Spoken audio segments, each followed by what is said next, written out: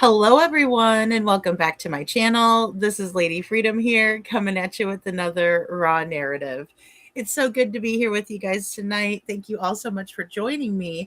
And I know people are feeling under the weather. I know I was out for a good couple days. Well, it started just progressively. And then I thought it was getting better. And then it just came back with a vengeance. So I'm so sorry, Lori, that you're not feeling good. And same with our witchy mama. I'm so sorry too, because I know that stuff is, I mean, I don't know if it's the same thing, but I know a lot of people have been sick lately. So I hope everybody gets over that quickly because, yeah, it wasn't fun at all. And I was like, no, not now either.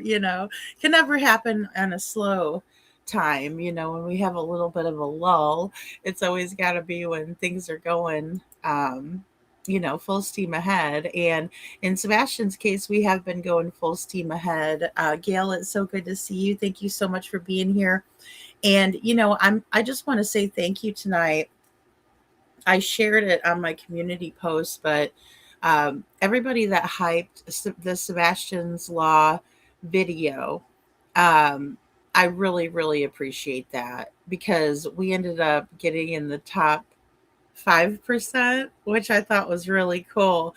And yeah, it just brought a smile to my face. So I really appreciate that, you guys. That is one of the most important ones to hype, right? I know I do the silly ones and that sort of stuff, but save your hypes for those, right? The good videos that promote justice and victim advocacy. I think those are the best ones to hype, and I just really thank you guys for that. I made you guys a new background tonight. I just wanted to see how it would look and fit on the screen. So it's hard to tell, and I'm not great with that, but I wanted to just do something special for the background too. Also, I was messing with the AI again, and so that's how I got some pictures. But I was thinking last night when we were talking about, coming together to put notes together or to kind of compare notes, really, because so many creators are so great out there and they're all great at different things, right? Like I'm going to be good at something, someone else is going to be good at something. If we could get a way of organizing and harnessing all of that, I think we would be unstoppable. I think we could probably take on more cases and make a bigger difference, right? But um, when it comes to Sebastian's case, I can't help but think it has been chaotic on purpose, with purpose, right? Deliberate, and it's just wacky all over the place. I also wanted to say that last night I was saying 6:38 for the time on the dispatch audio, but I heard an audio on the dispatch audio that said 6:33 a.m. is when the call came in. The guy said, "What time did the call come in?" And the lady on the dispatch said 6:33. They did all this. You could hear the static and stuff, right? So I swear that is what it is. It's not 6:38 because that's what I said yesterday, and I was like, "Oh crap." So I'm getting this timeline together, and I'm gonna make it into a video for you guys, but I have a lot of things I'm cooking up here lately to just demonstrate and get some facts straight because, I appreciate when people are interested in the facts and when they want to, narrow down timelines and really help organize that stuff because there's so much in Sebastian's case. And look, like I said, everyone has their own unique gift or, specialty, right, to bring to the table. So we really need everybody. Sebastian's been missing for 2.5 years now. We'll just put it at 2.5 year mark. And, I don't want to be looking for him anymore. I just want him to be found. And I think everybody feels that way. And even people who might not completely agree, with maybe some of my theories, but they would have to agree on that, I think. And I really do believe that. I think there's a lot of people out there that really want to see Sebastian found, and there's just a level of frustration. Also, there's a level of deep hurt about what has been filed lately. Now, there's going to be a lot of differences of opinion on that. There's going to be a lot of people that are going to say what they will. But the fact of the matter is Sebastian deserves his case looked at and reevaluated. If there's no evidence at all, we need something different, right? That means the proper protocols and procedures were not followed. Now, I do want to put a caveat on that because I'm not law enforcement. I'm not privy. I'm not privy to that information, right? I'm just not. I don't know. I don't know what they've gathered. I don't know what they have. I don't know what they know, right? So I have to stay open minded and not narrow minded. I think another reason that we could be here still, if I'm giving the benefit of the doubt, which I said I never will to you, Craddock, Carter, Sumner County Sheriff's Office, Sumner County, just put you guys all in it, right? But if I'm giving you guys the benefit of the doubt of not really connecting the dots to begin with, that's still an issue. But maybe, just maybe, you weren't aware of the gravity of the situation. But once you found out, it should have been game on. So initially, did you drop the ball? Yes. Did you continue to drop the ball on purpose? I think so. I think you were covering your own behinds, right? But just for the sake of conversation, I'm not sure what happened. But if you didn't gather every bit of information knowing that Sebastian had such heavy involvement with DCS, the Child Advocacy Center, neighbors and teachers calling in, Sebastian saying, "Hey, I need your help. Somebody help me." I mean, that's just way too much, right? An assistant district attorney who worked under Ray Whitley, who was fake, in my opinion, was not being real about himself finding Sebastian. Oh, we're going to find him by God, and then you're over there gone, retired. And then Jenny scurries off to another district. No, that doesn't work for me. It doesn't sit well with me. Hey, Stacy Michelle, good to see you. Thank you for being here. And my PTSD is here. And also, let's see who else we got. And welcome in, everybody. We are just getting started. We haven't started yet. So I really want to go back to what these other creators are saying. And hello, little Miss Sharon. And I want to see what everybody has done in terms of what they know, what they have been able to put together, and maybe that will be a way that we can piece some things together, because a Sweetie Pilo does a great job, right? Our friend Mandy does a great job. There are so many creators and too many to name. You know, we had Pat Brown, the criminal profiler. We've covered Pat Brown. We had Chris McDonough and Steve. Oh, what's Steve's last name? Darn it. I'm so sorry. I just had a complete mind. My mind went blank there. It was a great interview. It was a great review of them reviewing interviews and things like that. Oh my God. Steve Johnson. Boo. There it goes. So yes, right. All of these very smart individuals that probably don't have enough time, and there's so many of us that it's, you know, probably not realistic for us to all compare notes, even though that would be a really awesome massive Zoom meeting if we could do something like that. But all of us have gathered information. The other thing is that a lot of these people have talked to either Chris or Katie or Seth or both, right? So those people are going to have some direct knowledge.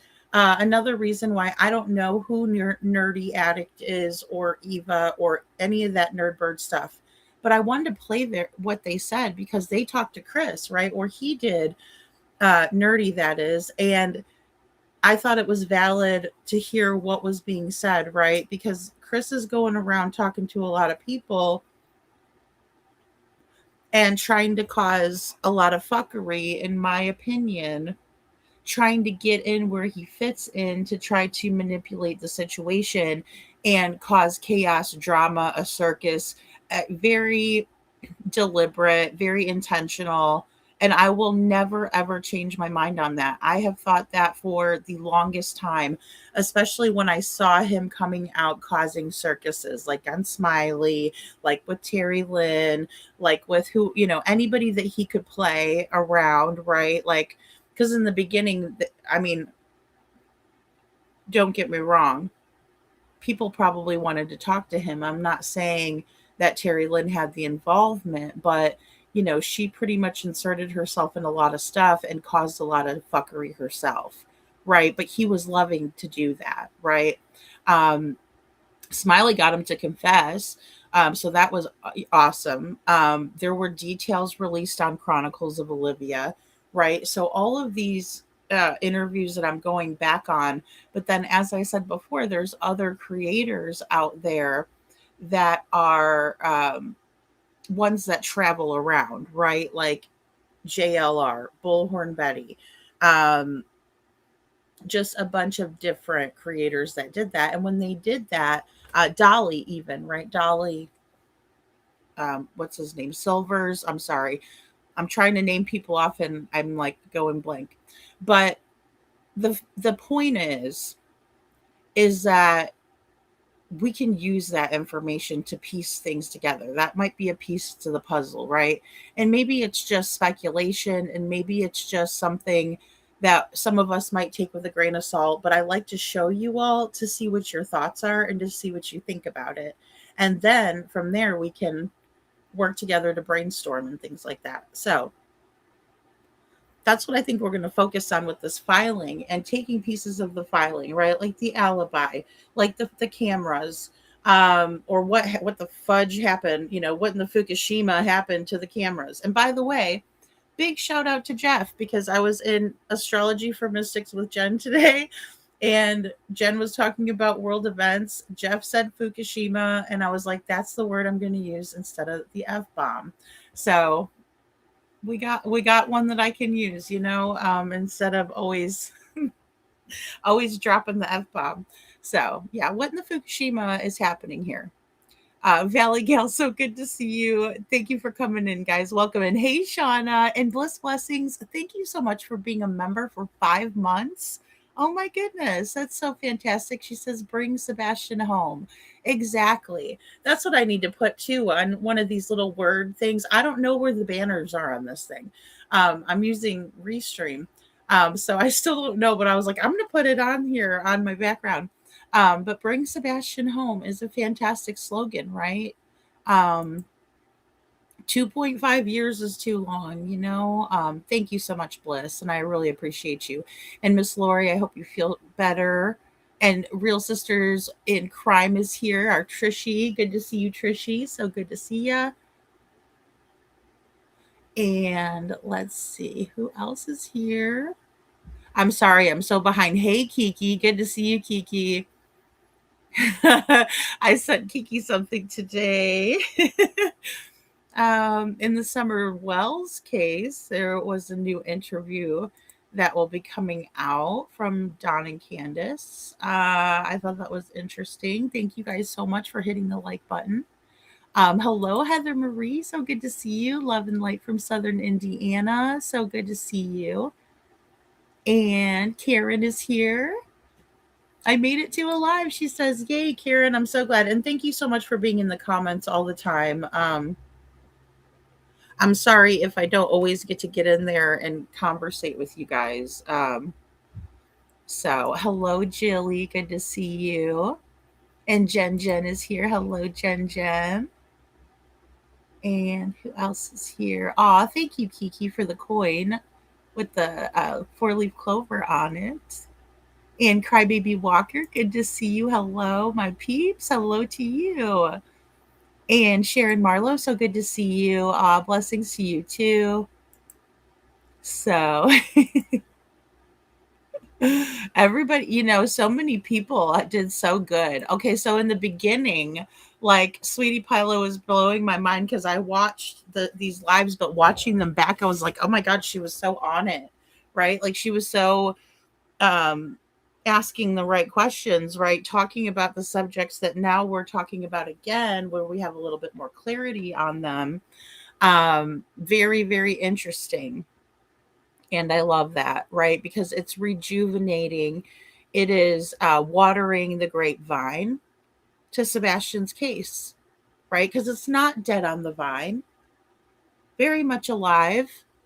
And I believe Sebastian is very much alive too, right? There's some things that I get really scared of sometimes, but you can't let fear override logic. And when we don't have any evidence to the contrary, for or against, really,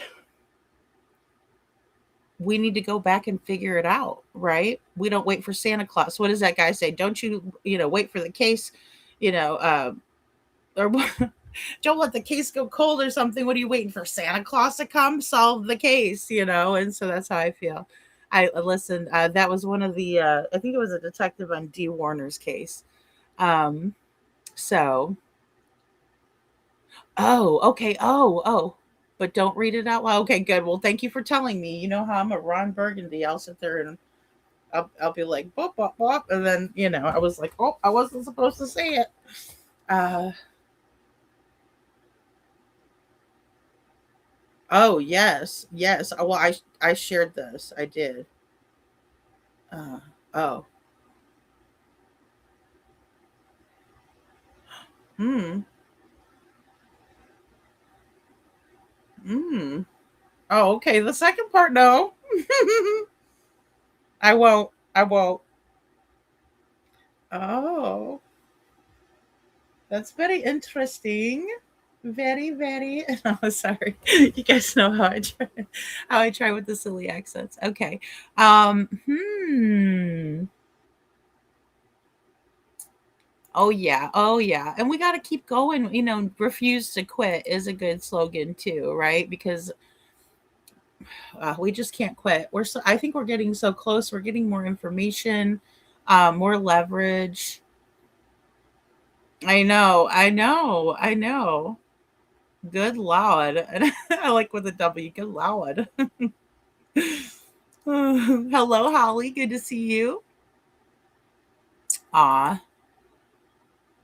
I'm just not sure. I just got back in. Oh, welcome back in. Thank you, Kiki. You did not have to send me a super chat, girl. I know. I'm so behind. I know. And then you guys are like, I gotta pay you to for you to see Valley Kill. I just start reading it out loud off the teleprompter. It's like, no, you weren't supposed to read that. Oh my goodness, Kiki is right. Yeah, that's what I'm talking about, girl, though. I mean, this is what we need to be. We need a massive Zoom meeting, right? Like everybody. It doesn't matter where you sit, what you think, who you think is right. Let's just compare notes and see what we come up with.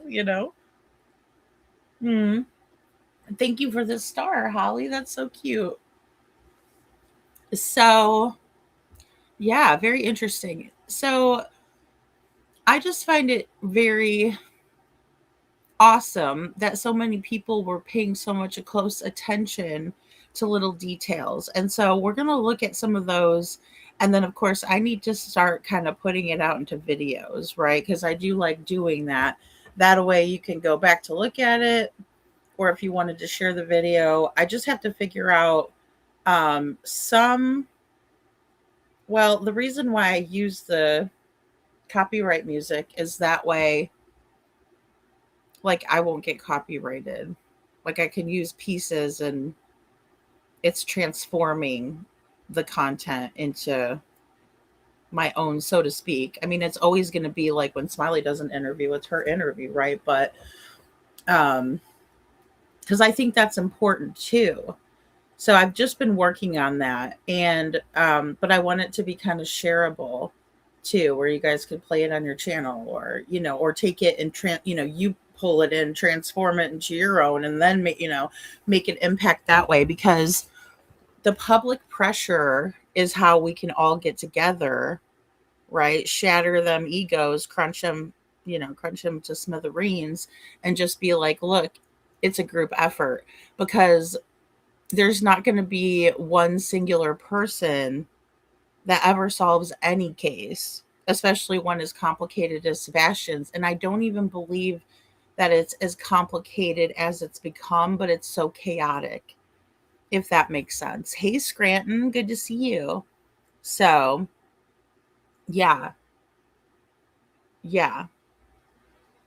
I mean, and that's the thing too. So I also can't wrap my mind around why Seth wasn't notified, right? And it just breaks my heart, because whether it's a mother or a father that's not notified of their own child, look at Sebastian up here, guys. He's just so adorable, right? Like, could you imagine? And then look at your kids and think, oh my gosh, if they were missing, and then you find all of this out and you were never notified, that's devastating. And it should never ever happen that way, in my opinion. It just never should. Right? Like, my heart would go out to, and I would fight for anybody that has that type of an injustice. Because nobody should have to deal with it. I'm trying to think of, was it shocks the senses, or no civilized society would allow for it. I can't remember the exact quote in the paperwork that the lawyers put in there, but or the team. Um, but it's absolutely spot on. I mean, an injustice anywhere is an injustice everywhere. We should all be equally outraged and be like, no, no, no, we can't ever have that, right? And especially because Sebastian doesn't deserve it, and neither does his dad, right? If it was his mom, I would feel the same way. I'd be like, shame on Seth for not telling Katie that this was going on at his house, right? They were having issues to this magnitude, right? I don't expect an ex to run to their ex and always tell them every single thing of business in their house, right? But it comes to a certain point where you ask for help and you do what's right for the child that's in the house, which is Sebastian, right? He's 15 when he goes missing. His mother reported him at 6:33 a.m. Okay. So that's what time the call came into dispatch, according to the dispatch. I want to share Sweetie Pilo. So we're going to go. This is a part 2 from last night, because I got some more Sweetie Pilo. Now, I do have some videos from Mandy from Spirit Seeker Squad that she sent me last night. And she's like, oh, hey, you can play these and stuff. So again, I'm so grateful for that. So I'm going to do that tomorrow, because I know these are going to take a little bit to get through, and you know how I get where I stop it so much. Or I might pull in another video and be like, look, but I want to kind of play this one back a tad, because she does play a Nancy Grace. Oh, hold on. Okay, I'm on an ad. Let me put this up there. All right. And again, welcome in everyone. Like I said, we're just going to make this a part 2. I have to organize my hits you with thumbnails and stuff. All right. Klondike, the last expedition. Okay, here we go. All right. I'm just going to go back so that way we can kind of get a refresher. Hold on. It's saying, nope, you got to watch another ad. That's okay, though. I'm glad, because that's how honest people make a living on YouTube. Okay, let's see. as we know, things that you'd never imagine to take place do. So when I kind of investigated and talked to different sources and got the full picture of what they were telling me, it was kind of like, okay, I wasn't 100% sold of their guilt, though. Like, Not 100%. After the Nancy Grace interview, forget about it. Forget about it. It was so clear to me, like, who in the hell is going to lie when they have a missing child? Who has time for that? Can anybody tell me who has time to lie when their child is missing? Because I can't think of it. Like, your child's missing and you're gonna go on Nancy Grace. And was it, let's just say, let's play devil's advocate here. Were they maybe worried about how Nancy Grace was going to view them? Like, if they did tell the truth, is that why they lied? Like, about the CPS stuff, maybe about her hearing a thud, just these different things that happen. Like, was that maybe the reason? Or is it just the fact that they're trying to cover up? Remember, we lie when we have something to cover.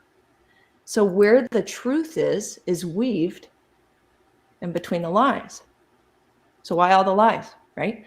It's because they were up to no good. That's my opinion. I want to tell you, let's get down to some facts that I have found out since I last went live. And we can, you know what? There's so much to talk about. I almost don't even know where to begin. So bear with me. It's going to be random, okay? If you can handle random, you're in the right place because it's going to be random. But I want to share with you everything I know at this time that I think matters. So the first thing you need to know, there was an ultimatum. It was about 3 months ago. This ultimatum was shared with Seth. And this ultimatum came from Chris to Katie. He specifically said, so Chris specifically said this to Katie. He said, if it comes between me and your son, I expect you to choose your son. This 100% happened, as God is my witness. So is that when the seed was planted that maybe there was a reason, as much as I hate to imagine a mom doing this, but is that the reason that she chose, in the end, that she chose her husband over her son? Because Sebastian could have been a thorn in their relationship.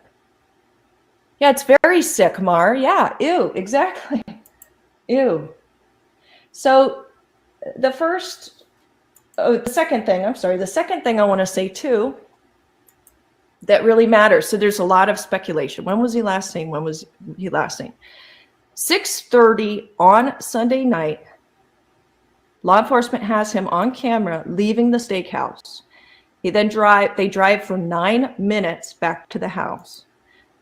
Now, about a week after this information was uncovered, I guess, from law enforcement, or it's actually, no, about a week into the investigation, then Katie comes out and says, hey, by the way, I have dash cam footage.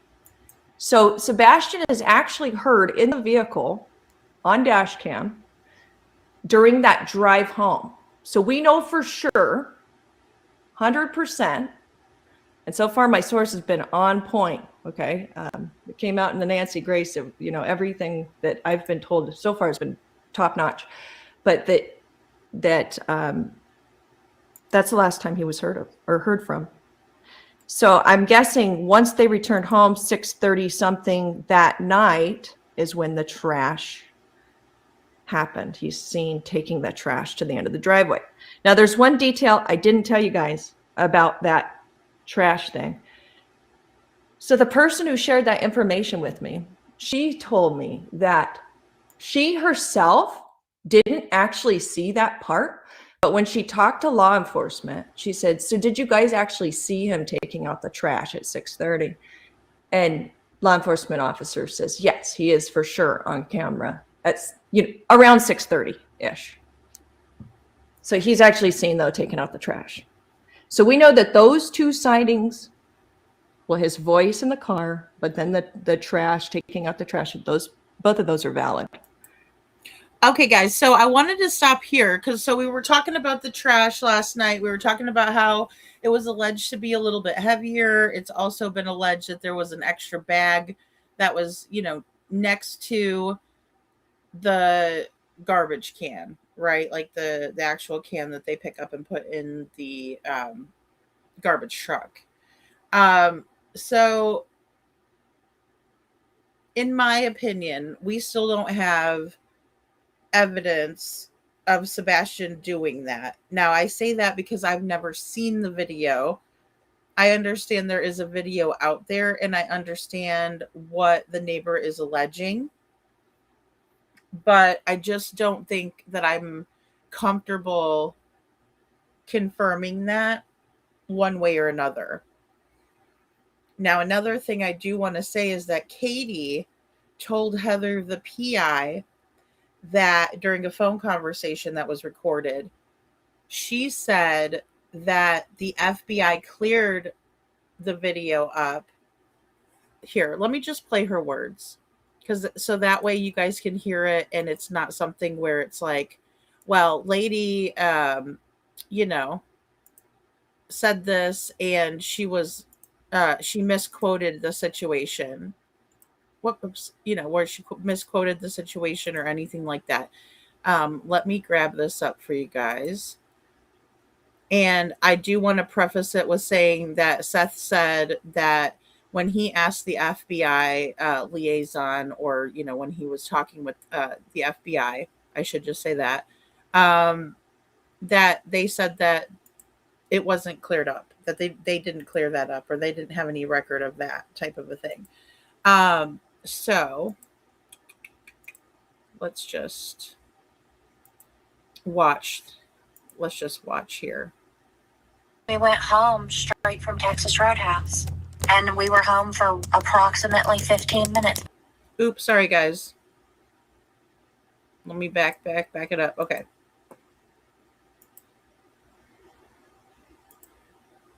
And we went home straight from Texas Roadhouse, and we were home for approximately 15 minutes before he took the trash out.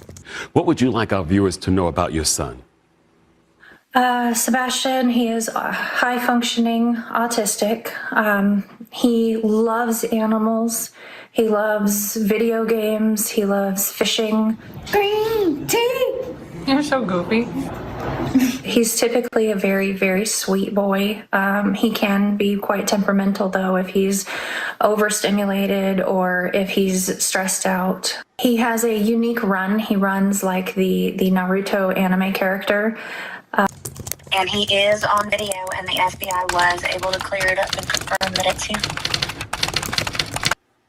Okay, so that's Heather typing, and that's Katie saying that the FBI was able to clear it up and that they say that it's him. I'll just play that piece back. Clear it up and confirm that it's him. Whoops.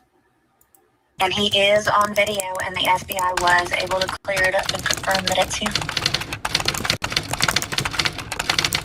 Even though you can tell it's him from a mile away because of how he runs, it's just, you can tell from his mannerisms. The second you look at it, it's him running, but still. All right, guys. And to me, I don't think that, he was running like Naruto right there, unless that was something like new that he had started doing. But I just want to, show you guys that. So that's why I can't confirm it, right? Because Katie lied about that, and that really kind of bugs me there. Not just about the running, but about the fact that the FBI had cleared it up. Why would she say something like that? In my opinion, it doesn't make sense. So,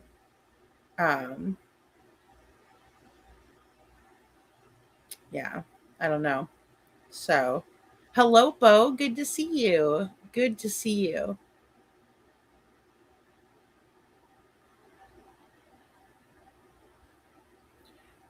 Let's see.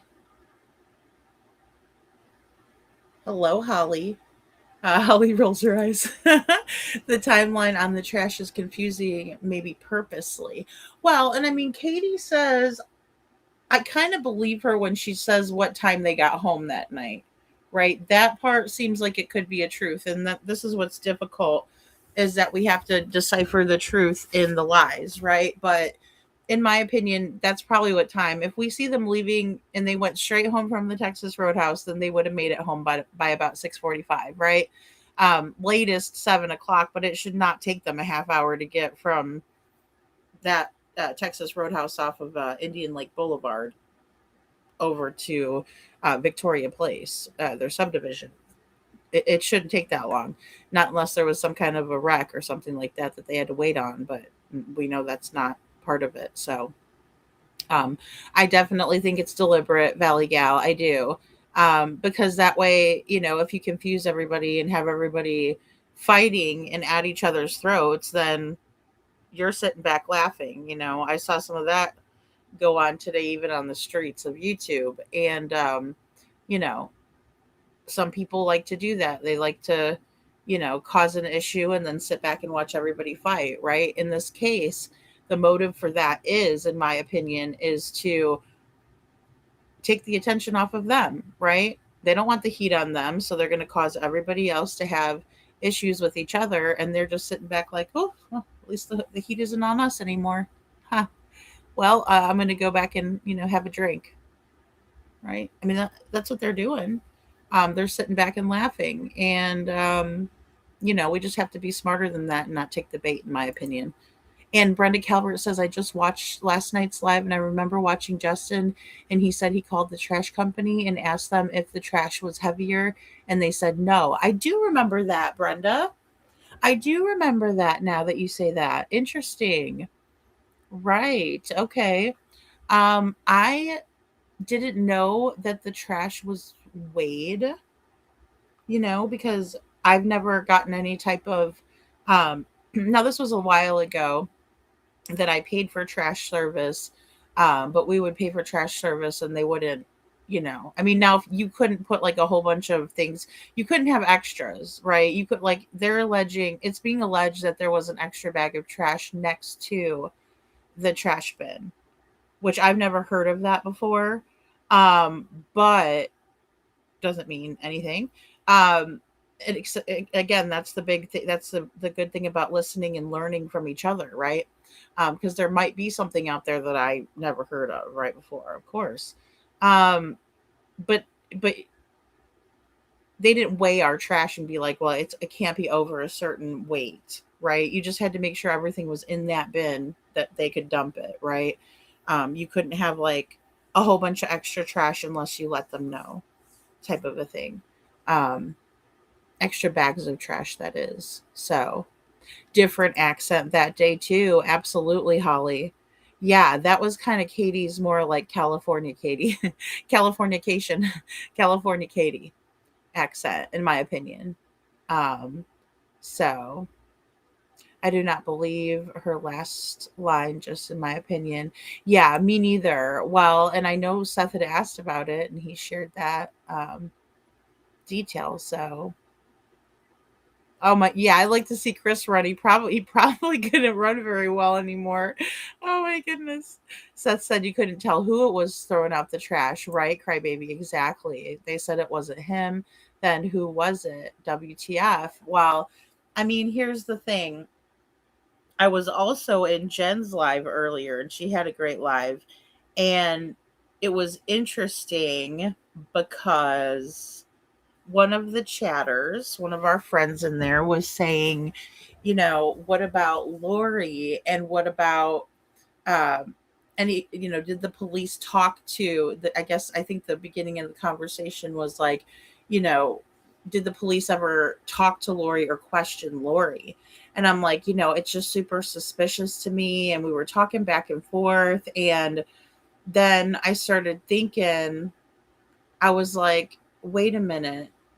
Well, because they said something like, hey, there's no mention of Lori being with them on Sunday. And then I was like, hey, come to think of it, there's no mention of Lori being there with them on Saturday. And the neighbor didn't mention seeing her car, a vehicle of hers, or, them all leaving for Costco. Again, it's not saying that Lori wasn't there, but I mean, if she was there, wouldn't she go to Costco too? Or did she come over after Costco? Because if the neighbor's spilling the tea, then how come they're not going to be spilling it about who all was there, right? If there's another car that pulls in the driveway, that might be something to mention, is all I'm saying on that. But I started thinking back and I'm like, Oh God, now you got my wheels turning. So I was like, and again, that's the cool thing about being in chats and conversating in different areas, right?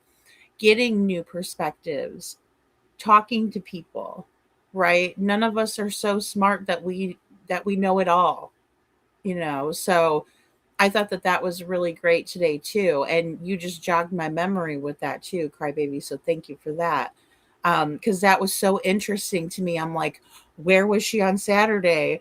You know, did Katie go to Costco and get some snacks or something for that night? Because we were also talking about, you know, in the beginning or just when I was doing videos and not lives, you know, but I was curious about why she was going and shopping at bulk grocery stores 2 days in a row when it's just her and Sebastian in the house. And even with Chris, right? That's three people.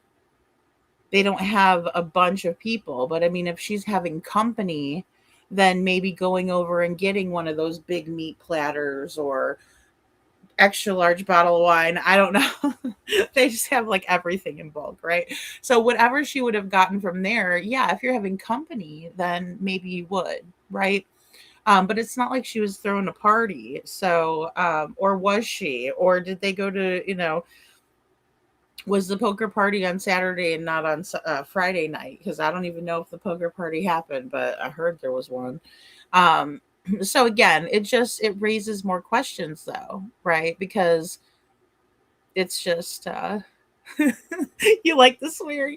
I've been trying to be so good with it. I'm like, oh gosh, you know. I do get fired up though. I know I do. And so I'm just trying to find, and I want it to be maybe a silly word instead of, you know, frig or, you know, I like when people say fuggin. That makes me laugh. I don't know why. So thank you, Lori. I try, I'll tell you. But you know, like I said here lately, I've been really wanting to share out a lot of this information from other people because, you know, I never talked to any of the neighbors except for the one that wasn't pleased with me. So um Lady Freedom, I've been wondering if maybe he's with Lori. I know. Well, she's never came out and talked about Sebastian. Like, if I was Katie's best friend, right? Which I'm going to say it like that because I'll say that's her best good friend, right? That she has that we know about. Um, I would have been out there helping look for Sebastian, right? I would have been like, let me take off. I don't know what she does in, you know, for a living or whatnot, but I'd be like, well, let me take off a weekend or a week and I'll come back and stay with you. Now I have heard that she has an RV too. So was she staying at an RV park and then just driving back and forth? I don't know. Katie just has a lot of, excuse me, Katie has a lot of extra space in her house for company to stay, you know, in my opinion. So I just wonder why she wouldn't have. So oh, I know. It was a packed day. It really was a packed day, my PTSD. And I think it was in order to establish an alibi on camera that day, you know, because if nobody had seen or heard from Sebastian at all that whole weekend, then that would have been super fishy itself. So, hello. Well, good morning, Janet. Thank you for being here. So, I mean, Jen, it hasn't escaped me that maybe they have moved Sebastian from place to place, especially if he's being hidden. If he's being hidden by the Foot Clan, I would imagine he would have been moved several times, right? Um, yeah,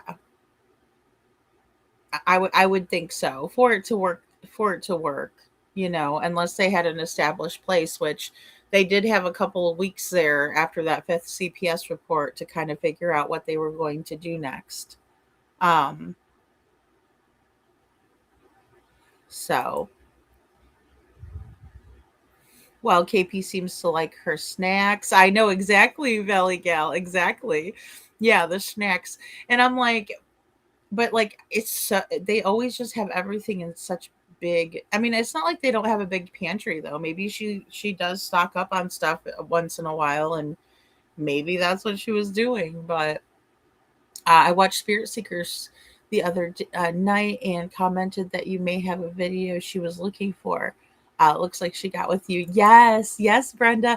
Well, and somebody had sent me over her video that we played last night, and I was like, Mandy does such a good job, right? She's always like paying attention to detail, and so I was like, we definitely have to play her. And then she sent me two more, so I was like, oh, good. But I didn't get through the Sweetie Pilo, of course, because like I said, I like to stop and talk with you guys. And I'm just amazed too at how many of us were on point, right? Like brush our shoulders off, go on, let's give each other some props, right? Because seriously, a lot of people were on their tails, right? And trying to find out information. The police weren't, in my opinion. And I think that was really what was upsetting local people too, if I'm not mistaken, right? I could be wrong, but I mean, they were getting a lot of heat from locals because they weren't wanting to come out and speak to the media and things like that. Honestly say that's like the last time he's heard from. Okay, so things I've been wondering lately about this whole cockamamie story. That Sebastian just up and leaves in the middle of the night. Where did he go? Well, and what's interesting, Brenda says, I wonder if she was stocking up for Mr. Chris for the week. I don't know, because like, I don't know how many cabinets that he has dedicated for that, but just with the RV now, or the I call it RV, it's a fifth wheel, right? Um, but sometimes there are pantries in those newer motor coaches, right? And so I don't know what their camper looks like, which is because it's not going to be on Zillow, right? That's why I'm giggling, because it's not going to be on Zillow. So that's why we know kind of what their home layout looks like. But I don't know if he would have room for snacks. How much room he has for dedicated for snacks, right? But yeah, that's another good thought, because obviously Katie could keep back some snacks too, right? And then they would have some for their house. And since he was living, on the road, I mean, that would be the smartest thing.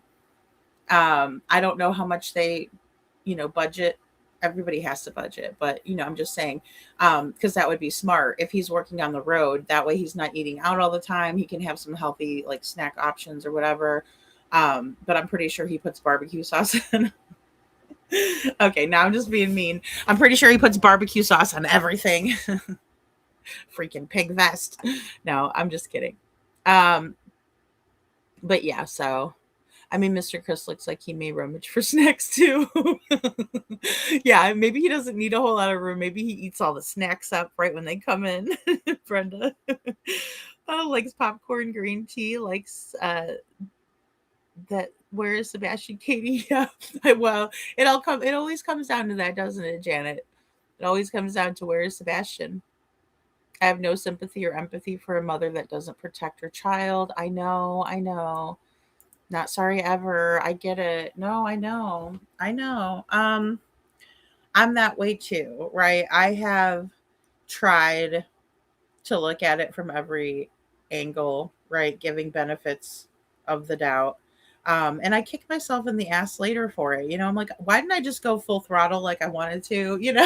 Why didn't I go with my first instinct on that?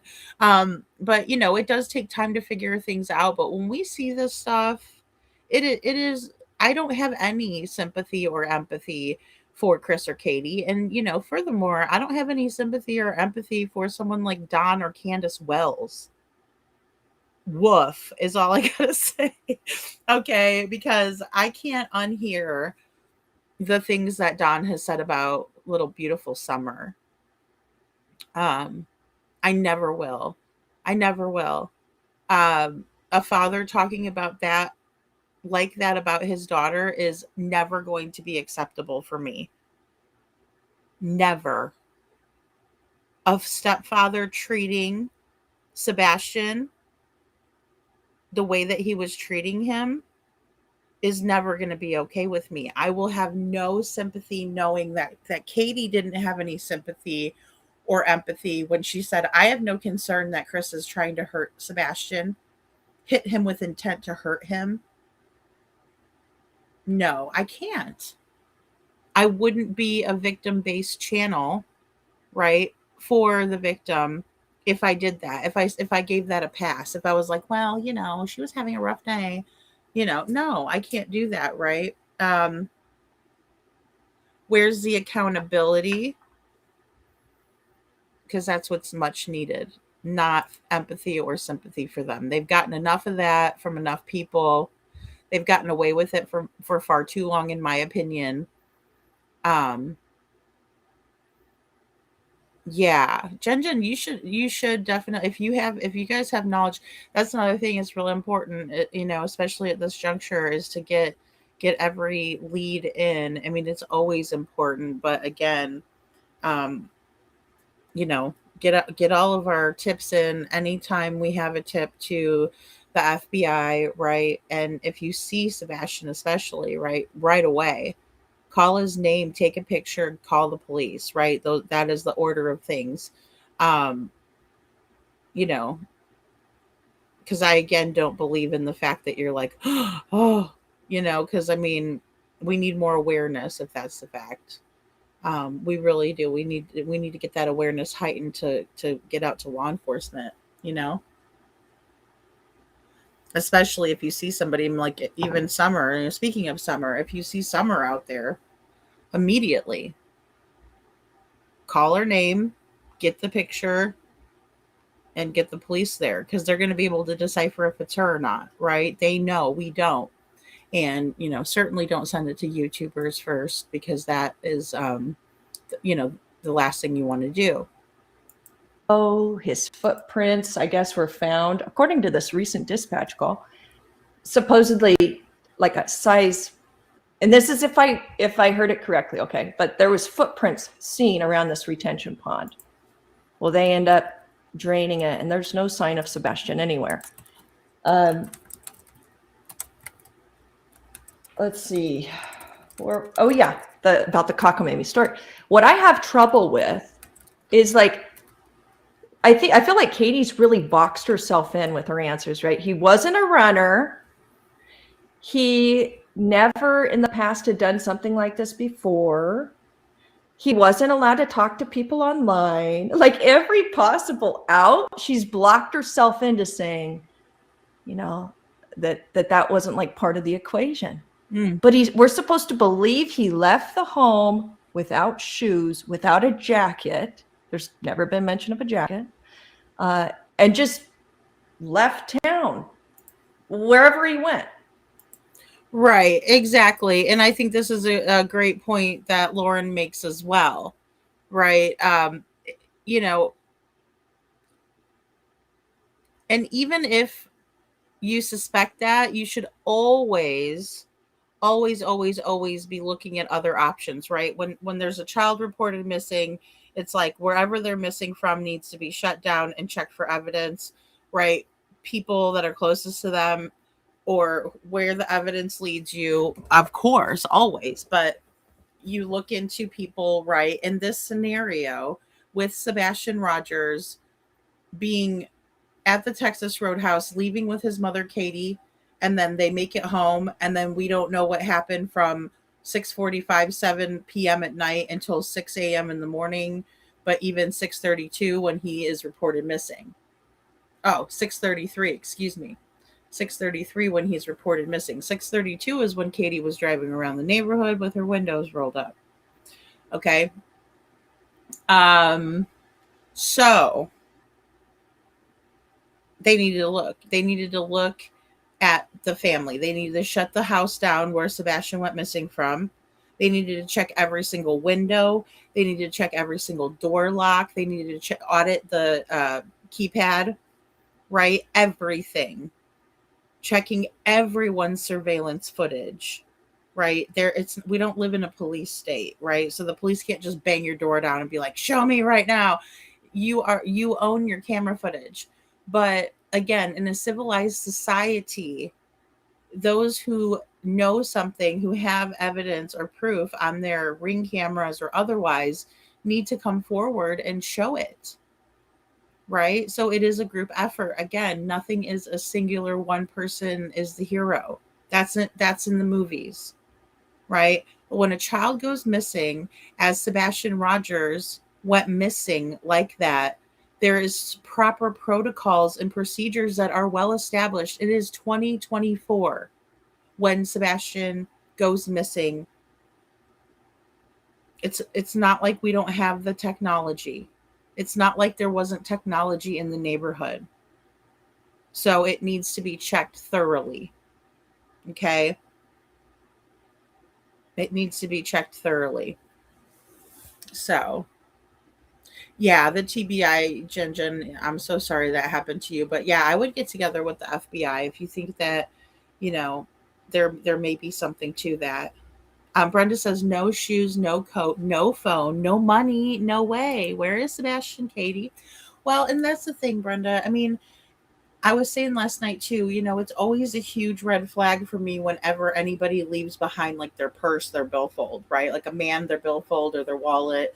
A woman would be their purse, or, and it is really an individual thing, because some guys like to use a money clip, right? But if their money clip is sitting on their counter or on their bedside table, I'm like, how the hell did they expect to survive, right? If the ways that they survive are left behind, that's a huge red flag. Or the things that they usually carry with them every single day, right? I don't care if it's a handkerchief, like back in the day when people used to carry that handkerchief with them. They leave that handkerchief at home and they usually take it when they go places. That's a big red flag. you know it is a big red flag. And the fact that Katie had just stocked up on snacks. Sebastian's not, he ain't no fool, right? He's gonna grab up them snacks and make him a little backpack to take with him, especially if he's planning on braving the woods, which I don't think he would do, because he doesn't like bugs and he doesn't like to be dirty, right? But he's going to plan for those types of things. He's you know on the spectrum, and with that comes certain mannerisms, in my opinion. So, just some food for thought. It just doesn't ring true. One of the concerns I have is like the first couple weeks of this investigation, I feel like they were more so viewing it as like a runaway. I hate to imagine that being the case, but that's what I'm hearing. For example, the cars were never impounded. Why on earth would the cars have never been impounded? This is a very suspicious situation. And then, Right. And if they had cameras up before, wouldn't they check Katie's camera, or excuse me, Katie's work van where she installs camera equipment? Wouldn't that be the first place you would think that you could maybe find something in that mix of items that may be partially belonging to the feet, right? And something they've used. I mean, it's common sense, right? It's not even really police work or detective work. It's just common sense to be like, okay, let's check that, right? Check all the bases. Again, Sebastian went missing from his own home. So you're checking those vehicles. You're checking in and around the home. You're checking the neighborhood. You're checking the places that Katie went in the morning. You're checking Warsham's. And they never got that footage, in my opinion, because we've never seen it. I heard they taped over it. I don't know what to believe there, but it's crazy. It's crazy. and it seems like Chris and Katie might have totally outsmarted them just by way of covering their tracks. Again, with the And I also think that Chris and Katie were lucky because the law enforcement, well, it wasn't just law enforcement. It was law enforcement, CPS, in my opinion, the assistant district attorney, Ashley's place, all of those places, the juvenile court system, for crying out loud, was covering their own asses because they knew they'd done messed up. They Fukushima'd the whole Fukushiman thing.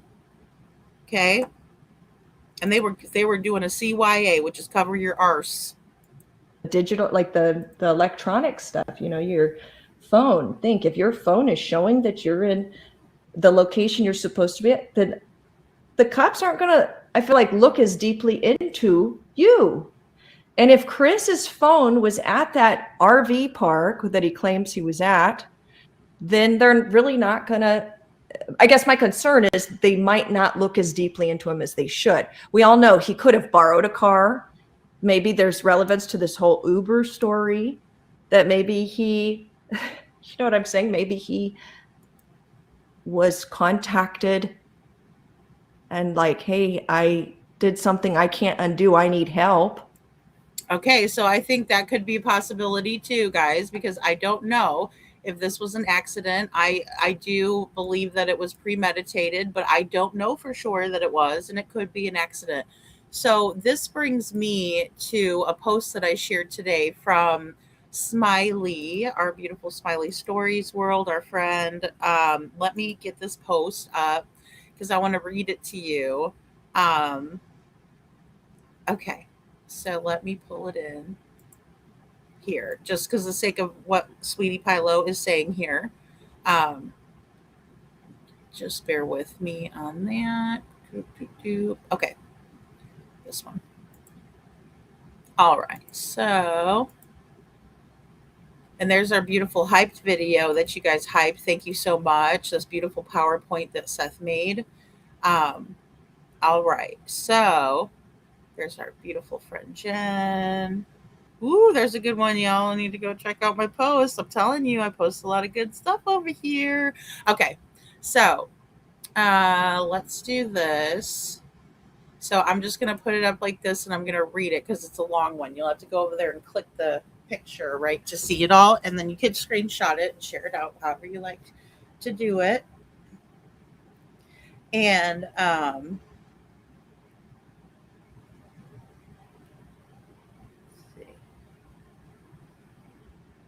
all right. Oh, sorry, Kiki. I just got your message. All right. So this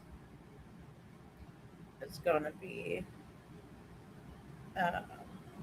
no, I don't want premium. All right. So I'm just going to read this now. All right. So this is from Kathy Guy Bowersocks, right? And now don't let this picture fool you because she totally looks more like Cruella de Vil these days. I have a picture of her. Once again, she says this to this Michelle Patton lady. She says, once again, my vehicle and myself weren't anywhere near Worsham's or Hendersonville. Also, again, the truth isn't anywhere as exciting as the lies and crap that people been fed to the public for the monetary gain of soulless people. Blech. Word vomit, Kathy, in my opinion. Until people are willing to consider how much they have been conned and emotionally abused, it will not matter how many times I tell the truth. Okay, well, quit it, Kathy. You're a lie. You a liar. All right. According to the time-stamped cameras in the Bowersocks driveway and neighboring cameras, it was not. Right? Do you know where Sebastian is? People are asking her. Okay. And then there was another one. Also, now this is an anonymous member to Bo Betty. This is a separate post. And it says, the agent asked me and a neighbor a few doors down if anyone in my family had requested an Uber ride Monday. Sorry, let me just click this. Ooh, you guys are hot in the comments over there. All right, hold on a second. Let me get it one down. Just so I know you guys can't read the whole thing. I'm gonna read it to you though. Actually, here you can see it. There you go. For anybody that likes to read it, because I understand you guys probably want to see it for yourself. Okay, so I know I do. I love receipts.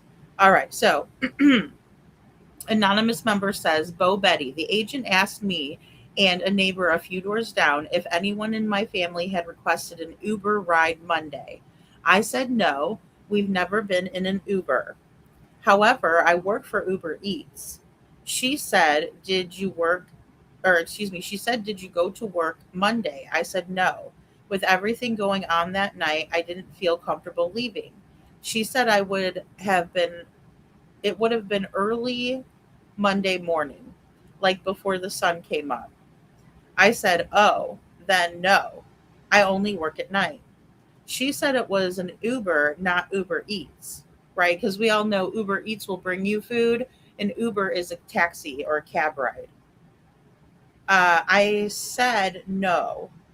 That's when I knew an Uber car had been on our road, so I asked other neighbors. One, uh, one on another road in the neighborhood said they did not receive a call, but my neighbor a few doors down had the exact same call and question. A neighbor on the corner of our connecting streets said she didn't get the call, but she had seen the lights, the ones on Nick Barris's report, on her camera going toward Kellen Lane, and she could see car lights shining across their driveway, then backing up to leave. That was around 4 a.m. Okay, guys, and we do know that Bobby the neighbor alleges that there was an Uber and it was on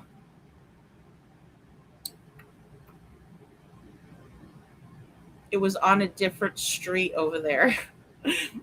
I'm having like severe brain farts today. Um, okay. And please help me out in the chat if you guys remember what the street is, or I'm just gonna blurt it out when it comes to my head. Um,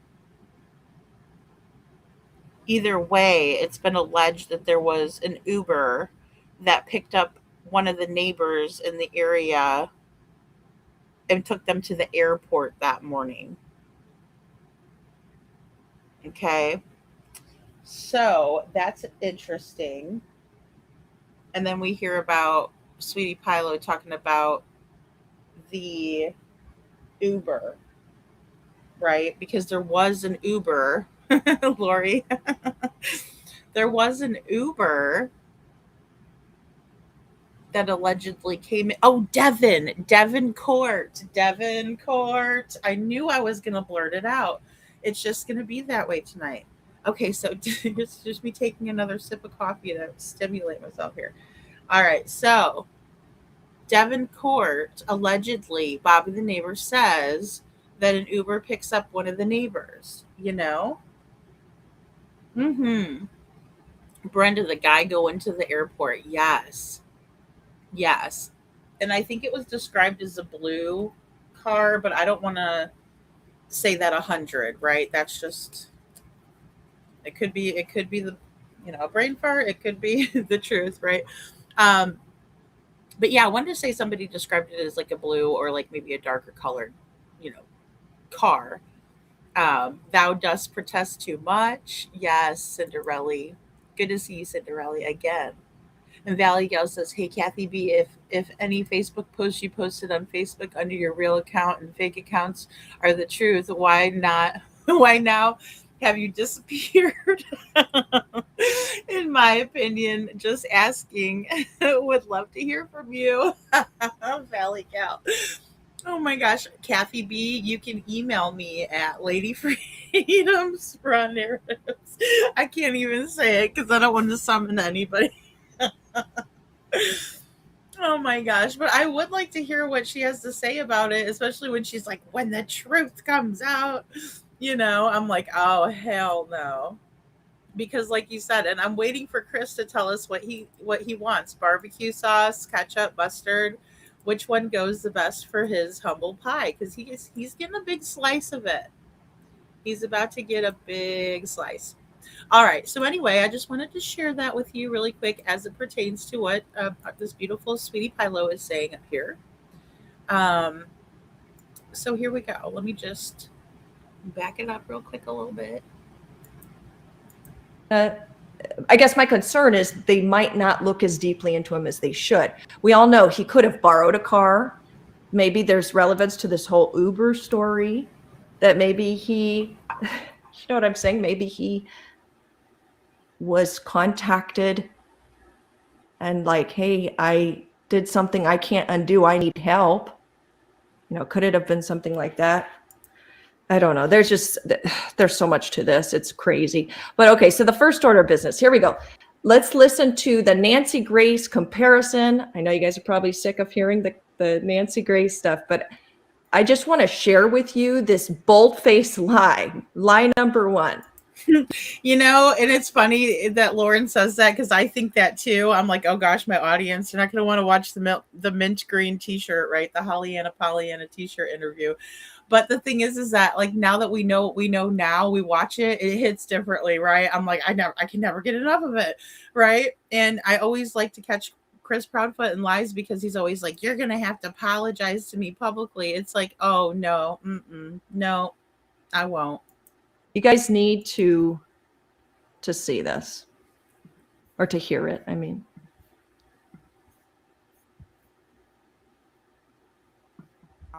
Mr. Proudfoot hitting Sebastian with a belt. That was actually several years ago, and it was To Mr. Proudfoot, to Mr. Proudfoot, to Mr. Proudfoot. Yes, ma'am. Mr. Proudfoot, what happened? Oh, I'm sorry. I misunderstood. I thought you were asking Katie. Sebastian had gotten in trouble. He got caught lying. And I had asked him, I said, hey, you got to have a punishment for this. He says, yes, sir. And I said, okay. So I gave him a swat with a belt on his buttocks on the outside of his clothes. One swat. What did he lie about? Honestly, I don't remember at the time, but it was probably something dealing with school because that's majority where his issues lie. Did he have other issues at school? Some behavioral stuff, but nothing too crazy. What kind of behavioral stuff? He has a hard time. He's like awkwardly socially like blending in with students. So it's a little, he's trying to figure out how to do it, but respecting people's space. He gets a little too close. So that's still not a reason to whack him with a belt, Chris, you horrible person, you. And then kids don't really accept that too much. So it kind of causes an issue. But he'll not stop and he continues on. So then it causes an issue. And instead of being honest about it, he'll lie like, no, I didn't. Okay, Sebastian. We're lying about doing work. Was that the first time you had ever hit him with a belt? Yes, ma'am. The one and only time, actually. Whatever. Lion sack. It happens, sometimes, especially. Ask me the hard questions. By God, let's get these hard questions out. Sorry, Sorry, but I just. Well, let me start. Okay. just so you're tracking. Now we're going to go over what they said originally. So you just heard what they said on Nancy Grace. Well, now this is what I'm sharing with you now is like 2 to 3, maybe even 4 days before the Nancy Grace interview. So you can see the stark contrast because it is very notable. Have you ever had CPS called on you before? Yes. Okay. And you don't have to go into it elaborate or anything like that. That was the question that I had. And that happens, sometimes, especially when you have a child who is, has special needs and stuff. That's hard. I'll be honest with you. I've had CPS called on me in 2 states, New Mexico and Tennessee. And did that include with Sebastian? Tennessee was Sebastian. Yes, ma'am. Okay. In fact, Sebastian. Well, and Smiley is like, oh, did that include Sebastian? Because he told Pollyanna Thompson, lied straight to her face, and she's all like, my church body is praying for you. What a jerk face, in my opinion, he is for doing that to Pollyanna Thompson. In my opinion. And Poppy Love, I'm glad you're here, honey. I hope you feel better soon. I'm glad you're here, though. I mean, because that's not what you said. You said you had a deal with your ex-wife in New Mexico, right? And there were some issues there, but nothing with Sebastian. That doesn't have anything to do with Sebastian. If you even said his name, which you probably didn't. You probably said the boy or, my stepson, which is, nah, I'll be honest with you. Oh, yeah. Oh, Joy. Oh, goody. Well, thanks so much for finally being honest, but he's still lying, right? Lion Sack of Fukushima, he is. And, no. Was CP wearing a pull-up in this interview? He should have been if he wasn't. I'm pretty sure he pooped his pants a couple times. And probably peed them too, because Bose is the lie. You can tell he's nervous. Liar, pissy pants on fire. Oh my goodness. Well, and you know what? We could get really, really mad or we could laugh.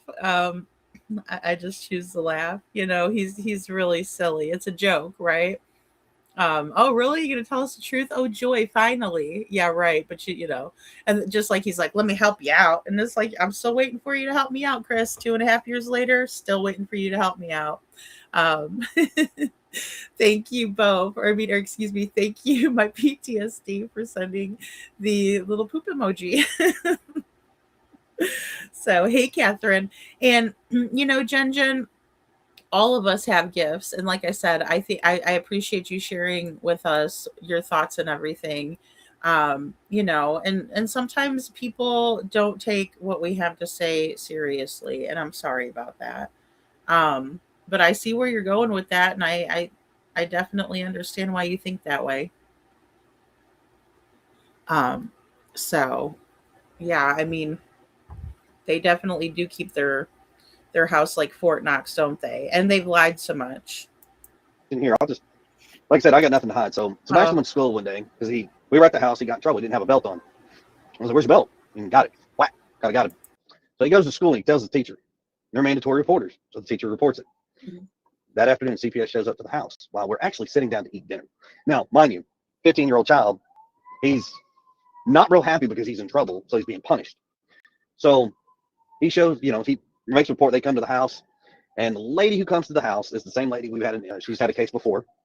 Now, the case that was before was something that didn't even happen, and it's like three stories that were shoved into one. And when they finally got it debunked, they were like, "Oh, he got so mixed up in telling one story, it mixed into three, and it caused a commotion."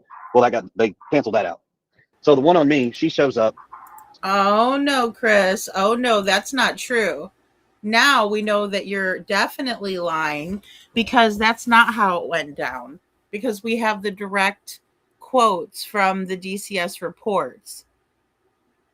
And what happened is that Sebastian was having trouble not only with what happened to him in California, but also because of you, and because you putting fear into him, and because he thought you were going to hurt him. And that's a direct quote, hurt, end quote, him. He was afraid of you. They didn't finally get nothing debunked. Stop that. That's a bull base lie. You Fukushiman arse you. So stop. And Katie, you too, because she's going to sit there and pipe in and lie just like she did on Nancy Grace. Oh, that was years ago. Bull crap. Where's your accent at, Katie? And I said, "Hey, how you doing? It's her again." She's like, "Oh, hey." She's, "Hey, I already don't." She's like, "Don't tell me anything, but I'm gonna tell you what I know happened." And I said, "Okay." Really, a DCS agent, in this case, her name's Laura Boswell, shows up twice at your house, and you say, "Hey, it's her again." Really? Well, that's not only disrespectful, but if you really did say that, then obviously you're not taking the situation as seriously as you should have. Now, that goes for you too, Laura, and every single last one of you named in that lawsuit. Here, let me be more specific. Let me be more specific, because I have it right here. All right. So that goes for you, Department of Children and Family Services, right? DCS, Department of Children's Services at the Tennessee State Agency. Margie Quinn, in her official capacity, Commissioner of the Tennessee Department of Children's Services. And also we got Leslie Keel Ritchie, you too, and Laura Boswell, of course. We don't ever forget about you. And Amira J. Walker. All of y'all. All of yous guys. Right? Shame on you. This is a story that he was telling on you in March, and none of you batted an eyelash. None of you felt bad. None of you thought you should come forward and talk. At the time, you never told Seth Rogers. He has to find out here. Buh, buh, buh. What an ass clown. What an arse clown. I couldn't believe how much on good behavior Chris was. Hold on. Can you guys, I hope there's no problem with my service. Are you guys there? You can hear me okay? Okay, good. I couldn't believe what good behavior Chris was on, as far as not being as cocky and brash and rude as normal. It was like he was far more obedient, is the only way I can describe how they actually both were acting.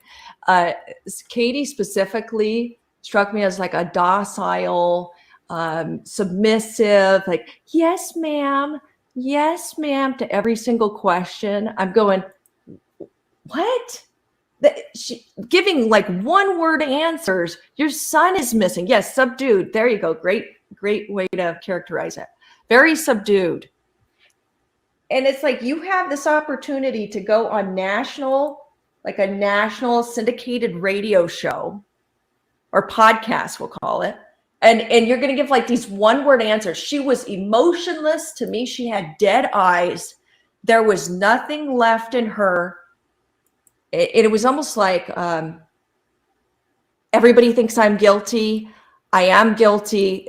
I don't care what you think of me anymore. Look on her face. That was what I felt anyway. That's what I guess perceived in that time that she was on there. Oh, guys, this is so upsetting. It's like, how can a mother leave the area when her child is missing? Again, I revisit that. Now, one thing I want to say real quick. Do you guys remember last week when I had Donna on, I think it was on Friday, and she said that when she was looking into this situation for very, very brief, she hasn't gone real deep into it, but she said that she saw like a lake with what appeared like an appendage to it. I don't know. All of a sudden it struck me yesterday, Horn Lake, Mississippi, where they are. Just the name alone almost seems like what she's describing. Is it possible the reason they're in Horn Lake, Mississippi is because they want a close vantage point to overlook where he's at?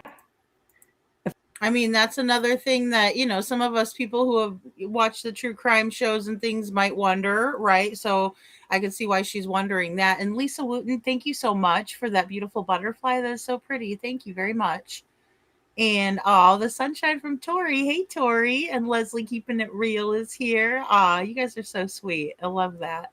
I do have a serious question. Why the hell have none except Nina ex-wives and or the family members said a word regarding CP's behavior or character rather? And I'll add I'll just add the behavior, and why not? Because that's a great question, Valley Gal. What kind of control or agreement do these exes have? Well, Chris was telling Smiley that like one of them, I believe it was Rachel, if I'm not mistaken, like still talks with Kathy. And I'm like, yikes. And she probably does it because out of fear, in my opinion. I mean, sometimes you got to keep those enemies closer and pick your battles, because especially with these people, they're psycho. Could you imagine getting involved with that family? I mean, I kind of know how that feels. So I think that's a good question, a serious good question. I'm gonna guess out of fear and not wanting to rock the boat, but there's been so many people that have been so quiet, and I don't see how. And again, you guys know my personality, so of course that would probably make sense to everybody, right? But right, we need a shot and a bucket. Right, exactly. Exactly, crybaby. Hey, Meow, good to see you. She's a fake SB. Oh, for sure. um that was cool, the mic drop. Thanks, Jen. That is so cool. Oh my gosh, you guys, I got a Sunday. Look at there. Thank you, Tori. Wow, guys. Hello, Leslie. Oh, wow. So, we got the high fives, Brenda. Thanks, Brenda. Love high fives. Oh, no worries, Kiki. Thank you. I did check my messages though. I've been trying to check them periodically. I'm so bad with that. You guys know. I'll be like over here paying attention here, and I'm a horrible multitasker. Okay, so let's watch a little bit more of this. If I was JLR, that's where I would focus my search. I'm not kidding. Especially the fact that it's over the border. By the way, I've heard in Mississippi that you can't extradite from there. Have you guys been hearing that? Yeah. If that's true, I don't even know how this is going to work out in the end. Okay, so back to the Nancy Grace thing. Sorry. Talking about, there's no security cameras. She is a Brinks security installation tech. You mean to tell me she doesn't have any security cameras? I promise you, it would absolutely shock me if this woman, or if Chris and Katie do not have security cameras that they took down just in time. Because I do believe this was, more than likely, this was a very planned disappearance. And what seems to make sense now is in the night, this is what I think anyway, and I could be wrong, I could be completely wrong, okay? In the night, something happened. Maybe she decided to, hate to say, end his life. And then she called for backup. Somebody very close to this case has said, let me get it verbatim, hold on. Verbatim, it was, I think if Chris is involved, it's his family, and they are covering up for something that Katie did. Specific. Okay, and I think there was a lot of speculation in that regard too. Right? I think there was a lot of speculation there as well. Like, in my opinion, if they're not directly involved, they have guilty knowledge, or they're involved after the fact type of a thing, right? Or in the process of, because, I don't know if they chose a school option or even a family option of somebody holding on to Sebastian for X amount of time or something like that. I don't know the why that would be attached to that, but again, with having no proof either way, it just kind of begs the question. But in the beginning, this business of the cameras and Katie working for Brinks, it isn't a good look, in my opinion.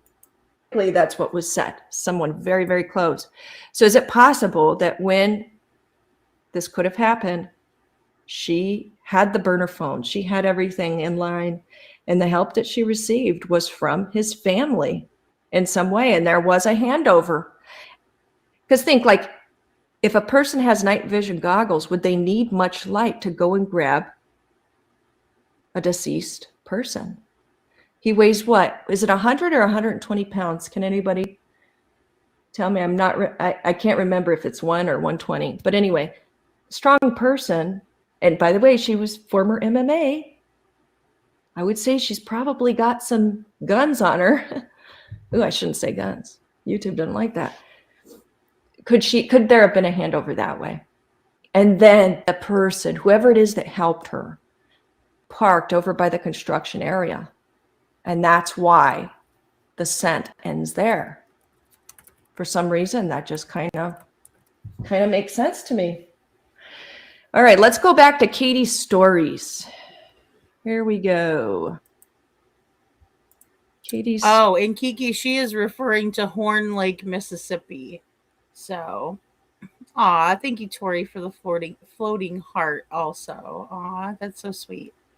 And hello, Catherine. I just saw you in here too. Hey, Seth, good to see you. Because you did name it Chrissy Poo. And Kylie Ray, good to see Kylie Ray, says the Horn Lake is the shape of her suspicious green tattoo on Katie's hand after Sebastian is missing. I do remember that and seeing it, and it is oddly shaped like that lake, which is I found that to be strange, to say the least. It's strange, Yeah, Cinderella NDA. Yes, family all together, no asking, no pleading for Sebastian. Where is he? I know. I mean, that part is very strange. That is. Oh, it wasn't Horn Lake. Oh, is that another? Is it the pond? Is it the pond instead? Karen says, but I remember the tattoo. It's like a heart that's kind of broken that has also a cross in the heart, right? It's like a heart and a cross, an outline, right? That Katie got a tattoo. And Karen says, left immediately after he went missing. Where did they really go? What was the urgency? Spring break in March, school's out, May, early June, then summer break, and then to live with Seth. What's their urgency? Well, I think the CPS being on their tail was the urgency. I do. And also there was court with Nina. There was also court with Nina.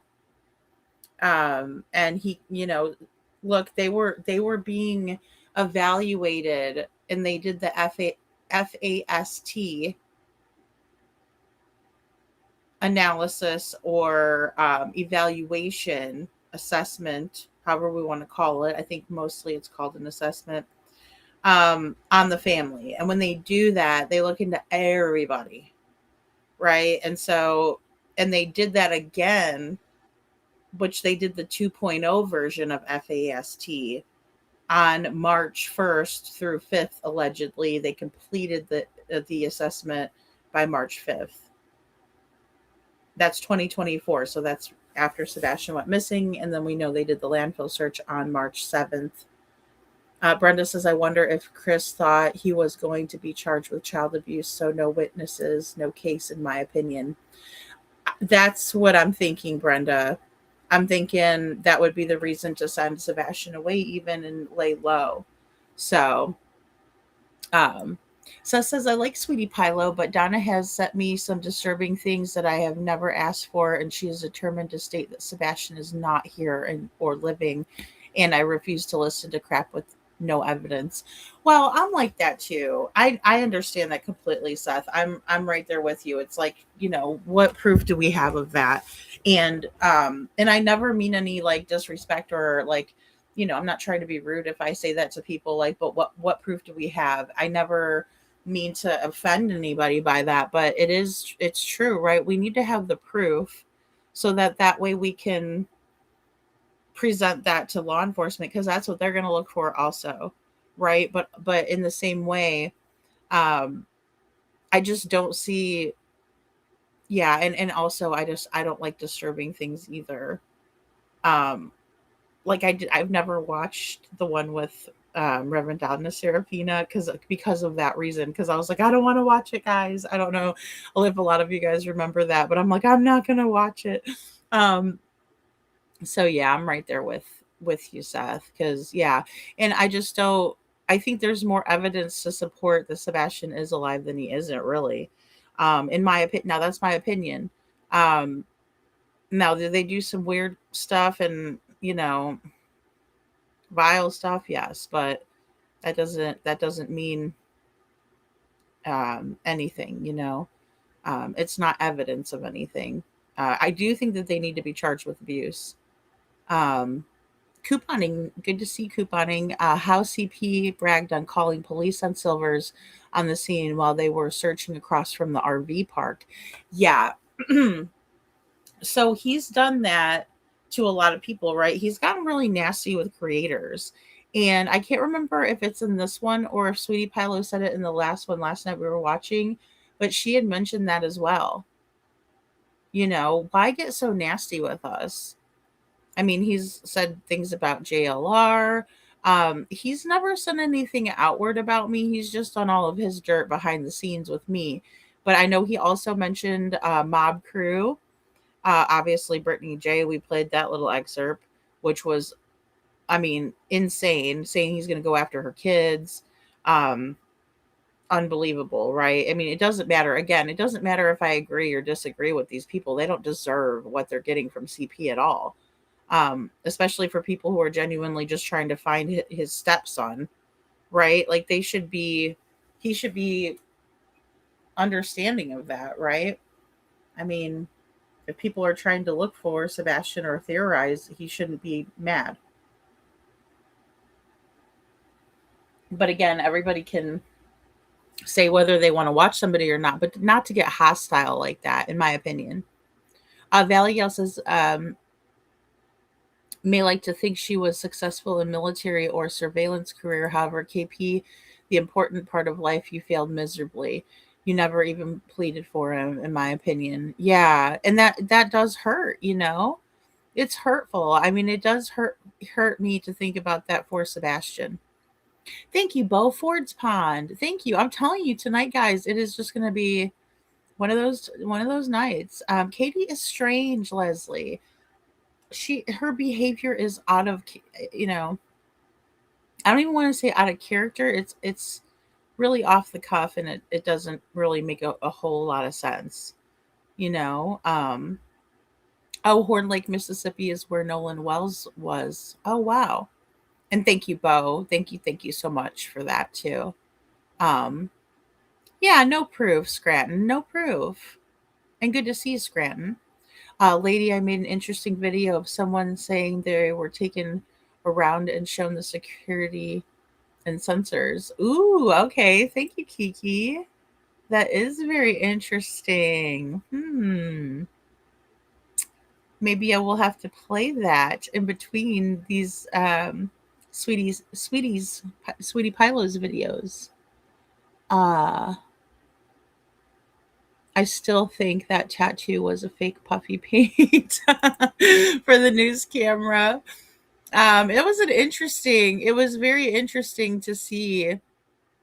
And actually, I probably wouldn't even think anything of it. I just think that's so strange. Tattoos are usually in memory of someone, and I think that's what I found to be the most strange from that. Hello, Brad. Good to see you, hon. So, okay, let's listen here. Stories. Trying to remember. Oh, here it is.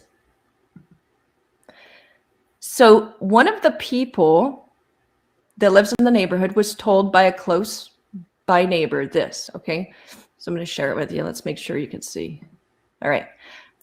Also, guys, this is Bobby the neighbor who wrote this post, just so everybody knows.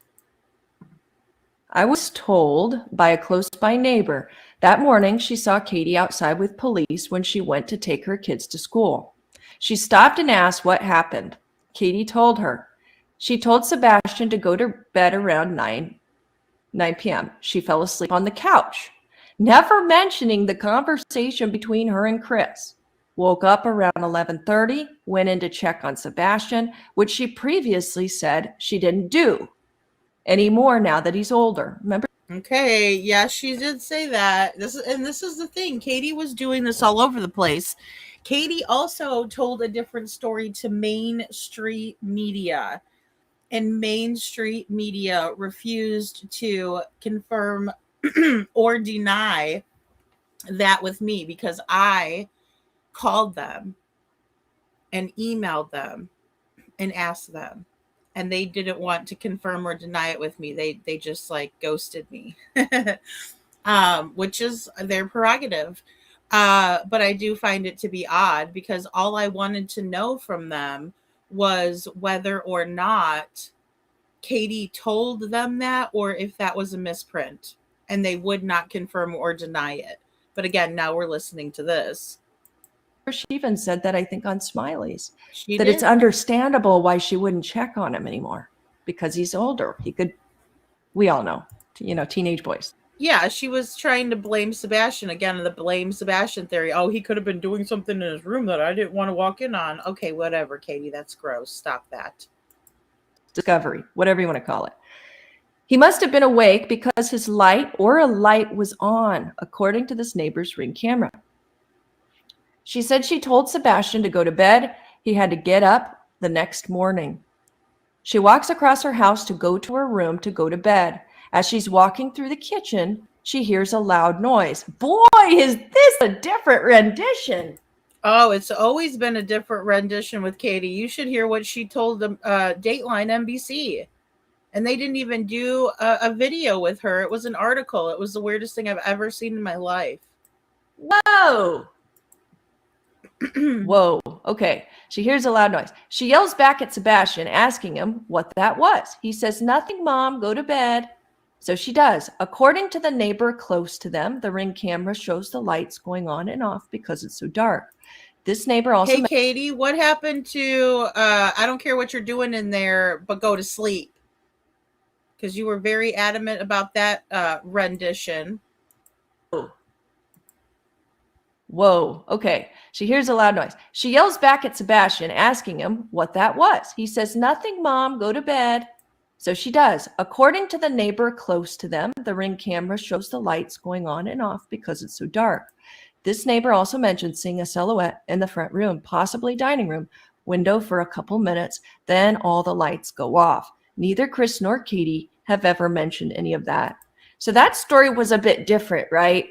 Oh, yes, it was a bit different. And then also, what about these lights go off, right? A silhouette in the front room, possibly dining room window for a couple of minutes, and then all the lights go off. Let's see, never mentioning. So first of all, never mentioning the conversation between her and Chris, that she then fell asleep, woke up around 11:30. There's nothing about her reading for her college, her DeVry classes. The whole... Her bitness administration, you mean? story is different. As we know, when a story changes, it's obviously not the truth. So I think she's covering for a window of time that was potentially from 9 to like midnight. That's really when I think this happened. I could be totally wrong, but I think that's when she was in the mode of doing something. And then from midnight to 6 something, it's the cleaning up of the whole story. Oh, yeah. And let's not forget that Chris told Nina midnight to 6, that Chris told Duchess from midnight to 6. I think he even told Smiley that, right? Poof. From midnight to 6. I can tell you everything about that from midnight to 6. That's when Sebastian went missing. I mean, come on. He said that plenty of times. That it sounds good, so that it's tightened up, so that it kind of rolls off her tongue okay. Right, and he was telling everybody, and Katie was too, that they went to bed at midnight. Okay, you went to bed at midnight, right? But never says that she heard a noise at 11:30. That was supposed to be the thud at 10 o'clock. So again, I don't believe that crap, not for a second. Lies. If you can notice, she keeps Chris there all the time as her, I think it's kind of like her safe haven. She knows that if she has her little attack dog with her, then she can sort of hide behind his little carefully crafted answers. That's my opinion anyway. Oh man, there was one other thing I was just going to say about this that I thought of. Give me a second, guys. It's like as soon as I look at the comments, I'm like, okay, wait, that reminds me of something. But what was it that somebody reminded me of? Yeah, it's a total script, and it's so rehearsed. It reminds me of the Candace and Don Wells, that she went to her grandma and grandma gave her a piece of candy. It's like the same story, just this, it's just the same in the sense that it's rehearsed. There's no dynamic to it. It's like bam, bam, bam. This is what happened. Well, now we see that there was several different versions of the story that she's given people. And I do believe that this person is a neighbor, like for sure. And they're all talking. They're talking without a shadow of a doubt. All right, let's go back to this. Check this out. Let me first give you some context. Okay, so this clip you're going to see, this is early on. This is one of the few where they're showing hands, the hands of Chris and Katie. Oh, the interview where they're just showing hands. And we did talk about this interview last night. Again, this was the interview where it was, I believe, March 7th or 8th with Caitlin Miller from Fox. and they said they were far too emotional to show their faces, so they only let them film their hands. And when asked about the landfill search that was being performed, there was no emotion whatsoever. Cold fish, both of them. Their interview. And in this clip, you're going to see they are talking about like why they can't leave the home. Obviously, that was all BS too. So let's watch this clip, okay? We've been asked to do by the law enforcement agencies and everybody involved. He's not a runner. And any places, I guess, I know you guys have been told to stay in the house, right? Just in case he comes home. We are doing what we've been asked to do by the law enforcement agencies and everybody involved. I'm not going to divulge anything more than that. Yeah. But what I'm trying to ask, I guess, next is if you were to go out and search right now, if people want to help search, what types of places would you guys look at that he could maybe be at? Anywhere and everywhere. At this point, It's been 11 days. He could be anywhere. what we've been asked to do by the law enforcement agencies and everybody involved. He's not a runner. And Guys, it's just the story just doesn't add up. No, it doesn't. And it's just like Sweetie Pilo said, is that they keep on boxing themselves in, right? He's not a runner. He's never run away before, but he ran away. I mean, come on. It's pure ridiculousness. Sorry. If you notice, throughout the various interviews that Chris and Katie have done, Nancy Grace, this interview, Smiley Stories interview, there's always these what I would refer to as like soft spots. What I mean by that is Chris will in some way block the question by saying, oh, we can't talk about that. You know what I'm talking about? So what I wanted to do, and maybe you guys can help me with this, is I wanted to compile a list of every time he says, oh, we can't talk about that. That's, where it's like privileged information, quote, that kind of thing. So here's the soft spots I've come up with so far. And I know there's way more than what I have. So please, like I said, when you think of one, let me know. The soft spots I see are when he's asked about times and dates that he visited the home. He really, and this is so on purpose, gives the most ambiguous BS answer. He's so unclear, but it's about the times and the dates that he visited during the month of February. He says that he visited, but then he's not going to go into detail when he actually did. Another one was about her work van on the Nancy Grace episode. Remember? Oh, yes, that's right. Pink butterfly. So the work van as well. Well, we didn't get permission to give the, what was it, make and model. Like nobody's asking for that. Come on. But he just gets really protective over certain information. The other one that I just saw Pink Butterfly say was about the medicine. And this would have been in the Duchess interview. I don't know if it was the first or second one she did, but where the medicine is brought up. And it's for sure a soft spot for him because that's like, what is it? That's a HIPAA violation, or if I talk about it, it's a violation of HIPAA. I don't know how he phrased it. But what that tells me is these various things that are soft. No, he just said because of HIPAA. Spots for him. That's where the truth is. These make up the architecture of what exactly it is that took place the night of February 25th / early morning of February 26th. So let's figure out what those soft spots are. And I think the story is going to emerge. They think they're so smart. They're not that smart. Yeah, HIPAA schmippa, CSI.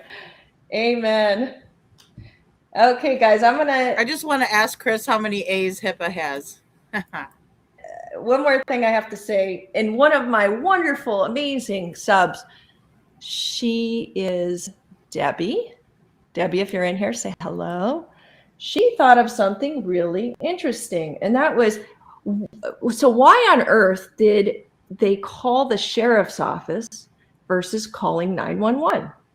And she brought up such a fantastic point, and that was, so if you call a sheriff's office, it's not going to showcase like exactly your location information.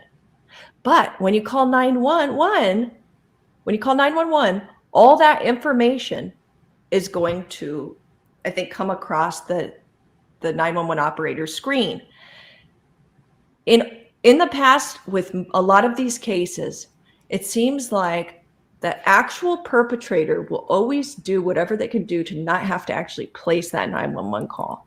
So in the case of Don and Candace, it was that, hey, Ziggy, it was that Don got off the phone and placed the call on behalf of Candace about Summer. With Barry Morphew, he had Mallory call and place that. Mm-hmm. I think, was it Mallory or was it the neighbor? Shoot. Sorry, guys, Mallory. I'm drawing a blank. But anyway, the idea is you have someone else place that 911 call versus yourself. And this seems to go right in line with all these other cases.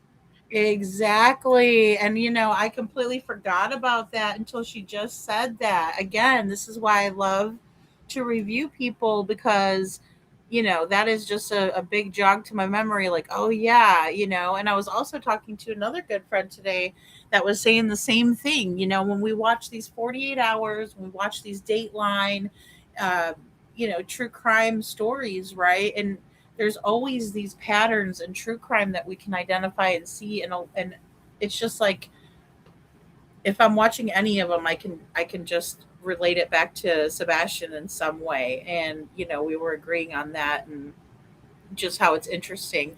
And I think that's why it's good to jog our memories, right? Brenda says ding ding. Yes, so very interesting, very, very interesting. Really crazy to me, but I thought that was so interesting. So in this case, the sheriff's office, by calling the sheriff's office, it wouldn't have shown his location. So could he have even been on his way back?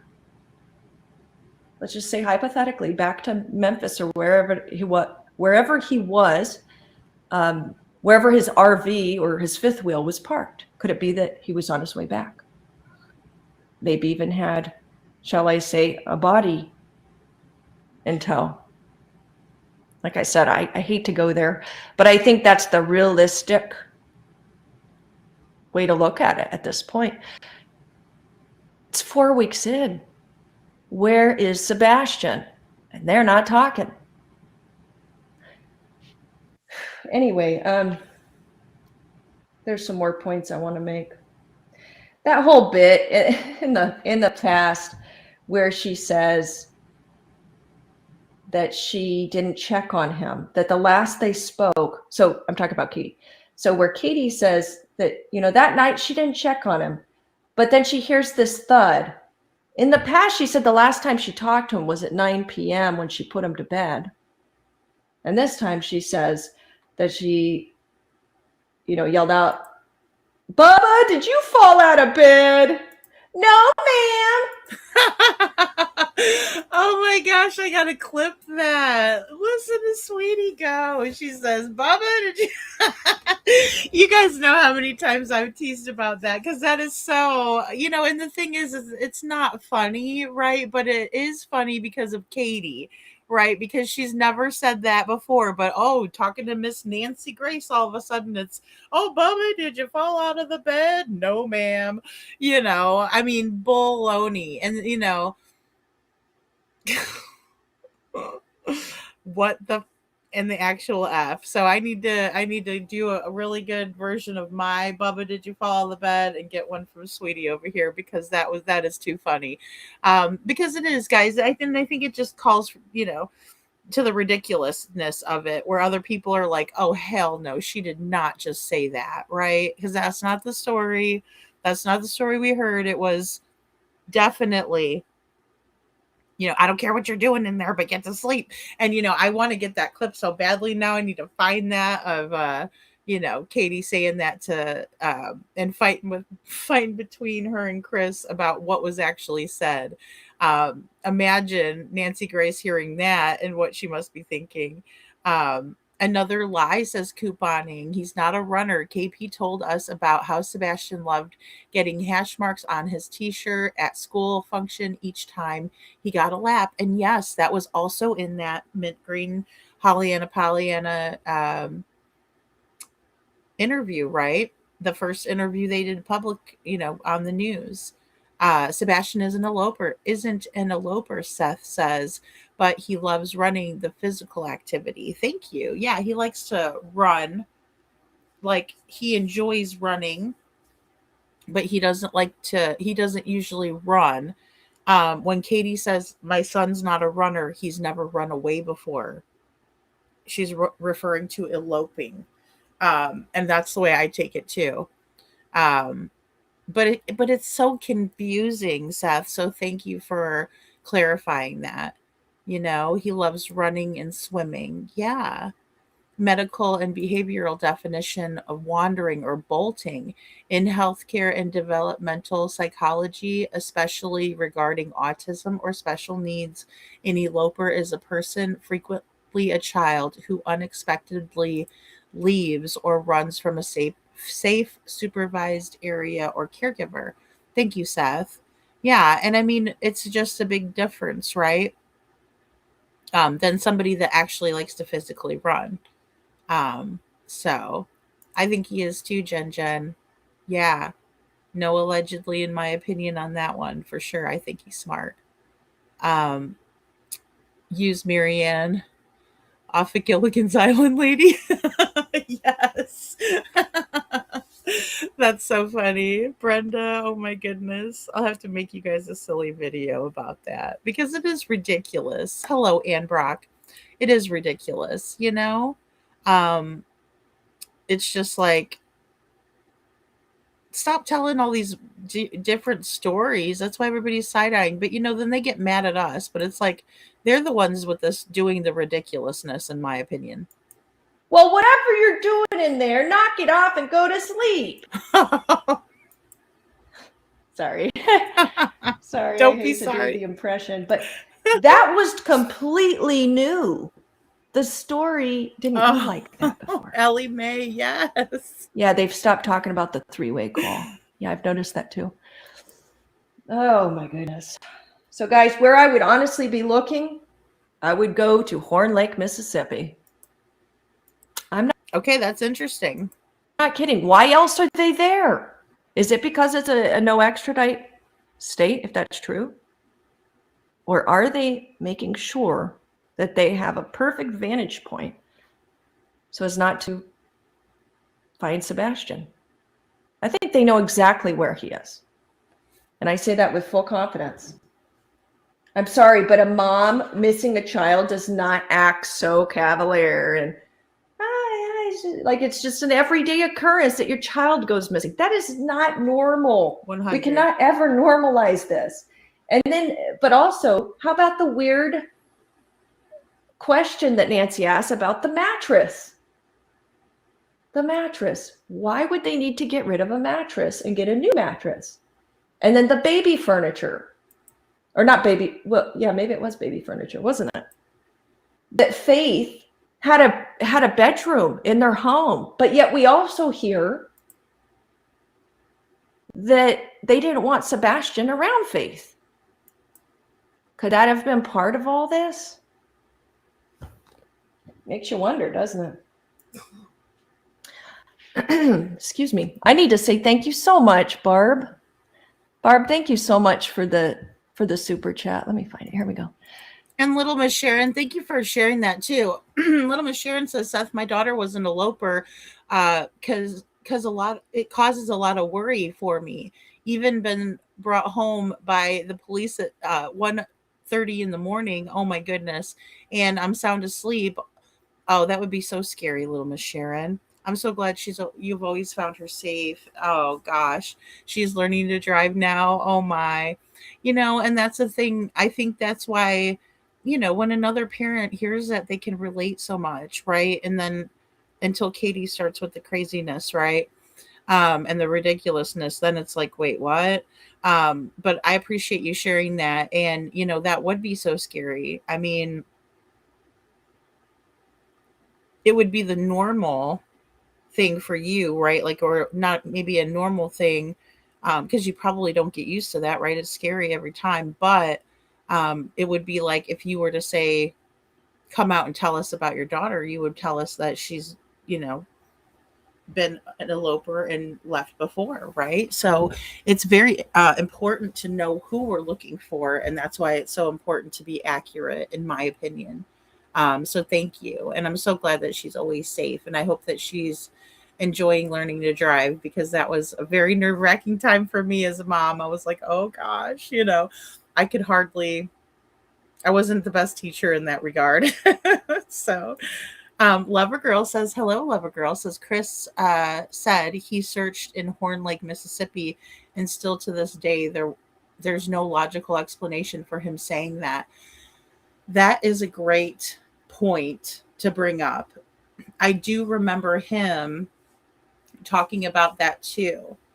And again, just the fact that his camper at the time of Sebastian's disappearance was located across state lines in Mississippi, I think that should have caused the FBI to come in right away and take things over. In my opinion. And thank you so much for reminding us of that as well. So Thank you, Barb. Lauren, you're doing a superb job with this case. You are an excellent detective. Thank you, Barb. It's great to see you. I hope you're doing well. Yeah, the mattress. The mattress doesn't make sense. I'll tell you what.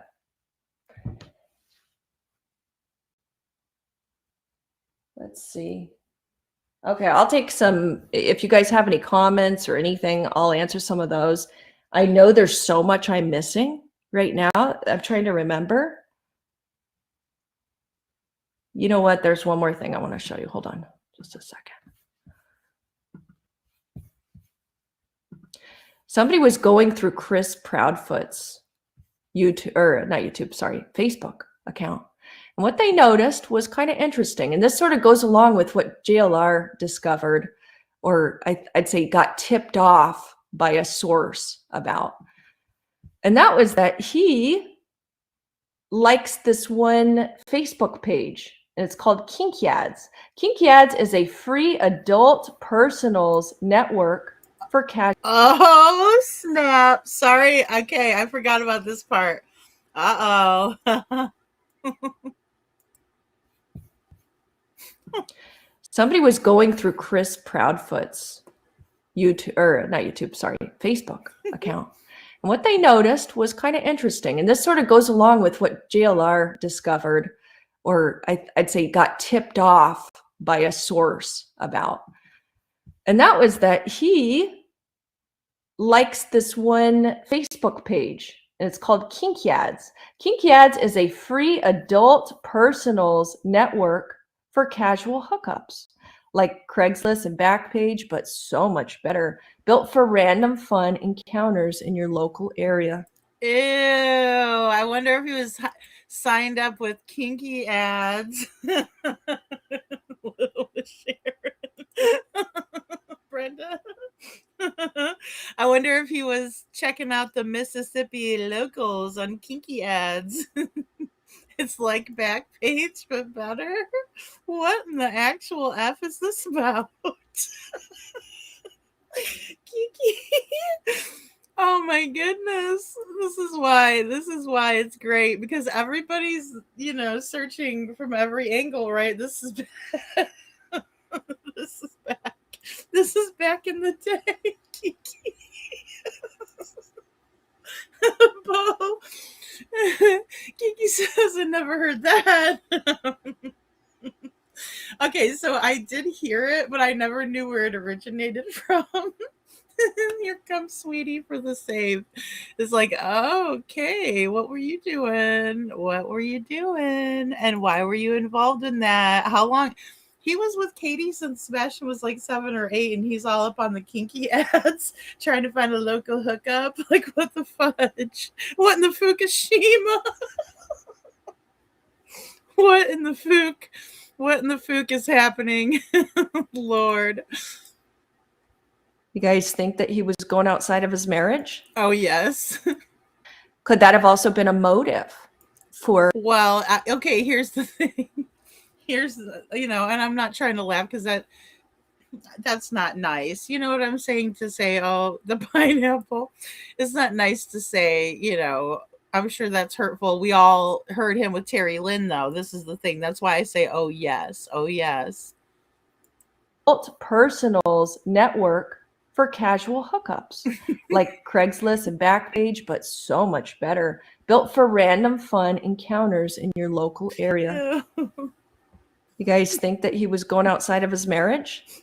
Could that have also been a motive for being done as mommy dearest and committing 100% to just her relationship?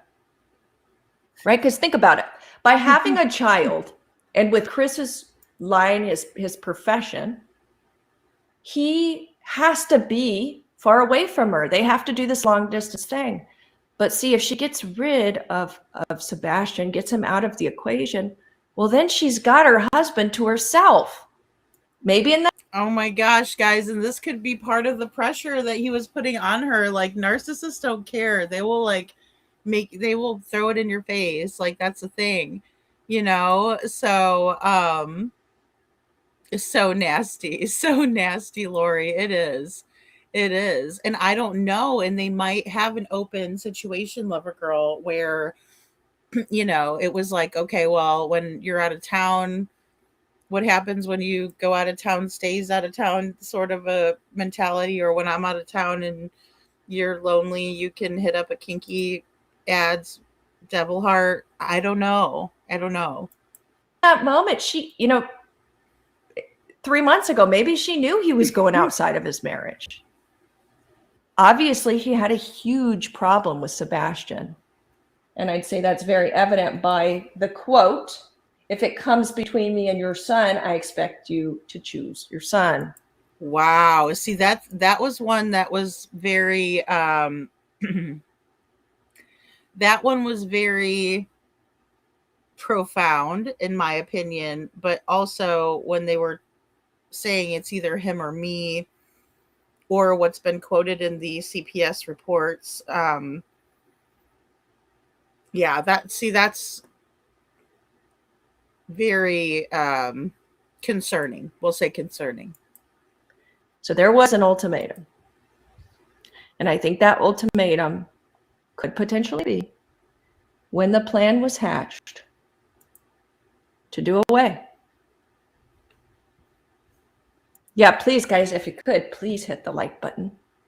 Thank you so much. Thank you so much, by the way, for being here with me today. It means the world. Also, thank you so much for all the new members. Like, you have no idea how amazing you guys are, and just the fact that you value me as a creator enough to join my membership. That's so kind of you. Thank you. Oh my goodness. Yes, I did hear that too. Holly says, I've heard it's open. And remember, he was on the Facebook swingers site. Oh gosh. Oh, could you imagine being the one to pick Proudfoot? Blech. Okay. All right. I'll be nice. You guys want to see what Nick Barris said? I was so shocked by what Nick Barris said about the interview. Check this out.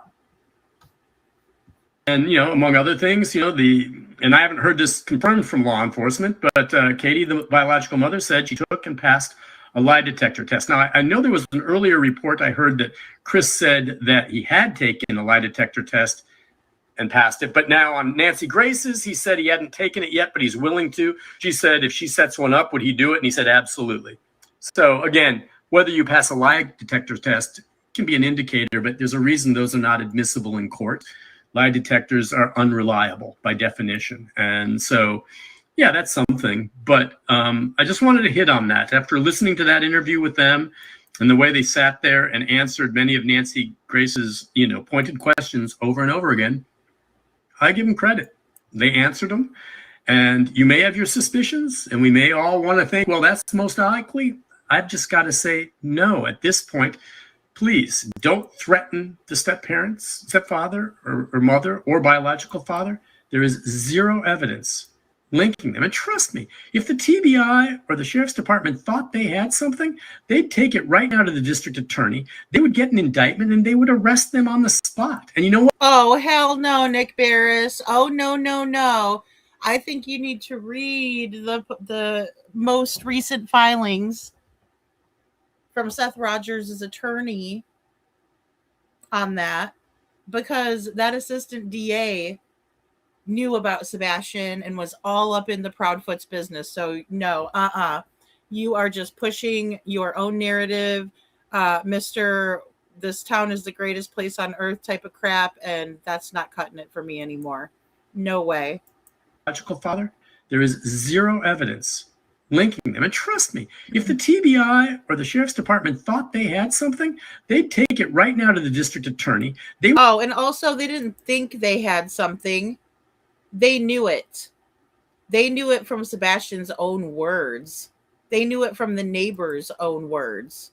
Nick Barris, you need to go on somewhere with that raggedy ass of yours. Have your suspicions, and we may all want to think, well, that's most likely. I've just got to say, no, at this point, please don't threaten the stepfather or mother or biological father. There is zero evidence linking them. And trust me, if the TBI or the sheriff's department thought they had something, they'd take it right now to the district attorney. They would get an indictment and they would arrest them on the spot. And you know what? It doesn't take a whole lot. If they had circumstantial evidence, they'd say, let's just go ahead and take a stab at it and see if they break under questioning. If they had anything, they would do that. You don't think they're feeling pressure to solve this case? Oh my God, this guy is such a hack. Oh, he is. He is. What in the world? Nick Barris has been such a patsy for Sumner County Sheriff's Office. Yes, lover girl. Like what? What? And what did he come out and say? Some bull crap about this filing? Oh, it's never gonna make it through because blah blah blah. I talked to some other jackass and they told me. Oh, shut your face. This guy is a patsy and a half. Well said. Brenda, I don't know what happened. He done lost his damn mind. And justice for Noob, I hope you have the best time. I'm glad you're here. Little dweeb. Holly, little dweeb. I don't know. That's why I call him Raggedy. Brenda. What the hell? It's like you took bedhead and put a hat over it or a beanie or something. What in the flying Fukushima?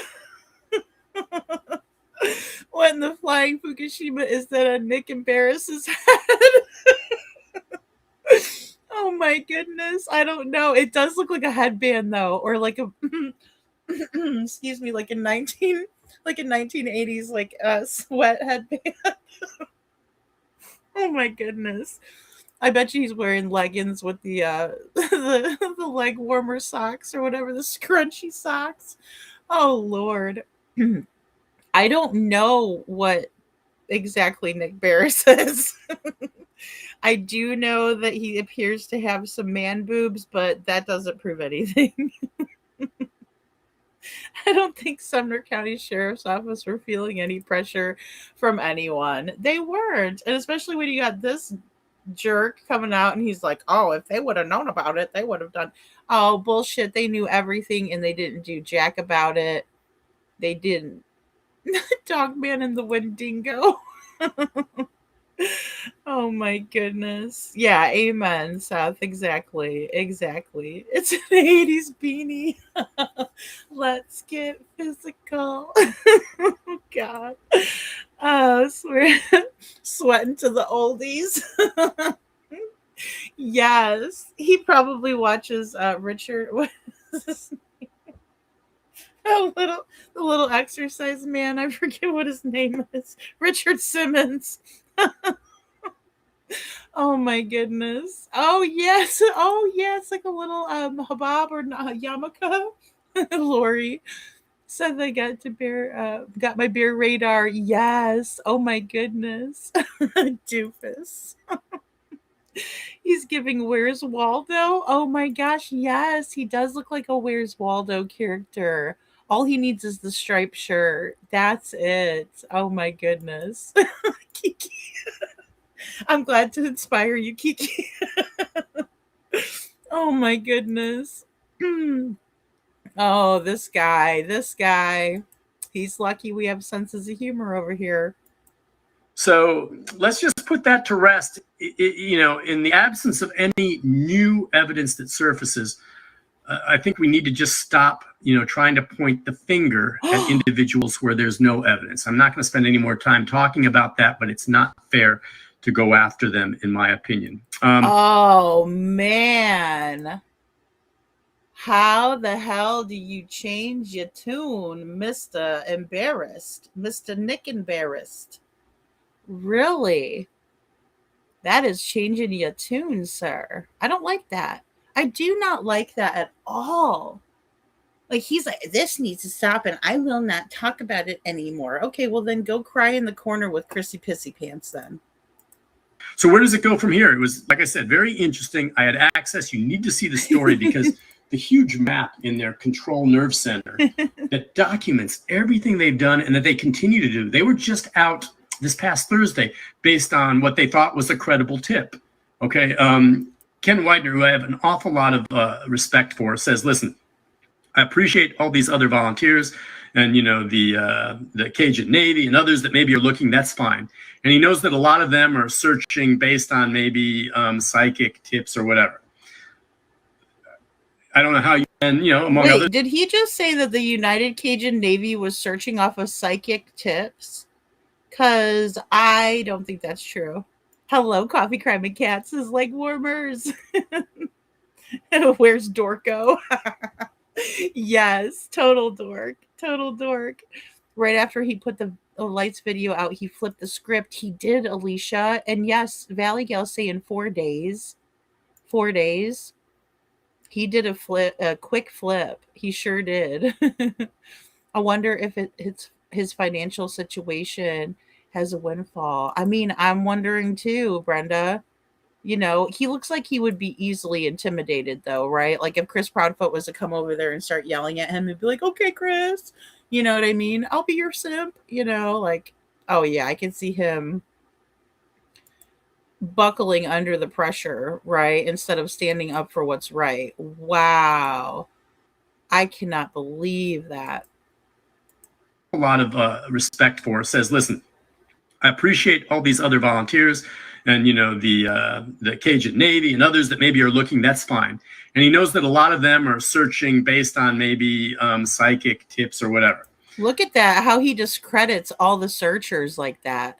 How dare you, Nick Embarrassed, you little cretin. I don't know how you, and, among other things, and I haven't heard this confirmed.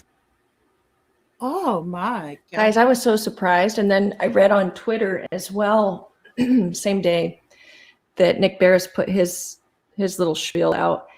And I normally really like Nick Barris, by the way. I just don't agree with him on this particular thing. But Jennifer, you guys want to notice how he never is looking at the camera when he's saying any of this? He's looking away, almost like he's either reading it or like he's not being honest, right? He should be looking at the camera and letting us know that he's for real, but he's not. I normally really like Nick Barris, by the way. I just don't agree with him on this particular thing. But Jennifer Kovendorfer really shocked me. But she said that she felt like the parents were totally believable. I'm like, what? They were like dead-eyed. No, I agree. And Jennifer Kovendorfer gets it wrong all the time. And I'm just not even going to go there. You guys know how I feel. Emotion. Couldn't have cared less.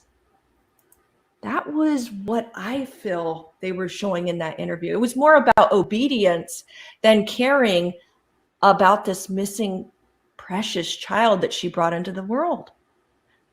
Yeah, I know, Liza Joe, always knocking psychics. Man, I know not everybody agrees with that, but when it comes to true crime, I've seen a couple be incredibly accurate. So, well, here's the thing. Like I was saying earlier, everybody has gifts, right? And things that they can um, bring to the table. So if they put in a tip, it's law enforcement's job to check the tip out, whether it's from a psychic or not. Let's just put it that way, in my opinion. Right. And they just need to do that. Lover Girl says, meanwhile, they haven't found anything, but it's fine for other people to search too. I can't stand how they want all the responsibility and none of the accountability that goes with it. Well said, Lover Girl. Exactly. Kiki, all these short men. Yeah, a horse is ours. Yes, a horse is ours. Gosh, I just can't even believe. I can't even believe. That's the new age technology. Can't look someone in the eyes, right? Oh my gosh. If I was retracting or recanting myself that badly, I'd have to be at least looking at you guys. Wow. Because that is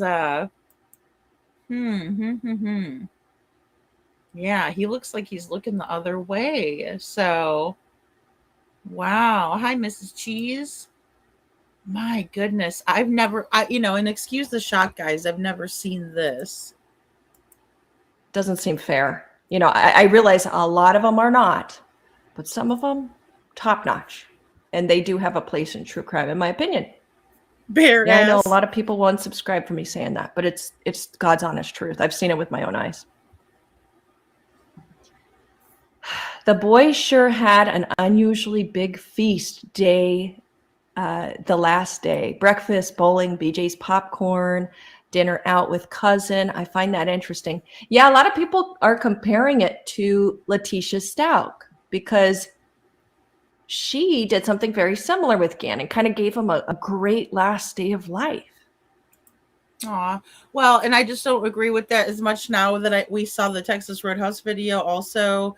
I just don't see now eating breakfast in the morning, but then they didn't mention lunch. So I don't think that's a feast day, right? Because a colossal popcorn is not lunch, right? That's a colossal snack, right? Or we have the colossal popcorn tooth stepfoot of Chris Stepfoot. So, but yeah, I just I don't see it like that like I did back then. I see it differently now, right? With new information that's come along. So that's why I try to stay open, but yeah, I just don't see that anymore because it didn't look like they were enjoying themselves. Katie made it seem like they were chumming it up, right? But they really weren't. As if that's going to make it okay, like the final goodbye. Oh man, it's just right. It's so like Timothy Pitson, for example. Timothy Pitson of Naperville, Illinois. Right, his mother did that too. Took him to a bunch of water parks. It wasn't even over a 1-day period. It was over a couple days, right? First they went to Brookfield Zoo, then they hit some water parks up in Wisconsin Dells, and then all of a sudden she's seen on camera leaving the hotel, right, one of the indoor water parks, with Timothy at checkout, and then you see her a couple hours later entering a grocery store solo. Amy Pitson took her life in a seedy motel in a little podunk town. Her cell phone was found chucked out the window in a cornfield. But Timothy Pitson has never been found to this day. Timothy Pitson is still missing. Diabolical. Anybody that can harm their child, their stepchild. Oh, yes, my PTSD, my old stomping grounds over there. Whatever. Just doesn't make sense to me. Doesn't compute, and it never will. How anybody could just disregard and throw away their loved one is beyond my comprehension. Kiki. With Jacqueline and Trezell, guys, if you remember with the West case, going back, what was that? December of 21, I think. Trezell also got in his vehicle and looked around the neighborhood. Remember that? And another thing is they tried to conceal their appearance as much as possible by wearing masks. Well, if you go back to the interview of Katie and Chris, the first interview, they're showing only the hands. Okay, so that part's not as accurate, but I know what she's saying. But I mean, look, they didn't go on Duchess and show themselves, right? They weren't like, hey, in case Sebastian, can see me. See, like that's part of the power of putting yourself on camera. So that way if Sebastian's watching, he can see you. It'll give him hope. It'll make him keep fighting on, right? If he's being held captive, and he sees it and he knows and he can see your face. I mean, just think about, and guys, I lost my mom in 2006, my father in 2023. If I could just see their face again one more time, right? I mean, it makes me feel like emotional thinking about that, right? But say I was being held captive and I can see their faces on the news or if their faces on a podcast, it would give me great hope, right? It would make me keep going. I would keep that impression of them burned in my memory and just think about them and think about how much I love them and miss them and can't wait to hug them, right? That's the power of it. Chris and Katie didn't seem to care about that at all. Meanwhile, Seth is always showing himself, even more than I do. But, I'm just saying, it makes a big difference. And in Letitia Stauch's interview, showing only the backside of her. Oh, great point. Great point. I truly believe these people who are guilty, they do not want to be seen. They don't want their faces to be seen because they know they are a lying ass Leroy. They know it. Lying Leroys. And they can't conceal it. So they try to cover it. It's a shame. But you know what? All I can say is we need to be praying night and day for Sebastian's. How about for the right thing to happen? Whatever that. Yes, pray for justice, pray he's found. And Valley Gal, she says I would love to hear the discussion regarding the hands prior to shooting the video, right? The interview. I would too. And you could just tell by Caitlin Miller's face. She's like, you know what I mean? She's like, ew. You know what I mean? Saturday Night Live, ill. You know what I mean? Her face is just like, really? Like, I mean, I would want to leave that house. I'd be feeling like I needed some holy water at that moment. Like, shower me, right? Spray me down. Be hitting up a church on the way home. Getting me some of that good, because I ain't nothing but bad in that house, right? And what parents do that? That is so weird. Don't get me started with Letitia, right? Letitia, oh gosh. And since she had a new trial, I've been trying to be careful with those interviews, but I would love to leave off where we started with that too. So many similarities, right? And the ways that was all handled too. Even though, what's kind of strange, I guess, about Letitia is she actually called Gannon into 911 and 911 had her call the dispatch, right? So that was strange. And plus Gannon's younger too than Sebastian, again, the younger child. So yeah, I can't. I saw her on something. She was commenting on something. Oh, Nancy Guthrie's case. That's right. And it looks like she chopped her hair off and was wearing way too much makeup. I don't know who did the makeup. It didn't look natural, in my opinion, though. I'm not the best at my makeup either, though, so I can't really judge on that. But yeah, she didn't look like herself. I guess that's what's weird about it and why I even bring it up. She did not look like herself. So I know, where's Waldo is sticking to his script. It's like right on the side of him, he's making sure he keeps it straight, because he can't be looking nobody up in the eyeballs when he's talking all this mess. I hope Chris McDonough covers this again. Me too, IML. Me too. I asked him to. I was like, please. I thought it was cool when he was at CrimeCon. He got a picture of the missing persons wall, and Devlin Tate's flyer was there. And I was like, oh my gosh, because it's just been so hard to get Devlin, more coverage, and mostly I think it's because of his age, right? Just shy of his 19th birthday when he went missing. I don't until I get an office because kids can't walk in. Yes, Kiki. I just need like a little soundproof booth and I would be happy, you know? Because going live during the day, that's why it's hard because it's so loud. And she said everyone was going to have to apologize to her. Oh yeah, and that's what's really been getting my goat lately. Until I saw Lauren on Facebook and she had that picture of Chris, so there was like a big piece of humble pie. I was like, yes, you know, it made me feel better. Yes, I pray Chris covers it again, rips it apart like Pima County Sheriff. I would love to see it. I would love to see it. We'll definitely do the replay over here. Um, yeah, Letitia and KP got separated at birth. Dirty bitches.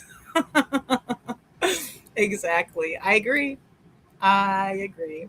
Oh yeah. And it's funny though because I got vibes, Letitia vibes from Chris Proudfoot when he said, "Oh, Sebastian, just a child," because Letitia said something similar about Gannon. Like, "Oh yeah, I just told him that we can fix the carpet and it's okay." And then we hear the audio and she's like torturing that poor baby over the stupid ass carpet that can be replaced.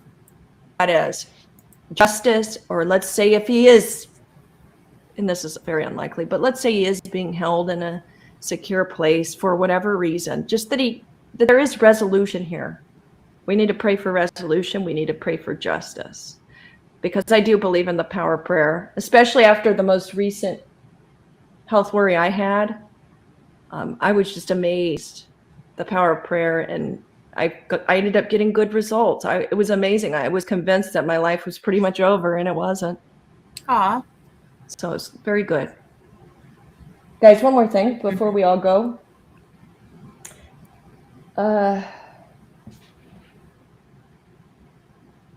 Actually, you know what? Yeah, I think that there's a lot of women that are going to come forward. I got some information recently. I'm not ready to share it, but I do think that Chris, possibly a motivating factor here for Katie to not want to do the mommy thing anymore, was because she was doing this long distance relationship. I think she got burnt out, first of all, being a mom. I think she wanted to be able to keep a closer eye on her man, on Chris. And frankly, I don't think the love was strong enough. I believe. Well, and I just don't, I really think that it's just like issues. Like, that's why I'm a big believer in, like, if you're going to do that swingers thing, it's probably going to ruin your relationship, right? That's just my opinion. Hell, I've seen tons of true crime stories that start out that way, right? Everything's good. And then they're like, well, let's add in, some kind of weird person into our relationship that we don't know. And then, the next thing you know, three's a crowd and two are going off together, whether it's two ladies or the, man and lady going off together, whatever they do.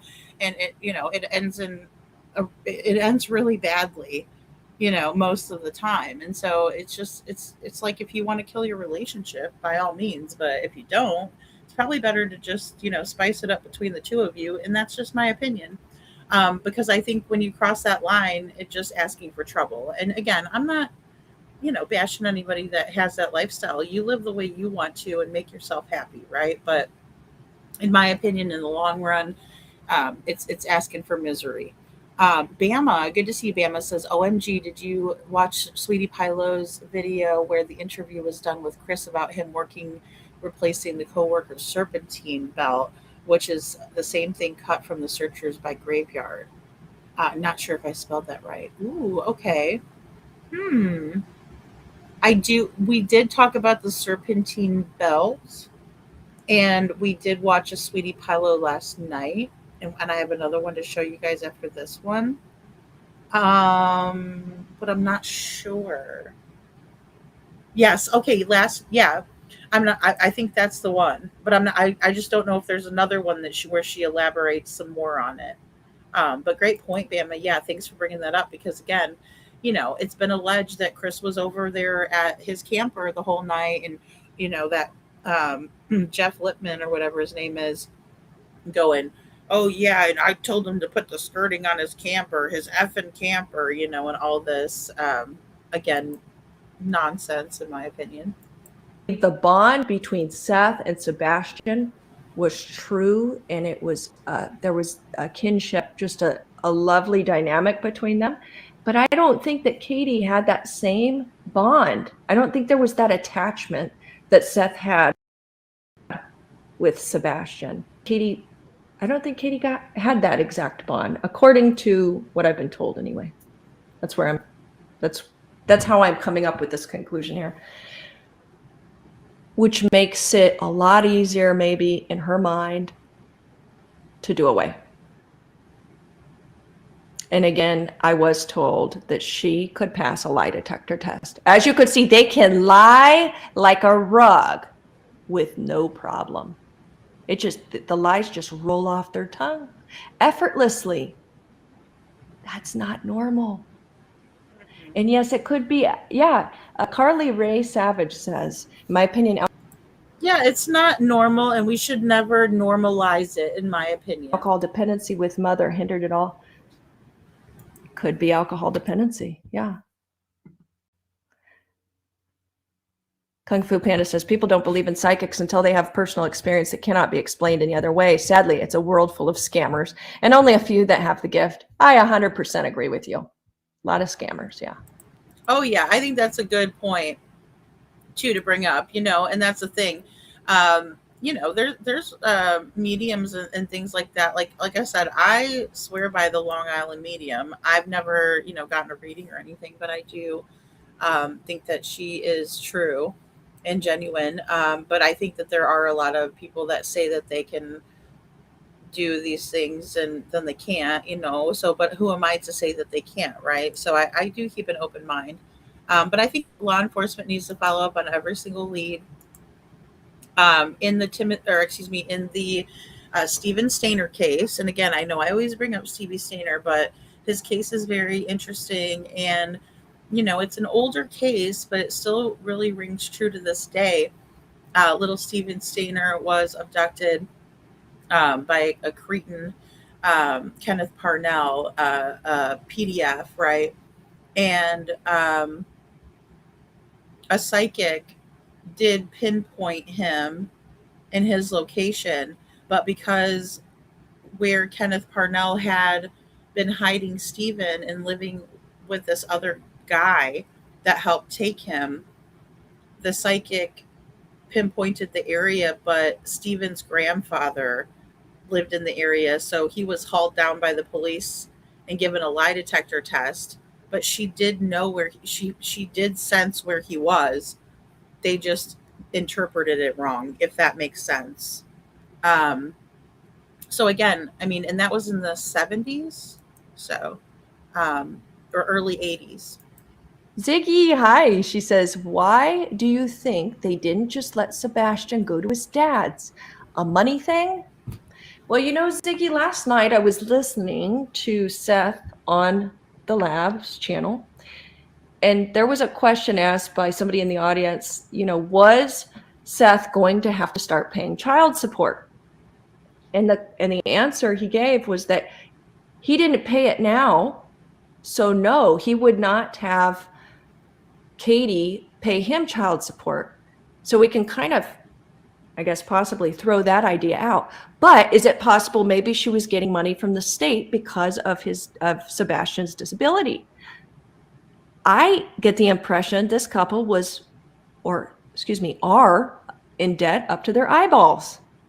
They've got a lot of toys. They've got a very expensive home, especially for Tennessee standards.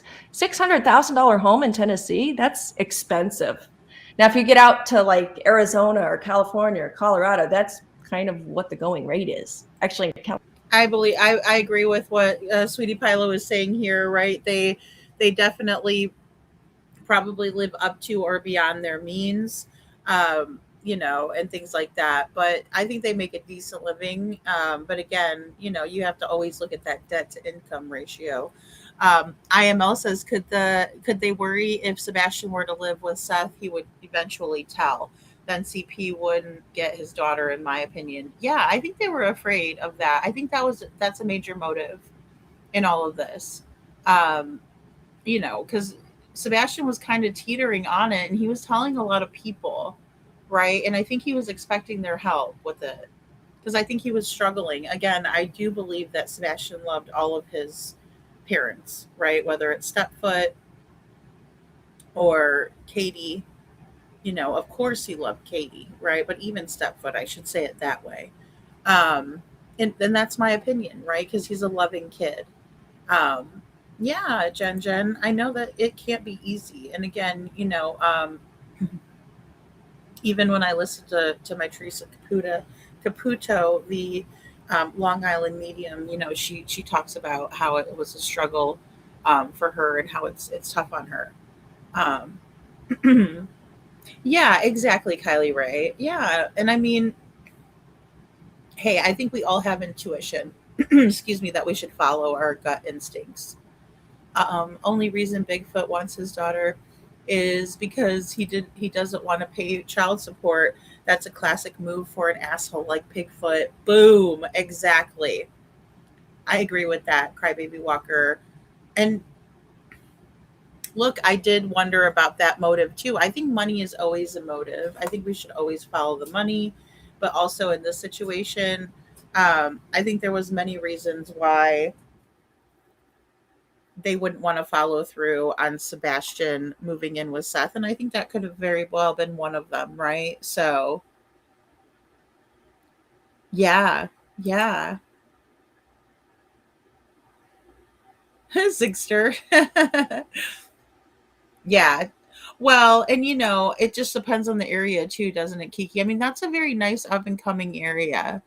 And actually it would have been, and it was a good investment for them because look, they're building the new phase next door. So I don't know if they were building it when they moved in or if they knew that one was going to be developing over there, but that is going to bring the older homes in the area, their price value is going to go up. So it's a good investment, right? Because that means it's just going to continue to go up in value, right? Instead of going down or staying the same. Those new builds next door are going to bring up property values and comps in the area. Just how it works. Yes, God listens to all prayers. That's right, Janet. That's right. Bring Sebastian home. We all pray for Sebastian in Jesus' name. Amen. Amen. Thank you, Janet. That's right. And I believe in the power of prayer too. And we've been praying for a long time and we got to keep on praying. Was another show that she was. Another show that she was on. Thank you, Kylie Ray. Yeah. California, it's far more than that. But in Tennessee, a $600,000 home is very pricey. So, yeah, I think a nice home. There was a heck of a lot of debt. And then you got to remember too, he's also paying for this other daughter he has, Faith, I think her name is. We don't even, and property taxes could go up, all that. Even have a clue what he's paying in child support for her. So take into account all the expenditure. There could have been an advantage, Yeah, think about how much he's paying out to terrorize Nina and torture her in court. That shit ain't free or cheap. It just isn't. You want to have the money sucked out of your bank account? Hire a family law attorney. No offense to the good ones out there, but y'all are expensive. That's the impression I get. Now, Mrs. O says $2,000 in SSI. You think it's possible she was getting that much, huh? That's a lot of money. My goodness. Wow. CSI says, I think it's a case of inappropriate punishment gone wrong. Very well could be. Yeah, because remember, he does have that pocket of fluid around the bilateral, I think it's the right bilateral part of his brain. Yes, it is the right bilateral part of his brain. And, Kylie Ray, I think you're spot on. This is why I'm thinking that too. And, that's basically why they didn't want to put him in a school where they had to pay, right? It was too expensive, but they could put him in Bledsoe Youth Academy for free, paid for by the state. state referral only. That's why I thought she'd be getting Sebastian into a behavioral camp that's paid for through the state, welfare, or military or church for free. Yes, and could be any of those avenues, right? I just think with the level of corruption in DCS and the fact that they have 14 open complaints against CPS, DCS in the area for treating children with disabilities as they have a behavioral problem and then sticking them in these behavioral schools. Don't forget that back in 2022, Miss Jennifer Smith, the assistant district attorney, was championing these schools and saying how all of the youth are out of control and they belong to go to these schools and take their cell phones away. It's all connected. It's all connected, you know, and I hate to be conspiracy minded like that. I do feel like I'm tinfoil hatting it when I do that, but in the same way, it's not that far fetched. And the research and the deep dives that I've, you know, not even just I have been doing, a bunch of us have, right? And Kiki and I talk about all the time, you know, it's not that far fetched. It's actually terrifying if you think about it. And they make money on these children hand over fist. And again, follow that money, honey, because that is where we're going to find a lot of dirt, if not find our, you know, where Sebastian is. So it's a very sensitive area that with any impact, it could completely, you know, get into his life. And I guess supposedly when he was young, mom wanted to get him into football and soccer and these very these sports that are very, you know, extremely physical. And I'm sorry, but if you know that your baby's life hinges on this brain situation, this, you know, water that surrounds the brain, that sounds, it doesn't sound right that mom would sort of push him and want him to do these physically active sports. That doesn't make sense to me. Sorry. Well, and maybe he wanted to be involved in it. I know Seth said soccer was okay, but you know, you still kind of use your noggin, you know, to hit the ball sometimes. But yeah, I mean, I just think it would be better to not do that. But that's tough, you know. It's tough, especially if Sebastian's like, hey, I want to do football, I want to do soccer, you know. It's hard because you don't want to put your kids in a bubble either. You know, you want them to experience things and you don't want to hold them back from doing things that they like or want to try out. You know, they could try soccer for a couple of weeks and be like, not for me. Right. Or any amount of different things like that. It's kind of about finding your niche and what you like to do and all of that. But yeah, I think that's interesting. I don't know. I don't know that there was a malicious intent behind Katie doing any of the sports stuff, but it's, you know, it's definitely an interesting topic of conversation. Yeah, you'd want to protect him, almost put him in like a bubble wrap or something if he's that sensitive. I know. Let's see. Want to protect him. Fun to ski says, remember what Lori Vallow was getting for JJ. Good night, beautiful Bo. And then Charles' death was she was making over $5,500. Yeah, that's right. I haven't thought about that in a while. Oh my gosh. Oh wait. Oh, where was it? I visited, let's see, knitting artisan. I visited Alaska last year and I miss it. Hold on, that's not the. There's one comment. Where is it? Is it this one? Okay, Get Me Out of Tennessee says, I'm in the Smokies. It all used to be cheap, $600,000 in Sevier County gets you a tent and solo stove. Man, that's such a shame. I love this avatar. It's Oh my goodness, it's Bubbles as the Mona Lisa. That is fantastic. Get me out of Tennessee. That's too funny. So Kiki was saying the same things, that the home prices around her are pretty high. What, 850K? Wow. Yeah. For a 32,000 square foot home. Yeah, it just depends on the area, right? Because Sumner County, in my opinion, from being there, is a nice area. Bama says it's just suspicious for those two searchers stalked by Graveyard and that their belt cut, and for Chris to say, excuse me, that's what he was fixing on the coworker's car the Sunday Sebastian went missing. I think that's very interesting, Bama. Yeah, it is. And I mean, we don't take kindly to those suspicious coincidences, right? Jen says, I do for Sebastian all the time. He needs all the prayers we can give him. And now God is watching. That's right. Always. Yeah. Yeah. I agree with that. He could have been involved in swim team or track, but nope. I was surprised that he was never involved in the swim team. Yeah, Valley Gal.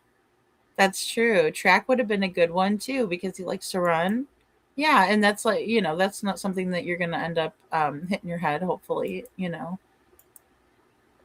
The investors have made it impossible.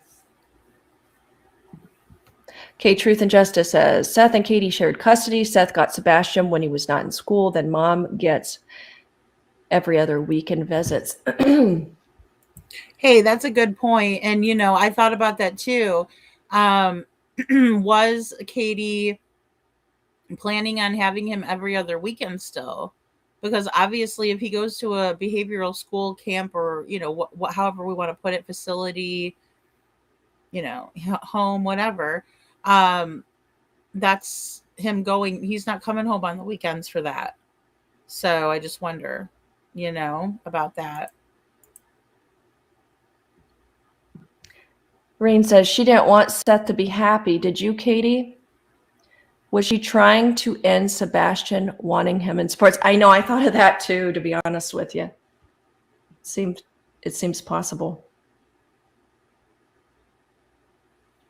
Well, we all know Katie has a mean streak when it comes to Seth, allegedly, and from what we've seen.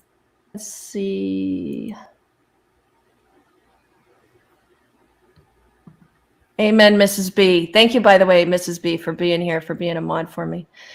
This baby boy just needs to be found. I'm so sick of these horrible humans. So am I. And it seems like there's this influx of them. I think we've had so many horrible cases lately where an evil stepdad / mom's boyfriend, fiance, whatever you want to call, Stepfoot. and mom possibly seem to plot against the child, and it's just so wrong. Lots of child murders lately. Very disturbing. Reminds me of Candace and Dawn. Michelle says, reminds me of Candace and Dawn on Dr. Phil and the Laundries when they went camping when Gabby was missing their liars. That's a good point, Michelle. Yeah, it reminded me too. I know. Well, guys, I'm not going to keep you anymore. All right. So that was a great live by Sweetie Pilo. Let me go ahead and take this down really quick and we'll kind of move on to the next one. Good stuff there, though. And this is the other one that was shared. Here we go. Yeah, I said, ooh, and this one too, right? Now, this one is going to be on March. Let me go ahead and look here. March 28th. Okay. So Sweetie Pilo had been doing some towards the end of March, and these are the ones we've been looking at as of late. Okay. So let me go ahead and share this with all of you fine folks.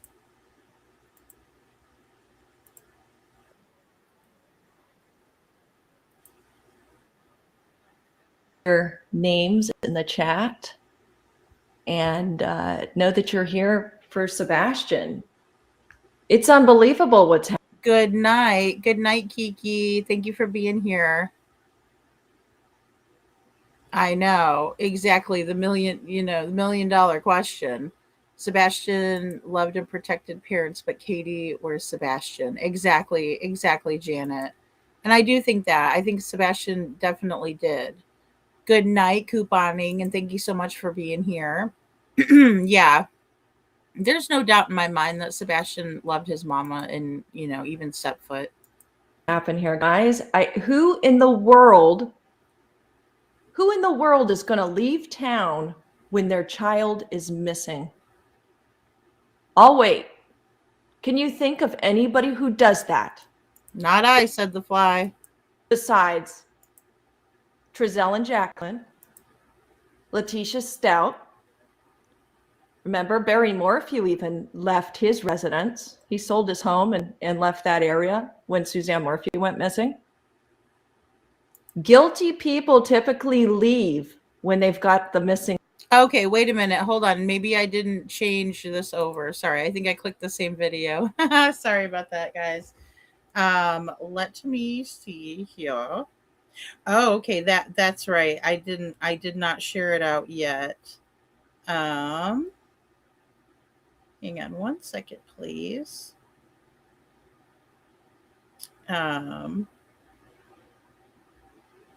Okay. So let me go ahead and copy that.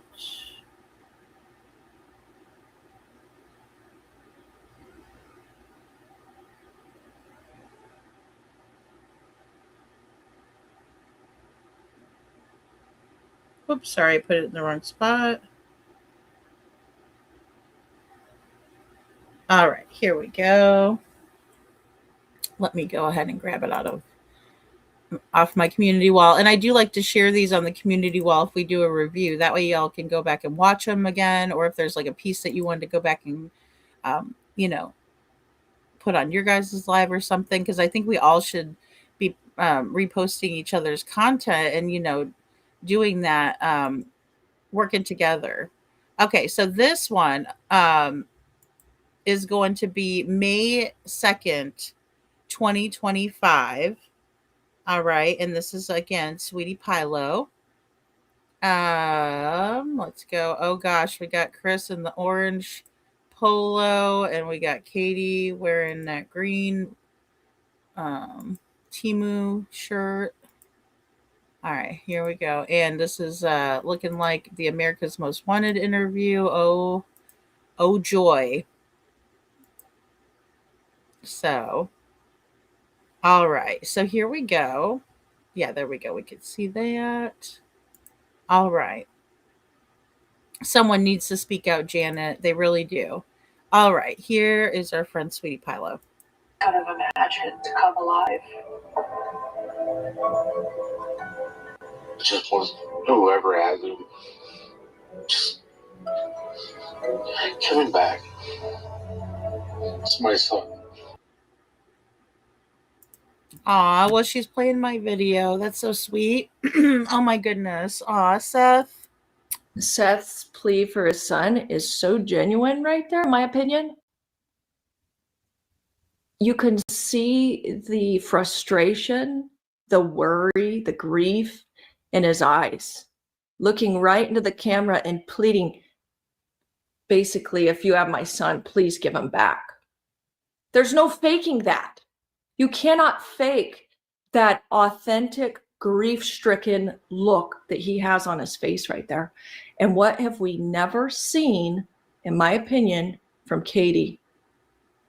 We have never seen that same concern. We've never seen it on Chris's face, that same concern. It is a deep, sincere pain and void in his life, and he doesn't know how to go on without finding answers for his son. Couldn't be more authentic, in my opinion. It's very sad.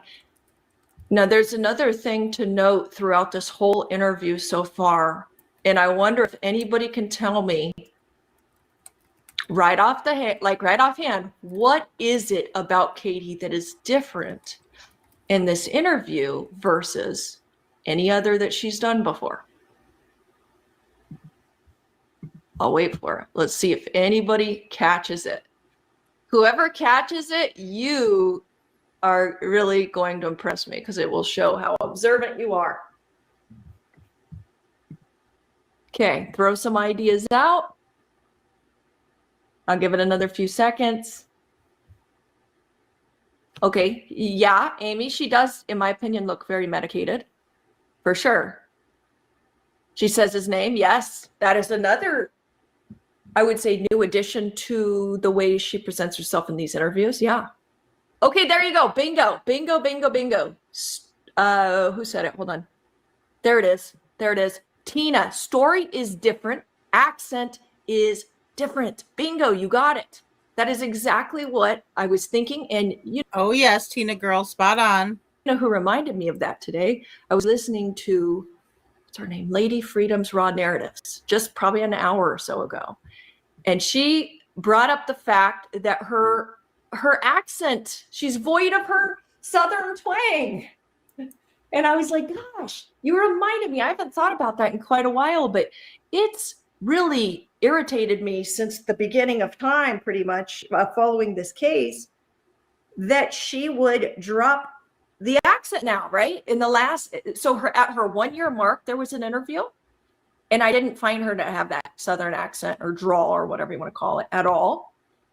And this interview, same deal. As a matter of fact, let me show you. Oh yeah, she's gonna get into the accents. And thank you, Sweetie Pilo, for that too. Wow, that is so interesting, right? And then people were all picking up on that. Let me give you a good example for those who are not familiar with what we're even talking about here. Got it ready for you to hear. Good day. He had had a great weekend. So do you want to walk us through what that looks like again for everybody? Okay, listen carefully. Accent is so He much. did have a really good weekend, actually. When we come home from having supper that evening. And then also she was even using like the Southern like supper, right? Like, because I'm from the Midwest, we just call it dinner, right? But then when I moved to Missouri, a lot of people would call it supper, right? And so even matching some of the ways that it's been seen, been said by people like that is highly manipulative, in my opinion, to be like, yeah, we went out for supper, and stuff like that. Come on, right? It's just highly manipulative. Thank you, my PTSD. So interesting. So interesting. He was playing. When he went to bed, when I told him to go to bed, he said, I love you, Mama. And he said, I love you, puppies. A little later in the evening, I myself went to bed.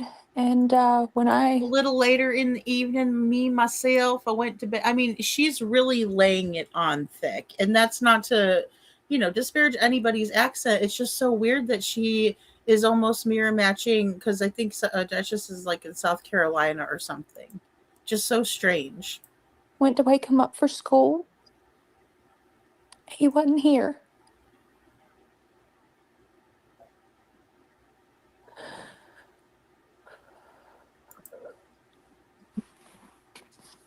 Exactly, Jen. And you did tell me that Sebastian is not a runner.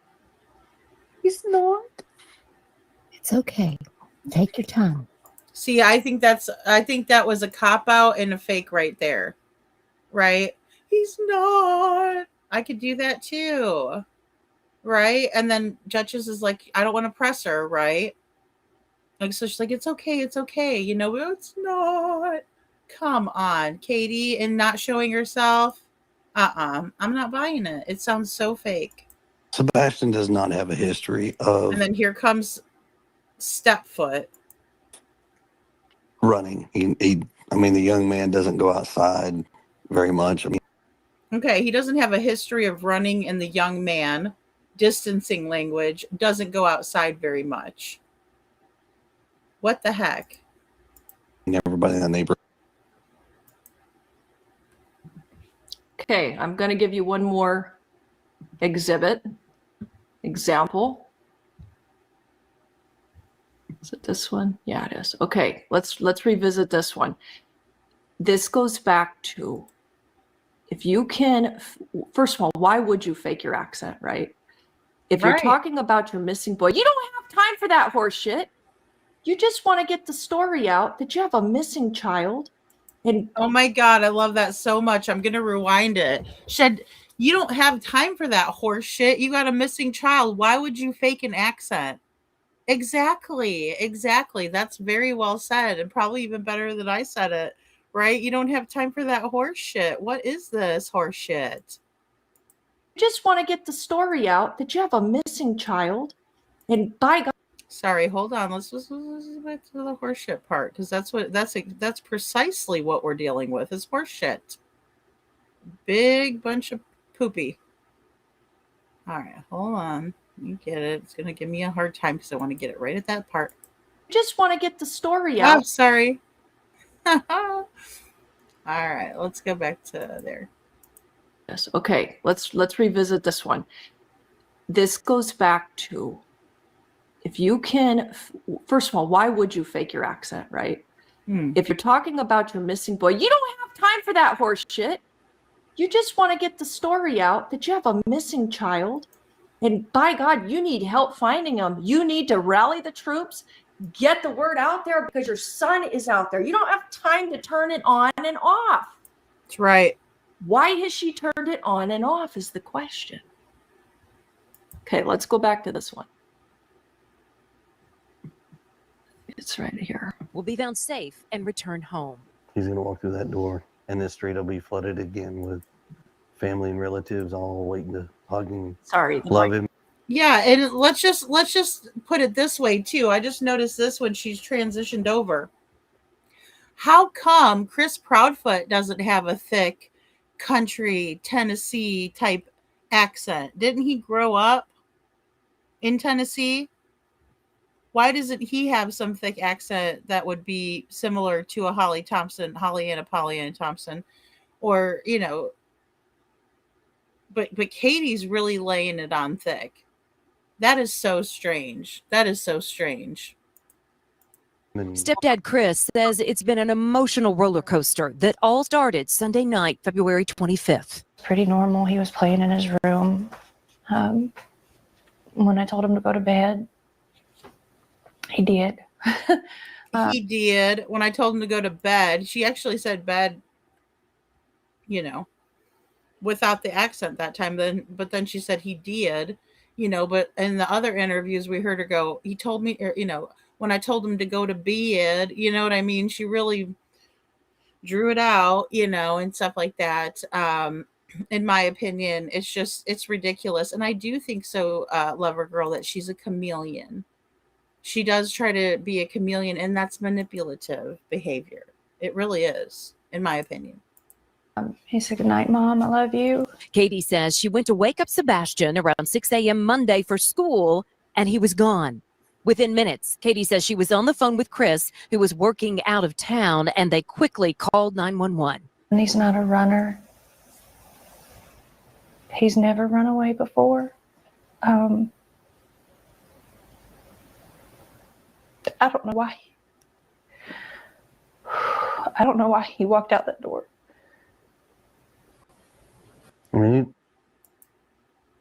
Yeah, and when she said that, she was looking at Holly, but the minute that she finished that statement, she looked away. I don't know why he walked out that door. Then we hear her speaking perfectly normal. Let's go back to the main video, though, so you guys can hear it again for yourselves. Oh, Appalachia accent, Brenda. Okay, carrying on from Seth.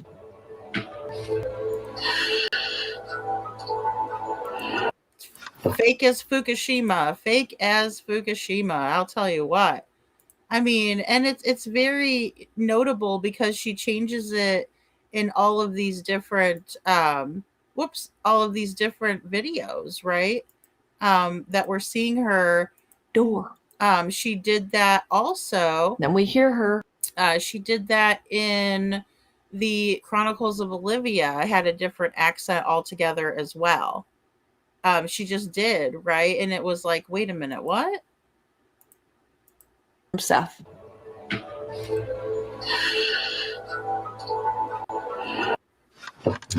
Oh, that was not the part I want to go to. We'll watch these people do couch aerobics. Wow, that dad. You can feel it. So we want to talk about theories now, Payne, and what might have happened with Sebastian. What are your thoughts? I mean, here's his house. They searched miles outside of that neighborhood for days. Helicopters on the ground. They even drained a lake. He's nowhere. I don't think Sebastian would have gone outside on his own. There's someone else involved here. Somebody who was familiar to him, but a stranger to everyone else. We also have to consider he could have left on his own volition. We know children on the autism spectrum tend to wander. According to the American Academy of Pediatrics, nearly half of all children on the autism spectrum will go missing at some point from their environment. Wow. But I think something caused him to flee his home. Was that into the open arms of a predator? Or was there a roaming predator that just happened to see Sebastian walking? Oh, geez. In my opinion, he lived with the predator, Chris. Crybaby Walker says next interview she's gonna sound like Harry Potter. Oh my goodness. She have it like that English accent. I can't do it, but that's too funny. Oh my goodness. Is Rogersville, hey Kylie's Nail Candy says, is Rogersville at the base of the Appalachian Mountains? I am not sure, but if someone else knows. Yeah, Kylie Ray is I hear you. Yeah, it's like Katie's one of Katie's multiple personalities, Sybil. Yeah, and one is a child, right? One is a child because she does do that crud too, in my opinion. Down through the neighborhood. And to me, one thing that stands out is his shoes. He always wore his shoes according to his mom. Yeah, she shared a story that as a younger boy, he walked through a pile of dirt, turned out to be a bed of fire ants, and he had. Okay, so that drives me nuts. That just drives me nuts. That she's like telling this as if, I mean, can they just get it right? Like the first interview that Seth did with Nick Embarrassed, he told the story about the fire ants. Why would Katie tell that story and contradict everything? I mean, she has done that multiple times. But again, come on, get it straight. You're doing this for Sebastian Rogers, he is actually a child who's missing. I know this is a show for you guys, an opportunity for you to be on America's Most Wanted and speak on the panel, but get it right. Oh, I just, this is so irritating in my opinion. A thing about always wearing his. Yeah, Brenda, exactly. I'm sure you guys have heard this point 1,000 times already, but it does bother me here that story was shared by Seth right out of the gate, that Sebastian was very little. I think he was even in diapers still when he stepped into an ant pile, and that's why he always wore his socks and shoes after that when he would go outside. It's a very important thing to understand a person's typical behavior, because then you can see how strange it is when they go outside of that normal behavior, right? Yes, exactly, Sweetie Pilo. And that's what we were talking about earlier too, guys. That's so well said. And little Miss Sharon, yeah, it's mine. I own it. Yeah, totally different, right? It's almost like if you didn't know her voice, you couldn't tell who's talking, right? Like if you heard her 2 times say, once on Duchess for the Missing, and then the other time when she's doing I own it, you'd be like, who is this person? Right? If we didn't know Katie's shenanigans, we'd be really confused. And it's designed that way. That's why she's pulling that shit with the accents. Highly manipulative, in my opinion. What we can figure from me just saying that is that he didn't leave the home with no shoes on. It doesn't make sense for somebody to do that. And that is a lie. His normal behavior was to wear shoes. Why would he suddenly, especially on a night where I think it was the following evening after he left, or after he disappeared, it was 27 or 26 degrees. So this time frame was pretty cold from what I understand at night. There's no way that he would go out with no shoes on, I would imagine. Unless there may be some slippers or some shoes he had that have never been talked about, or, you know, is there maybe something we're missing? Sure, it's possible.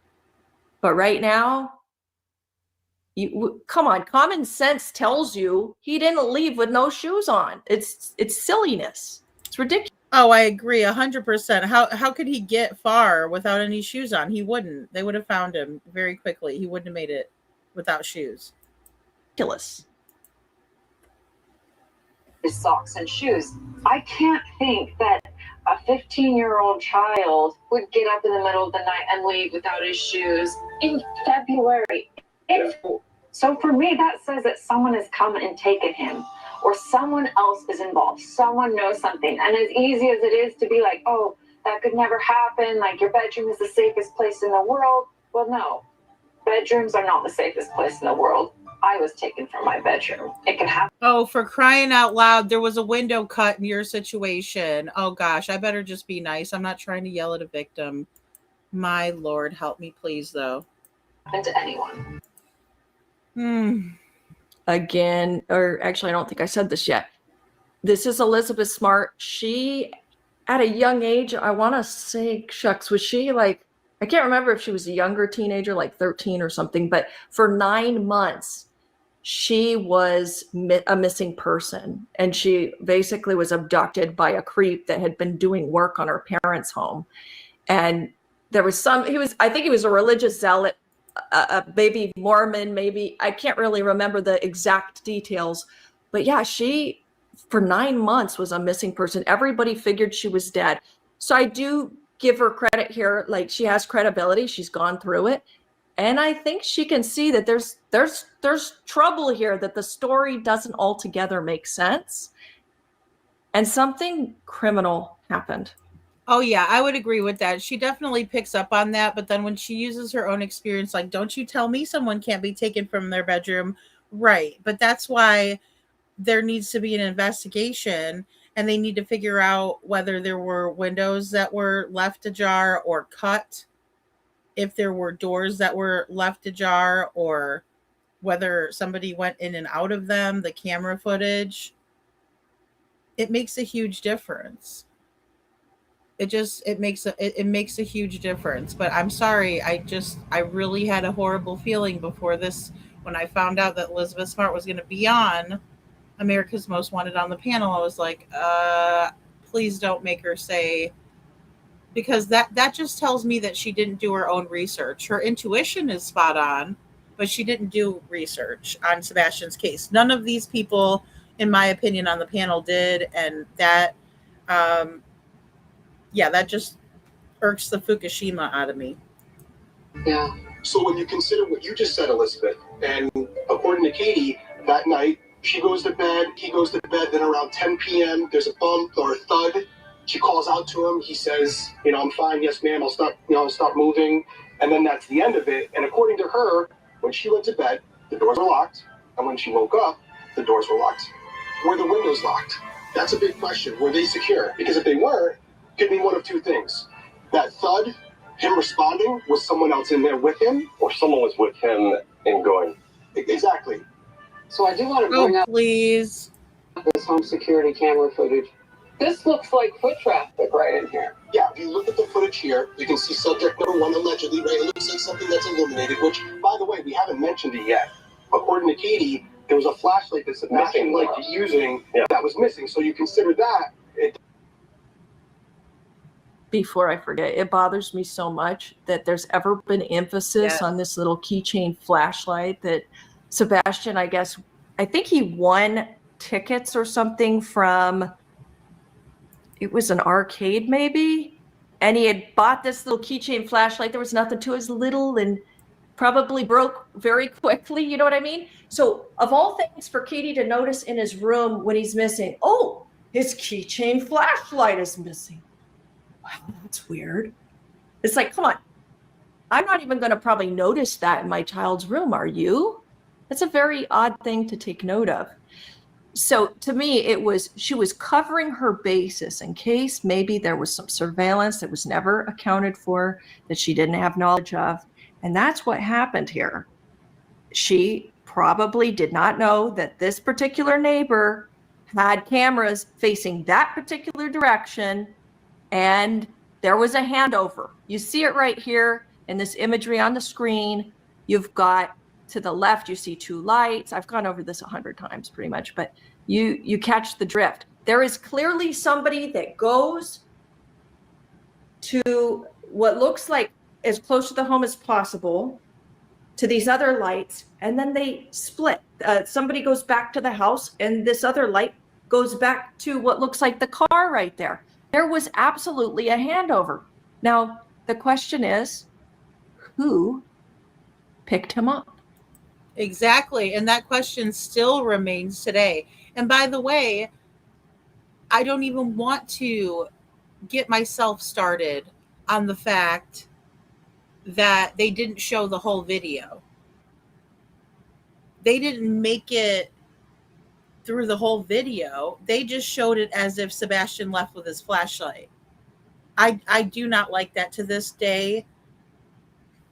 This is some sick shit. That's all I got to say is it's really some sick shit that America's Most Wanted would not show the entire bit of footage that was either given to them or they were only given half the footage. I don't know. I don't know who's to blame on this still to this day. All I know is it's piss poor, and you're doing that to this beautiful child right here, Sebastian Wayne Drake Rogers. Okay? Because there's absolutely a light source that comes from their house that meets up with another light source, and then the light source that came from the house goes back to the house. There's no denying it unless you take out the end of the video and don't show the whole thing. You know? It's infuriating. And I've bitched about it many times over here. Who did it? Was it the in-laws? It does look like two people holding flashlights. Yes. That paints a picture that is foul play. Yes. So I want to help the public now. We want to find Sebastian. What do you say to people, Elizabeth? First of all, to the Well, 16-year-old. you guys think it's foul play. How come you guys didn't show the whole video? If it paints such a picture of foul play, then why aren't you still screaming it from the rooftops, you know? And Lori, it is really sick. It makes me so sick knowing that they did that. And then, oh, well, it looks like foul play. Well, how would we know? Because you don't show that light source going back to the house. That would have had everybody and their mother up in arms. But you failed to show it. You failed to show it. Of the country, the high school age, really. If you know someone who looks like Sebastian, if you know something about Sebastian, tell your parents, call into the show, call the police, report it. This might be the break that we need. To the parents, if you have seen a 16-year-old boy that looks like Sebastian, do not be afraid to pick up the phone and call. There is a $50,000 reward to help find him. Sebastian Rogers was about 5'5" when he was last seen, and he wears glasses. Sebastian is not comfortable with strangers. If you're someone from this small town and you're in this neighborhood, check your cameras. There might be someone sitting on some doorbell cameras footage. I bet you he's in this small town in Tennessee. Wow, that's an interesting theory. But this is... I still, for the most part, think he's pretty close to the house. I've just always had that feeling that he's not too far off. Somehow they missed him. It's gotta be. I mean, if she had help,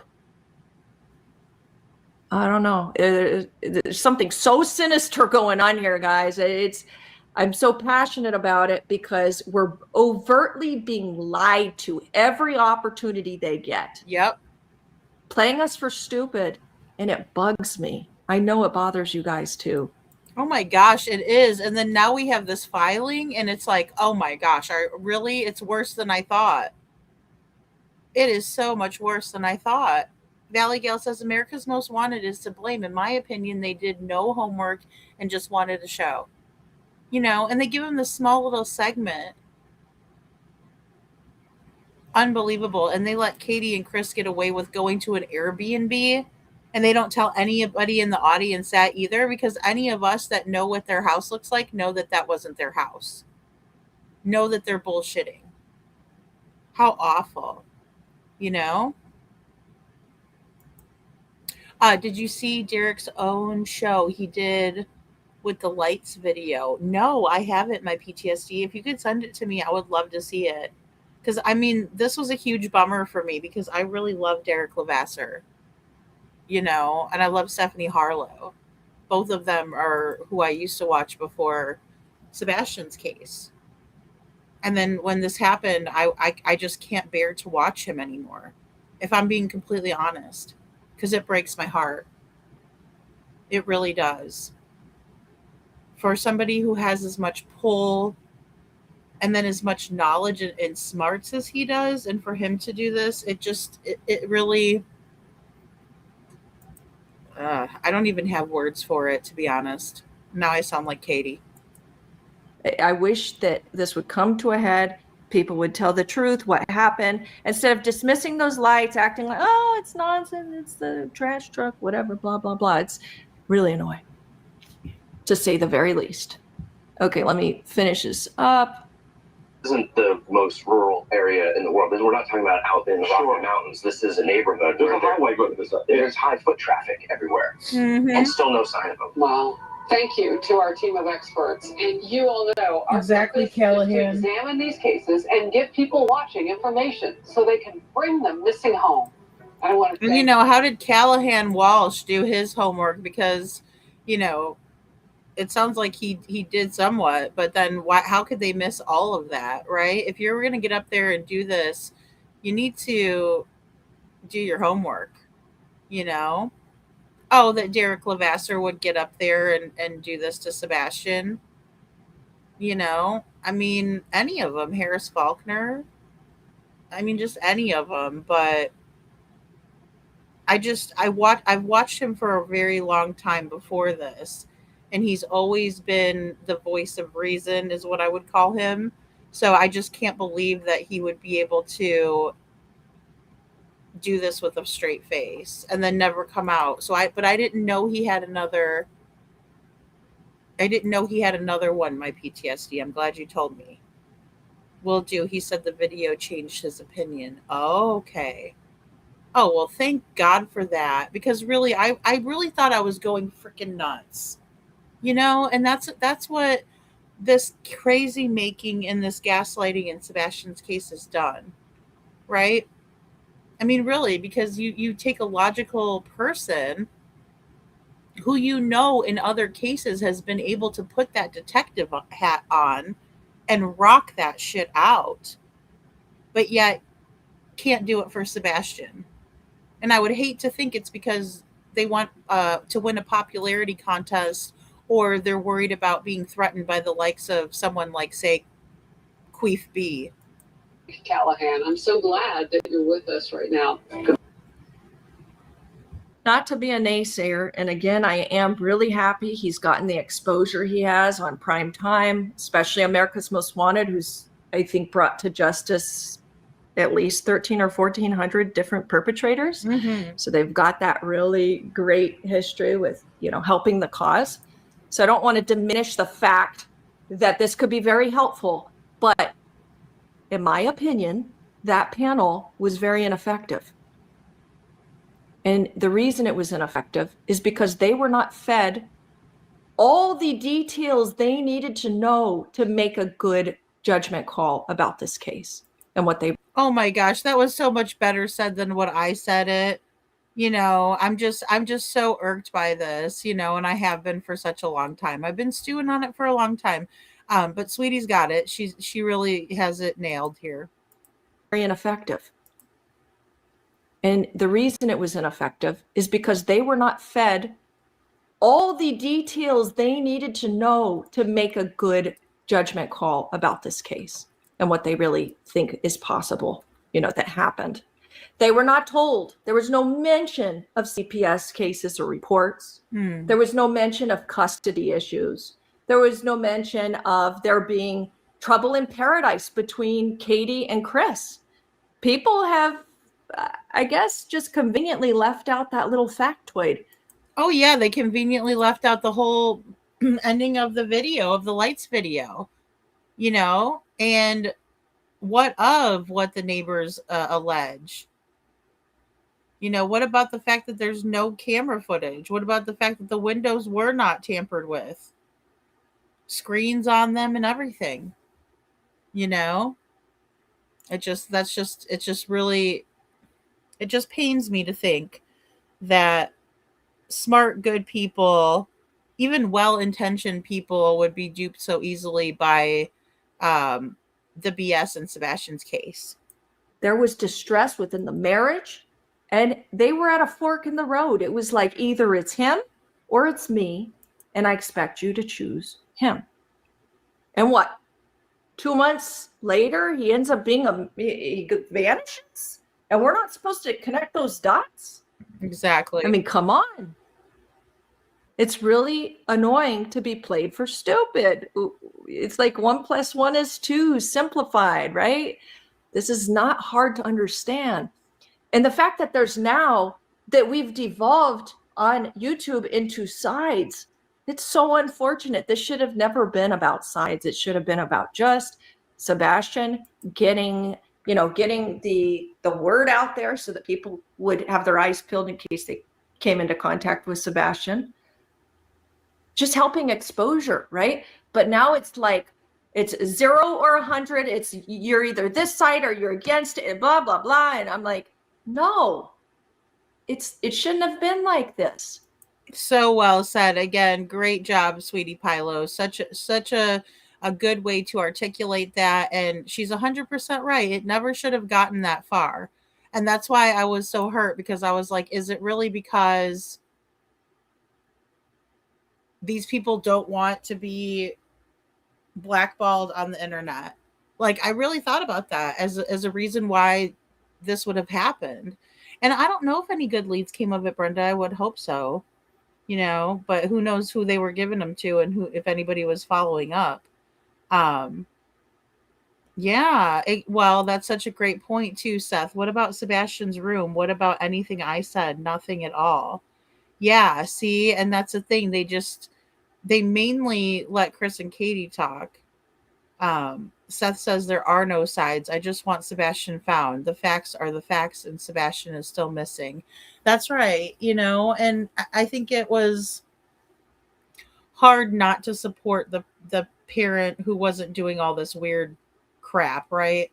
Like, this interview with Chris and Katie was by far one of the weirdest ones too. You got Katie driving around in her car with her windows rolled up. I mean, if you have followed this case since day one and you have followed the facts, that all just seems so weird. Even Chris going, "Oh, don't be mad, but Sebastian's missing." They're not even in their own house. Just, it's like Bizarro Land times 2 million.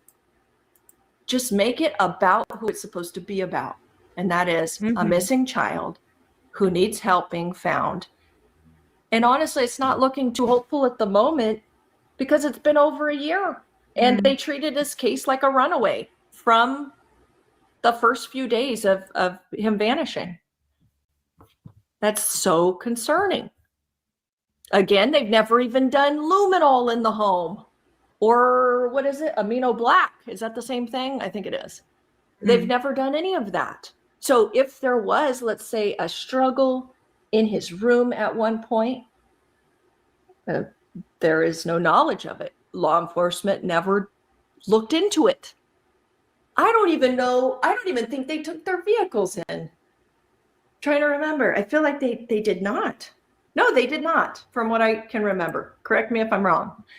I don't think they did.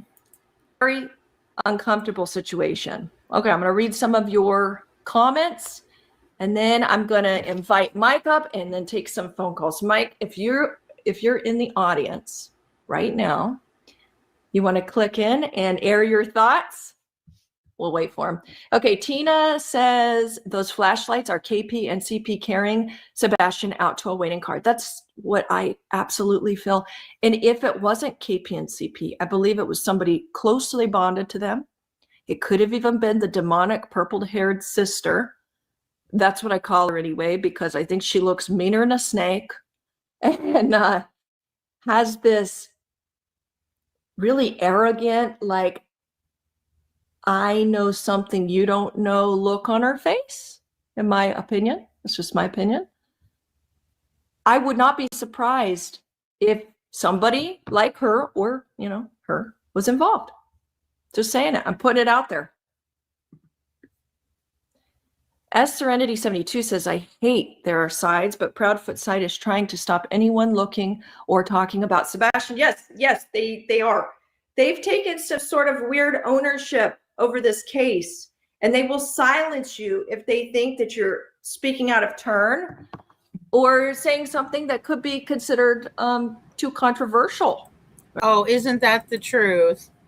Isn't that the truth? And this is about the time that I was dealing with all of that crap. Now, I also want to point out that that picture is from when the motion sensor lights got tripped off, right? So even Mob Crew's been talking about that again, that Katie was tripping off other lights and cameras in the area, in the neighborhood. And that's where that picture comes from. And make no mistake, there's a reason why they're still talking about it till this day. It's not just a blob. Right? They'll shut your butt down so easily.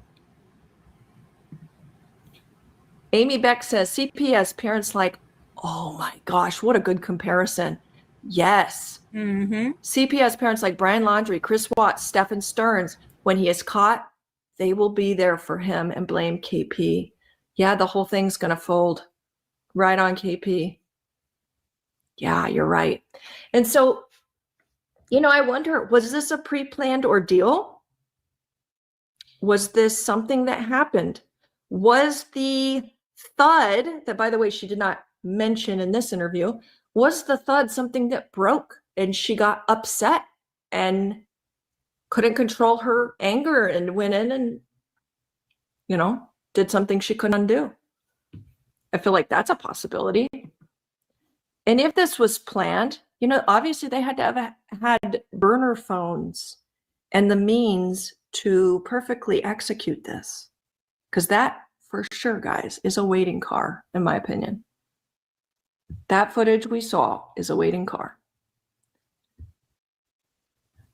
Mar R says, I don't like the sides. I don't either. It's a waste of time is what it is. It shouldn't be about any green team or this team or that team. And what I don't understand a lot lately is that Chris will go on these live streams on an absolute tirade, right? He's talking about who's doing this to who and that person couldn't get whatever. And hold on, Mike's asking me something. Just a second. Oh, absolutely.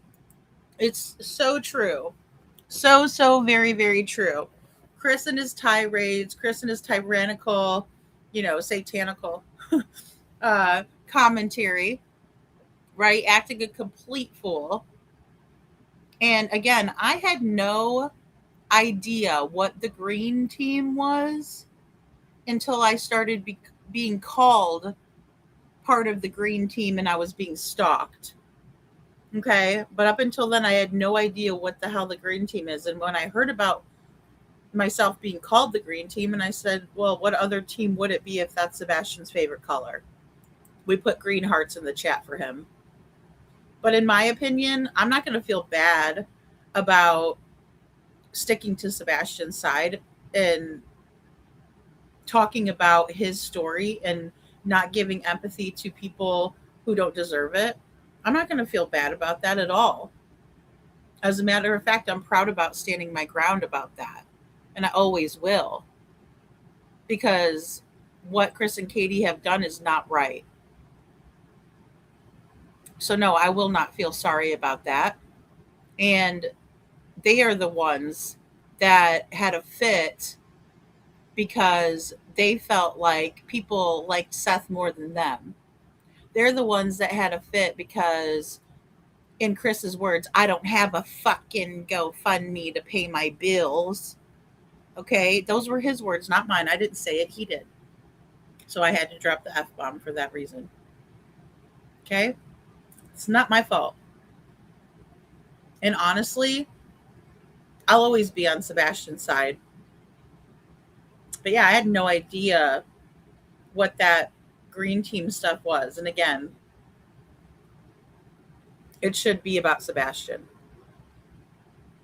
Yeah, was it a thud, a thump, or a bang? Just asking. Yeah.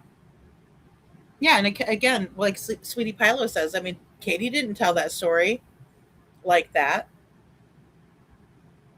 I mean, and I think the only reason that Derek knew about the thud was because he probably watched it on Nancy Grace, because they are coworkers, right? I mean, they've been on shows together and stuff like that. So yeah, that's probably why he knew about it, and I'm glad he mentioned it. Hey, Mike. Sorry, I click on the yes. You're going to click on that link that I sent you. It's going to bring you up, and then I'm going to accept you onto this panel, like part of my stream, and then you will be able to talk and air your opinion. So just click. Yeah, and also, Jen, I do believe that they threw away Sebastian's stuff. I do believe that. And the reason I believe that is because there's been proof, right, that some of his things ended up at the Goodwill. Like, we saw pictures of them and things like that. And then also, they went to a completely different house and never showed his room. So there's some supporting evidence to that. So it's just terrible. It's just terrible. So about Chris. So he'll go on these live streams, and I'm telling you, he will say the most obscene, horrible, and by the way, very sexual in nature type of insults about creators that are not doing anything, in my opinion, that should warrant behavior like this. That is so well said. And he does. He is weird like that, in an sex way. And then we see him over there on, what was it called? Kinky Ads? Looking for locals to hook up with in different areas, right? He just has to sign in and put his location. He can find a hookup. What a sick bastard. Most recently, he said something to the effect of blanking a fat baby's blank. Yep. If you catch my drift. There's Mike. Hey, Mike. I'm going to add you on. Woo! Get it, Sweetie Pilo. Okay, this is Mike Demand. You guys probably watch him, I'm sure. He's a voice, speech analysis guy, expert, I would say. And he goes through, what do people say and what does it really mean? The words that they say. Okay, Mike, I'll hand it over to you. Are you on? I can be on camera if you want. Mike? How about you are on camera and I'm not? Because I'm so worried that I'm going to cut out if I'm on camera. Yeah. Yeah, wow. Thank you for having me. I am very, absolutely I'm not surprised that AMW was so lame. I should have been. Oh, he said, I'm not surprised AMW, America's Most Wanted, was so lame. Hold on. And guys, I'm going to put the closed captionings on just that way. That way we can understand, because Mike has a thick accent. I love his accent, by the way. No shade at all, but I mean, that way it's just a little bit easier. We can follow along. Expected it, right. But it's always, I'm surprised that I'm not surprised, because the whole show, I can guarantee you that they had their lawyers present, and after everything was recorded and taped, they went through all the details and they wanted to make sure that certain parts are not going to be in there. And the Proudfoots had their way, and Seth just went with the flow. Oh, I mean, I would have to agree with that. He's saying here that, they probably had their lawyers look over it and their lawyers wouldn't allow for it. Wow. Boom. There's a big bomb right there. And Proudfoots made sure that they're going to go first, which means Katie was the one introducing Sebastian to the world, which Right. I think is a huge travesty, because I think, and I'm wondering, what is Tony Mattis doing? What the hell is he doing to allow this to become a vehicle for them to use this as a propaganda opportunity? And you're absolutely right. Well, Tony wasn't a lawyer, and I think, in my opinion, that he didn't have as much say-so as a lawyer would, right? America's Most Wanted does not want to be sued, right? So they're going to go with what Katie and Chris want to do. And they did strong arm them, and I believe that this is a travesty, but it's not Tony's fault. It is good to be on there because, you need to get his name out. Yes. But, I mean, they are conditioning the people who are not aware yet what the case is all about from the get-go. Right. So they get this, and that's what has been happening. And Chris Proudfoot, I have to give it to him. In this case, he is very proactive. He is very, how you say it? He's very... calculating, kind of. Preemptive. He's very preemptive. And he tells you in the beginning, well... Preemptive is a good word. They're criticizing us, they're criticizing the father, and they're criticizing law enforcement. So he always puts himself in the same boat with the innocent parent who is Seth. Boom. He's always putting himself in the same boat with the innocent parent who is Seth. Boom. Again, that's 2 out of 3. But that is precisely what they have done from the beginning. And we talked about that last night. They wanted to make a pact with Seth. They were talking so good about him. Oh, we do great as co-parenting, and we meet in the middle, and Chris is all this bull crap, right? Because he wanted everybody to associate the 3 of them together, and he wanted them all to be, what was it, Chris, on the same page? But everybody sees right through you, you narcissistic SOB from Fukushima. Tony did the very best he could in the circumstances. I believe so too. And again, he's not a lawyer. He's not a lawyer. Oh, such good insight. Yeah. Keep going. Yeah, you're right. Yeah, I you see, I have always a lot to say, but I don't want to talk too fast. So, I think that there is, first of all, the panel, I didn't even watch them before. From the very beginning, I said, this is going to be horseshit. Sorry about my language, but this is... I was worried about it being horseshit myself. I'm not going to bother. Yeah. Because the thing is, the real John Walsh 30 years ago would have never allowed the Proudfoots. Remember even a few years ago how he was about Brian Laundrie, the dirty laundries. Remember that. He is passionate about cases, but he got canceled. Now they give his son a chance to come back, and he is allowing this to happen. John Walsh would have back in the days when he had the ratings and the power, he would have never allowed this to happen. You know what I mean? Oh, I agree 100%. That's why whenever I see John Walsh peddling those Omega craps on the TV, I look at the TV and I say, Fukushima, you, John Walsh, right? Every single time, because I can't stand that he allowed for this. And I think that's spot on. He would have never, ever allowed. He wouldn't even ever dreamed of doing this. What the heck? And to do it to Sebastian? Oh, hell to the no. So I knew, and they were all having different guesses. That's Right. all these people were doing. And what was one of them really hit the fan? I mean, it was like, what did he say that, somebody who's familiar to Sebastian, but not to anybody else. How the hell do you come up with that? I don't know. That makes, Yeah. Well, okay. what proof? Yeah, how the hell do you come up with it? What proof do you have to support that? Nothing. You didn't even do your own research on the case, obviously. Sebastian wasn't allowed to be talking on the phone.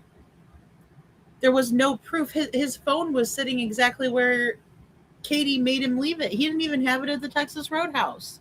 And I get it. This is before we saw the Texas Roadhouse video, I do believe. Or footage, excuse me. But yeah, what basis were they where did they get their theories? Where'd they pull them out of? It seems like they pulled them out of their arse, straight from their arse and nowhere else. Now you talk, because, by the way, hi everybody. Okay. No, absolutely, you're right about that. I thought that was ridiculous because the fact that this was done in such a veil of secrecy, right? Those lights in general, there's something going on behind the scenes. This was, to me, an orchestrated thing. And then for them to say, oh, that somebody else did it who's maybe unknown. Like, no, I think that's people who are very known to Sebastian that want him the hell out of the picture. Oh, definitely, especially now that we've seen these filings, right? But on top of that, I agree with Mike when he says that they had the lawyer back there pulling the strings. Like, this is, if you want to air this, you're going to play by our rules. Sick bastards. That's what I think.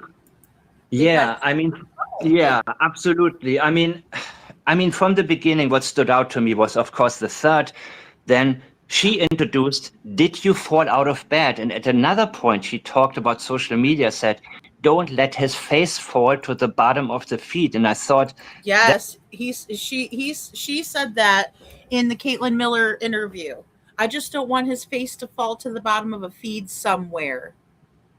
Right. And I so wish Mike Demand would have said, Bubba, did you fall out of the bed? If he would have said that, we would have had another clip of that. That would have been epic. That language is interesting. Let his face fall to the bottom. That is, I love it when you have two completely different statements about two completely different things, but the same type of language is being introduced. So I have, from the beginning, my thought has been he fell out of bed, he was over-medicated, he couldn't sleep. That's why she keeps talking about how much sugar intake he had and so on, and he always had sleeping issues. Right, but I do not think that the thud is something that happened, right? Because it was an afterthought, because it's been said so many times. We even watched in Sweetie Pilo's this last live we watched tonight when she was reading the statement from Bobby the neighbor, right? And Katie has tried to be so adamant about keeping to a script and what exactly was said, and what exactly was said was, I don't care what you're doing in there, go to sleep, until she's on Nancy Grace. Bubba. Oh, spare me. And she is justifying, I think, that she over-medicated him for the reason she wanted to have a nice conversation with Chris Proudfoot without Sebastian being hurt in the back, because Chris hated him. So I think that what is missed, first of all, they came back from Texas Roadhouse, before 7? And she skipped right from 7 to 9. She skipped 2 whole hours. And yes, she did. And we've talked about that here too. It's called temporal lagunae, right? A deception detective has it in his deck, and it is a lapse in time, an intentional leaving out of the 2 hours, right? He was playing, that shit, in my opinion. That chit. I should just call it chit, right? I'm trying not to swear. Lori, it is just so obvious, but again, I like this breakdown. Language in previous interviews indicates there was a huge fight between them. Sebastian would not be able to go to sleep, and I am convinced she medicated the crap out of this boy, and he had just had dinner. Maybe he tossed and turned. Maybe he tried to vomit. I believe he actually fell out of bed, and I don't know if he died immediately, but that is where I am still And there are so many statements that. But here's the thing. She could have medicated him to get him out of the house, right? So he would actually be asleep. So I just can't get on board with that. And also, I just don't think the thud happened. Again, I appreciate the analysis and difference of thought and opinion. I just don't think that this is what happened. But again, we'll listen. Are supporting it. I hope I'm wrong. Yeah. But, you know. Yeah. Yeah. No, that's a good point that you make, because that, you know, hold on, I'm trying to remember. Was this medication that he was on, was that a newer addition to his life? Because I feel like I've heard that before, but I don't know that it's ever confirmed. Yeah, it was like it starts with an R. I forgot the name, but it was like a hardcore psychosis drug, right? I mean, it was something that I didn't expect. I mean, risperidone, Mike. It was risperidone, and that was talked about a lot. Risperidone, but she was saying in the paperwork, the filing that we have, Concerta, but that was for the ADHD. That was for the combined type ADHD. Here's the thing that we just don't know. That's all coming from Katie, and that was documented by DCS, by the way. But Katie had him in therapy, and we just don't know what types of medications he was actually taking. But I did hear the risperidone. Yes. Right. And Exactly. that can make you so like drugged up, groggy, probably not even be able to walk very easily, especially if you're being over medicated. So I think that's a very, very good possibility. Yeah. And also, I mean, if you have, I mean, we both have children, right? And my daughter fell out of bed one time, like a couple of years ago, and it was really, but she had a reflex and caught herself, actually. Wow. But when you are over medicated, your whole body is limp, and your face will hit straight down to the floor to where it does create a thud. Your whole weight goes down. And that is what I believe happened to Sebastian. And I understand a lot of people think there was a handover, it was orchestrated, and they wanted to get rid of him. I'm not saying it's not possible. All I'm saying is this is where the language is leading me right now. And I'm going to, for now, stick with that one. You know, that's been, I cannot, yeah. Okay. No, I was going to say, so do you think there's relevance then to the lights? Is that like, did she hand a possibly deceased Sebastian to somebody? How did she hide it is what I'm getting at. What, in your opinion? 100%, because I mean the idiocy that we dealt with, where they say, "Oh, it's a trash truck and this and that," and Seth believes anything. But the thing is that it was no. See, that's what's wrong. Is that Seth doesn't just believe anything, and we know that for a fact. The fact is that Seth has to be strategic. He cannot show all of his cards. That would be silly to do that, especially dealing with these manipulative ass narcissistic people, in my opinion. He doesn't believe everything, you know, but he must be strategic in that. Was, of course, not the coincidence that all of a sudden there are, at 3 a.m., there's a car with the live flashlights. I mean, of course. And I agree with that. And I also agree with the fact that they said that it was a trash truck and nobody believed them, you know? And Crybaby Walker says, whatever happened to Sebastian, the bigger picture is those two did it. Only they can lead LE to Sebastian. It's obvious and disgusting, this effing game they're playing. I agree 5,000,000%. Like, enough is enough already, you know? And it's infuriating. It's like, really? You know? And I thank you, my PTSD. I think he needs to know. I think he needs to know about it. And look, he's got a much larger audience and voice than I do. And I just wish these bigger channels would get their shit together. That's all I'm asking for, right? Do it for Sebastian. Don't do it for anybody but him. But again, you know, I have to agree with Mike here on the fact that they were telling us that it's a trash truck, even though, you know, it's insulting to our intelligence.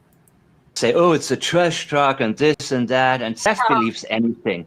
But the thing is that it was, of course, not a coincidence that all of a sudden there are, at 3 a.m., there's a car with the light flashlights.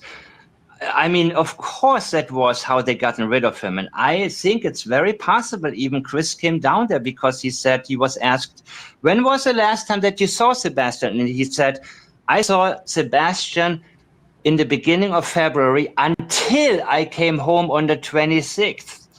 So that he Interesting. said, Chris Foot said that, and Chris Foot is not the brightest light in the sky. I mean, he sounds smarter at times because when he goes by Katie's script, he has a pretty good memory. He has much confidence when he speaks. And so from the beginning, he came off a lot smarter than he actually was. But Yeah, I mean, I would have to agree with that somewhat too. I just think that Chris thinks he's the smartest guy in the room, and that's where you have the narcissistic delusions of grandeur, right? Delusions of grandeur. as time went on, we realized what a dumbass. Okay, I'm going to stop now. Chris Foot. He really is, you know, and what you see is Chris, I thought he said Chris Foot, but I was looking at the closed captioning. He did say Chris Foot, didn't he? My PTSD. That's so funny. Now that was cute. I like that. of February until I came home on the 26th. So that he Interesting. said, Chris Foot said that, and Chris Foot is not the brightest light in the sky. I mean, he sounds smarter at times because when he goes by Katie's script, he has a pretty good memory. He has much confidence when he speaks. And so from the beginning, he came off a lot smarter than he actually was. But as time went on, we realized what a dumbass. Okay, I'm going to stop now. He really is, you know, and what you see is, and I'm sorry, I'm saying all these things now because I had an overload on his voice. I mean, I have done a couple of reaction videos to interviews he's given, and I just realized when he is being himself, there's absolutely like nothing there, and he uses certain words like, what does he use? I'm not privy to that. Oh, because, right. you know, Oh my God. That was so funny because I'm not privy to that. Oh my God. I got a clip that he called him a dumbass. Oh my gosh. Oh, that's fantastic. Oh, this is great. This is just too funny. I'm not privy to that. Oh gosh. he has much confidence when he speaks. And so from the beginning, he came off a lot smarter than he actually was. But as time went on, we realized what a dumbass. Okay, I'm going to stop now.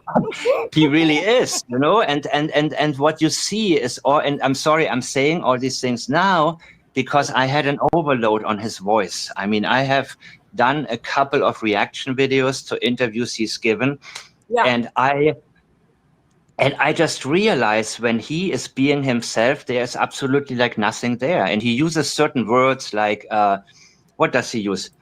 I'm not privy to that. Oh, because, right. you know why? You know why? Because he didn't know these words before Katie introduced him in a script. And so he's probably like, privy, or me. And so she He said he doesn't need to know the words before Katie introduced it in her script. Oh my gosh. This guy that's too funny. given. And I just realized when he is being himself, there's absolutely like nothing there. And he uses certain words like, what does he use? I'm not privy to that. Oh, because, right. you know why? You know why? Because he didn't know these words before Katie introduced him in a script. And so he's probably like, privy, or me. And so she was like, sweetheart, no, it's not pervy. Think about privileged, privileged information. Is a pervy is better. And so he probably went on and He said pervy. Pervy is better. Oh my God, we're never going to get through this because I can't. My PTSD just says we got overload of the crystal clear BS. Yes. Oh gosh, yes. And do you hear how everybody says, I can't stand that guy's voice? Oh my God, not again. And all this, we're not the only ones. Oh my gosh, that is so funny. That is so funny. I like Pervy better. Oh my God. Okay. Alrighty. Oh Lord, this is too much. All right, hold on. Let's go. I don't want to go back too far now. Now, see, now it's going to give me a hard time because it's like stop going back and forth over here. All right, 34. There we go. Pervy, for me. And so she was like, sweetheart, no, it's not pervy. Think about privileged, privileged information. Is like, oh, pervy is better. And so he probably went on, and that's probably how he remembers it. And there are a couple of other words. Now, what does it tell you when somebody uses only a handful of so-called smart words and reuses them again and again? It means he has a He's a dumbass. That means he has a very limited vocabulary and he's not very intelligent, in my opinion. Right, he has a very small. It means he has a very small vocabulary, and these are the only smart words he knows because he just learned them. They're not part of his speech pattern. Yeah. And they're really like $2 words. They're not even like $5 words, they're still pretty basic. But I think he's important when he says them. Yeah. Yeah. He's dead ass serious when he says it too. He's like, oh, we're not pervy to that. And he's all putting his, he's using his hands and everything like he's, some kind of a big shot. It's like, oh, you are such a dum-dum. They're too tough for him, but he has he is the kind of person who has actually pretty good memory, and he says things without actually understanding them. And I know quite a few people like that.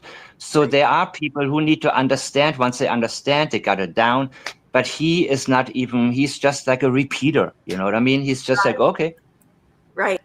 So who's the show behind the curtains, in your opinion? Is it Katie then? Yeah. Okay. 100%. It's got 100% Katie. And he's the spokesman. Chris. Yes, and Katie likes men like that. Katie needs a guy who's confident. Katie, I think, is actually highly intelligent, like really, really intelligent. Yeah. And in the top, like 0.5% maybe. I really believe that. Like Mensa? Yeah. Intelligent? Oh, absolutely. And I also believe she's a genuine sociopath who had absolutely no problem beating the polygraph. And sociopaths are very able, and also you need in statement analysis, you need to treat a sociopath a lot differently because they are able to give very reliable statements when in reality they are lying. Yeah. And see, I agree with that statement. I just don't agree with the fact that Katie's Mensa smart. Okay, I just don't. I mean, do I think that she's intelligent in terms of electronics, communications? Yeah. But do I think she's Mensa smart? No. I think she's dime store smart, right? Like she's no. They give themselves away in other ways though. And she is terrified of being found out in general. Yeah, meaning exactly. She's terrified of being found out in general. Crybaby Walker, I'm with you. That's where I gotta disagree. Not smart, but narcissistic sociopath. Oh, definitely. And again, it's this delusion of grandeur that she thinks she's the smartest person in the room, but she's screwed up many, many times, and that's why she's not allowed to speak without Chris. Right? Because I will agree that he's got a good memory and he's better at sticking to the script than her, but I'm very hesitant to give them too much credit, and especially Katie's intelligence, because if she was that intelligent, she wouldn't be screwing up left and right and front and center and all of that. her whole house of cards, her whole life has been a lie since childhood. That's when the sociopathic tendencies tend to flourish. And so if you catch her in one lie, it is sort of that her whole life is coming apart. She is very meticulous. Like Chris Foot, he doesn't care if he's caught in a. He will repeat the lie and repeat it, and then he'll say, "I'll kick your ass," and then he will say, he will. That's how he is. How he screams when Seth asked about Worshams, about his mother, because he is used to that. He's used to getting his way. He's used to intimidating people. Look, I bet you the neighbors have a lot of stories, but they are all scared of him. And even that neighbor Bobby said, "I'm hiding." I'm like, oh, absolutely. Now, this is the part where I have to agree 100,000%, because this is a very typical trait of a narcissistic crybaby like Chris Proudfoot, right? When you don't believe them, they threaten you, they belittle you, and they try to scare you into submission, right? And it can be highly effective. It can make everybody not want to deal with him, right? And be like, okay, whatever, dude, right? And they start backing up. For me, I've gone head to head with a type like this, right? Several times. And it doesn't scare me. It doesn't faze me. Actually, it makes me want to puke, but it doesn't scare me or faze me, because I already know this type, right? This idiot that tries to use these big words, but they get them wrong. They mispronounce them, right? They're lying. And when you catch them in a lie, they bow up. Oh, no, you ain't that big and bad. what the hell? You're paying taxes. You bought a house. Why are you? But that's how people are. Most people are like that. So that works for him. He does what works. Yes, exactly. And it does work for him. It does. And Crybaby, yes. And he says, he says Malinois. Like he says it like, because to him that's a big word and it's a tough word for him. And so he feels most important using it, right? But even though he's mispronouncing it and he sounds like a total douchepacker. For him. Mm-hmm. Okay, so let me ask you a question. His recent tirade, a lot of sexual talk. What's that all about? Is that just the only? Is that the only way he can express himself? Is going into the sexual talk? Like, what's up with that in statement analysis? Well, looking at his pattern, in this case, I have to always look at the regular pattern of a person. Does it stand out or does it not stand out? Is that how he normally talks with people? Is that how he talks with his friends? Is that how he approaches women? And I would say yes. So what I'm thinking is that he feels just very safe. And he probably has less of a social outlet now, because everywhere people know him and they suspect him. And so his outlet is now these stupid talks. And he says, I'm downstairs in my bar drinking and talking to you guys. That's what he said on one of these shows. And that is really. Yeah, on one of these shows. And these shows aren't any type of, people to brag that you're hanging out with either. It's a disgrace. Crybaby says a total jag bag. Exactly. And, it's pathetic. It really is. And he knows that he doesn't have any friends. He doesn't, because those people are not your friends. Those people that are letting you come up there and give you a platform to make a complete and total arse out of yourself, those ain't your friends. As a matter of fact, those are people that are capitalizing off your stupidity. He's just being himself. He says he's a primitive guy. Whatever comes to his mind, that's what he says. He doesn't care who's listening. Right. Yeah. I love how he just called him primitive. Wow. That was a good one. A brute of a guy, huh? Oh my God, he is a brute. To me, he's kind of like an ogre, just really. He appears oversized, in my opinion, and then he's got this shouting voice, and he's always sounding off about something. He's just. Oh yeah, but if you see him in real life, right? Like if you see a picture of him, he's just a short man, just a teeny tiny little mama's boy. Let's be crystal clear on that. I know. Right. It's troubling. It's worrisome because, you think of a guy like that and how diabolical he could be to a person with special needs like Sebastian had. And mind you, he is sensitive to noise. Sebastian is sensitive to noise, and he had to live with that. And I mean, the thing is, though, patterns develop very early in life, and he has developed a pattern based on what worked for him, probably intimidating others when he was a child. He wasn't smart enough to win an argument, but the moment that he threatened, he managed to get his ways. And we keep our patterns, they continue. If it works, we don't stop these patterns, we grow. Exactly. If it ain't broke, don't fix it. And he's smart enough to get that point, right? But that's how a narcissist survives, right? They're not smart enough to debate somebody. They're not smart enough to use their words. So, as Sweetie Pilo says, they're just a big dumb ogre at that point. Oh, I'm going to yell at you, right? Start barking like a little chihuahua. Into them, and then as adults, we, that's our go-to mechanism. If nothing else works, that's where I go to. And when he shouted Seth down, I mean, that was cringy. And Seth said, "Oh, hey, come on, buddy, come on." I mean, I still think they got something on Seth, but I don't see how now. Finally, Seth finally. Well, you know what? I would have to agree and disagree. What they have on Seth is they know where his son is, in my opinion.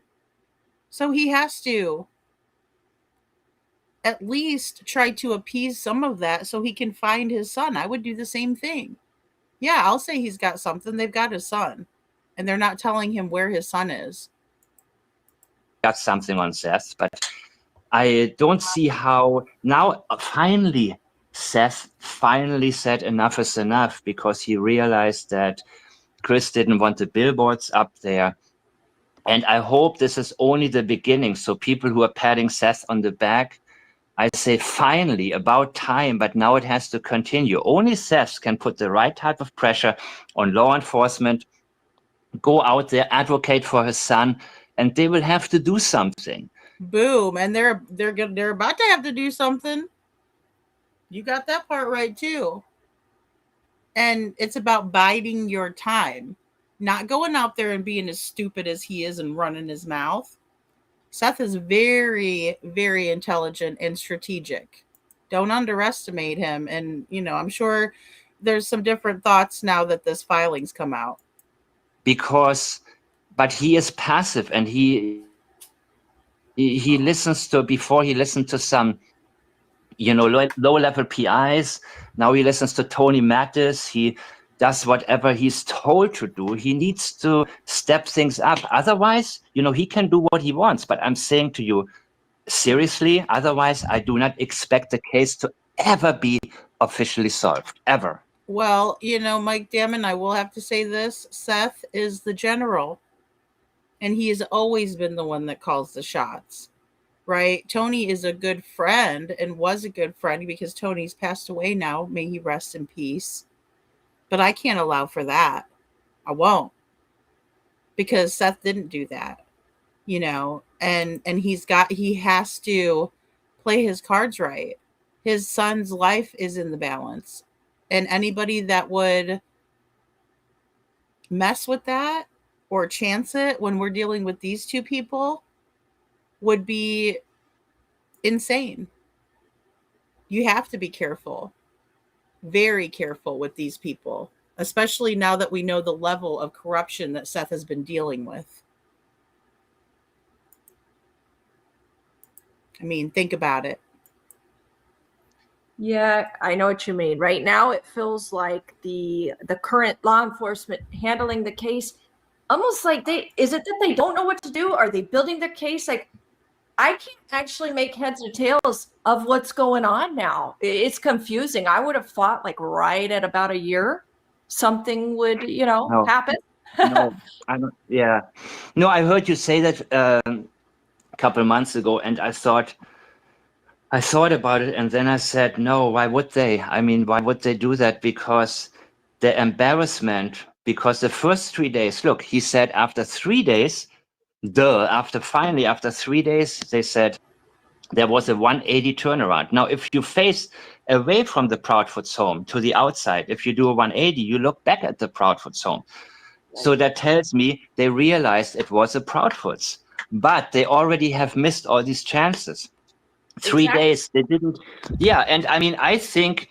Now that's interesting when he says a 180 turnaround. A 180 turnaround. If you're standing there looking at the Proudfoot's home and you turn 180 degrees, guess where you land back to? The Proudfoot's. Everything leads back to them. And anybody that has looked at this case, done any type of research, has been here from the beginning, knows that. And law enforcement damn well knew it too. But they chose to continue with this charade in the cover-up, in my opinion. And Seth ain't having it, and he never was. He just had to bide his time. That the reason that Katie wasn't on speaker when Chris three-wayed that, he was able to tell them whatever, and later he can say, well, my wife was crying, I couldn't understand her properly. But he had a good script and told them probably, who knows what he told them. Maybe he said, my neighbor just saw them, or he convinced them this was a runaway case. Mm-hmm. They treated it as such. And if they had to now revisit the case, I mean, imagine on the stand with the right defense lawyer. Think about the OJ trial and Dennis Funk. Okay, and I get all that, but here's the thing. I'm going to say it too. I used to think that they convinced law enforcement too. But now that we have these filings and that we know that they were all involved, right? And that is Eric Craddock, Detective Carter, the Assistant DA, Ashley's Place, C-Pit team, the school, the neighbors, the list goes on. And we haven't forgot about you folks over at DCS, Margie Quinn, Leslie Ritchie, Laura Boswell, Amira J. Walker. Haven't forgot about you guys. Okay? So no, they were covering their own arses. And now that is the reason why nothing was done. Nothing was properly handled. The investigation is a sham. Totally. So they will, this would be so, they don't want to be embarrassed. And that Craddock guy, I mean, he's stringing people along. Yes. He sure is. He's stringing people along. He has been, because he knew from the beginning. He knew from the beginning, in my opinion. In my opinion. And don't mistake passiveness for biding your time and making sure you get it right. Because in my opinion, when there is a new investigation, it will lead us to Sebastian. And that's what Seth is asking for in these filings. So make no mistake about that.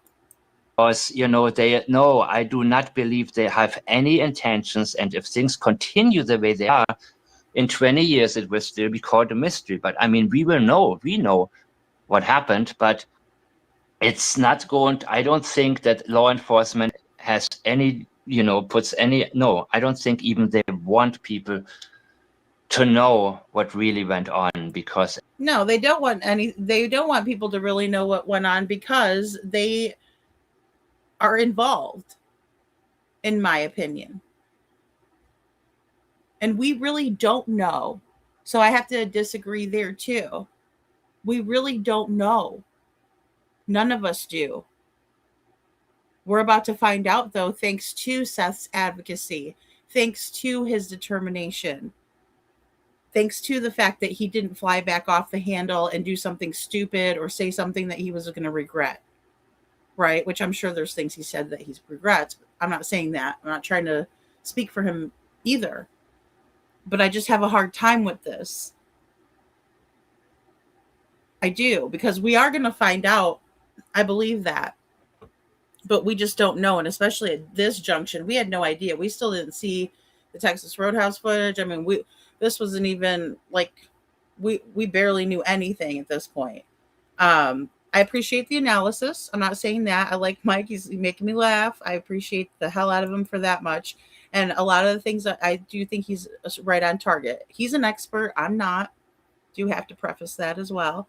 Thank you, Michael Bruno, for subscribing. Well, welcome. Thank you so much. Let me get you a little party here going. I'm sorry it's not more extravagant. I need to make you guys a better one. But welcome to the Dragon Tribe. But I just have to say, I'm like, yeah, well, there you go. Crybaby Walker, hashtag find Sebastian. That's right. Find Sebastian. Bring Sebastian home. Let the truth be told. Let the truth be known. Because Sebastian deserves it. It would also possibly expose some form of corruption, because maybe Right. Chris called a friend at and a friend at the police department, at the sheriff's department. Yes. And that would expose so many things. I do not think that they want this to be public, and they want the case kind of just to go away, and they think, well, Seth is kind of passive. I'm 100% sure they're talking to Tony quite a bit, because when Seth had his live and Tony said, like, Seth, tell them law enforcement is looking at somebody, right? And Seth said, yeah, right. And so Tony, I think that he's talking to them quite a bit, and he is sort of like, they're telling him maybe, and that's just my speculation, of course, but they're telling him maybe, look, we're going to work with you. It's going to be good for all of us if we just keep Seth thinking that everything is progressing. Well, and I don't believe that really, but what I will say is that I do think that law enforcement wanted it to go away, doesn't want us to talk about it, right? Gaslighting us with the rumor mill stuff, like, oh, you're not helping. It's real easy to be you guys, what Craddock said. Real easy to sit on the internet and say that kind of stuff. My PTSD, thank you for gifting a membership. Thank you so much. And we have a new member of the Dragon Tribe also here, who received the membership, Detective Wagon's Tail. That is so cute. And I love your little dog avatar. Oh my gosh, I love that name too. How cute. Welcome to the Dragon Tribe, and thank you so much, my PTSD. But yeah, I do think that they wanted everybody to think, not just Seth, that the investigation was moving forward, active and ongoing. We're following up on all credible leads, that sort of thing. But the fact of the matter is that at this point, Seth knew he had the DCS records. I do, yes, because, okay, yeah, I was sorry. I was trying to go back and think about when this live happened, right? So, but he can't say anything because he had to get a lawyer to obtain these records. And DCS was on his tail, speaking of Wagon's Tail, right? On his tail about it. Like, you better not share them. They better not get out. It's confidential. They're sealed, you're only supposed to keep them for yourself, right? But what he did was precisely what he needed to with the information that he had, and he didn't go off sharing it with anybody, and he kept it to himself. That's a heavy burden. That's a very, very heavy burden for him to carry, and to also not have anybody to unload that on, right? Because here's the thing, we're all humans, and to carry that with you and not to be able to just, because for me, that would be tough. I'm just going to say it from my perspective. If I had this knowledge, it would take everything in me to just sit there and not say a damn word. Oh, I would be fuming. I'd want to expose each and every one of them and put them all on blast like you wouldn't believe.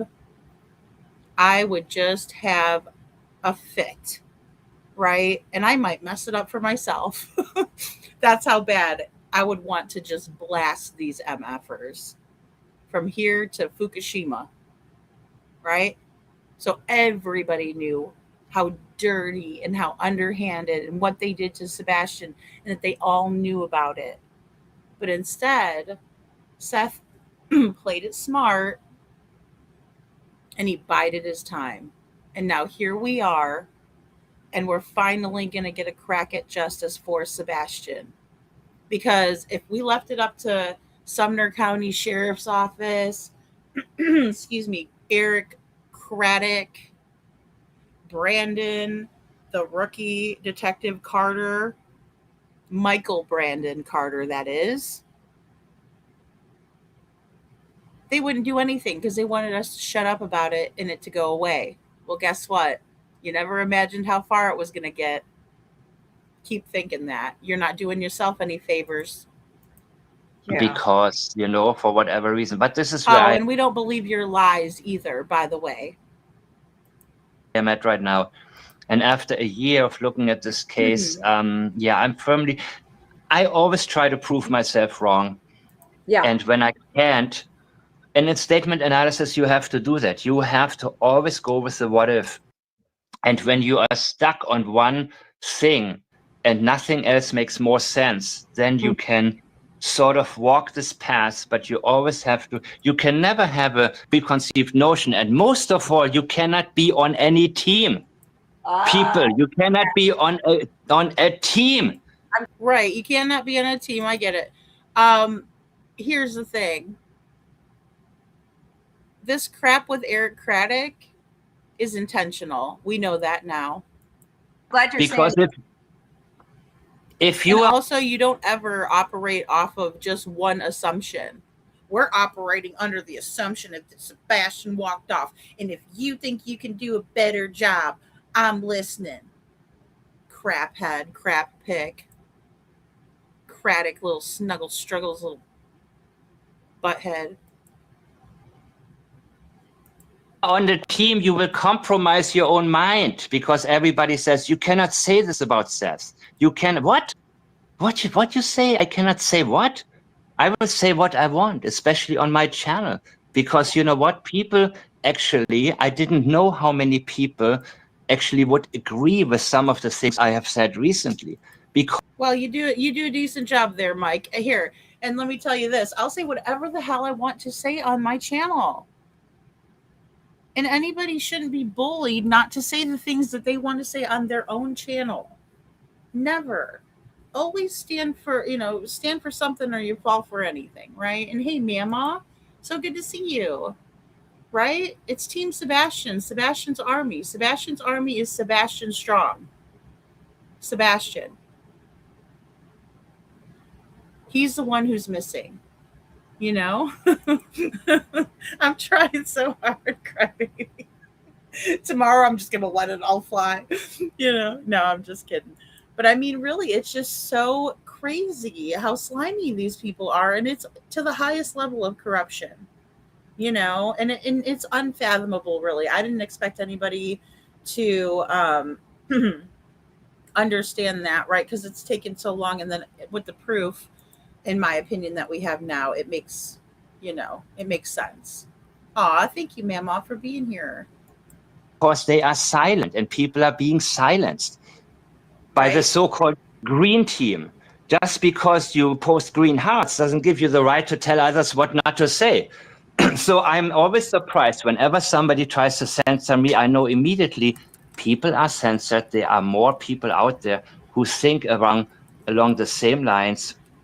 So people don't ever argue with these kinds of hate channels or nothing, because you are only aiding them. That's what they want. You got to be fact-based and just, okay, please interrupt me. I'm doing I get what you're saying completely. And I've noticed, like, on Twitter, oh my gosh, you put out a post, talking about the parents, and you instantly get attacked. Oh, you must be a green team, or oh, F said that pedophile. You know what I mean? It's just there's after you because they associate you with being part of some team. It's like, no, I have independent thoughts about this case that have nothing to do with being on any team. Amen. Amen, Lauren. Exactly. Now, I'm not on X a lot, guys. I have been, though, excuse me, oddly enough, because I've been following Lauren on Facebook, and she's just, doing a great job over there. But I had no idea people were getting attacked like that over on X. Look, if you don't want to hear the facts, I can't help you, right? But if I take Katie's and Chris's own statements and play them on a platform, share them out on X or any other platform, Why are people attacking and saying you must be on the green team? Like, I have a problem with that in and of itself, because what you're saying is that you don't want to hear the facts, and then they're the ones that are coming up with this green team crap, right? In my opinion, I get that Brittany J might have called herself that at one point, but I don't even associate with her at all. So that's why I wasn't aligning with that or understanding what the hell they were even talking about. As Sweetie just said, so well put here, right? Like, that would weird me out too, and it did. What do you mean I'm on the green team?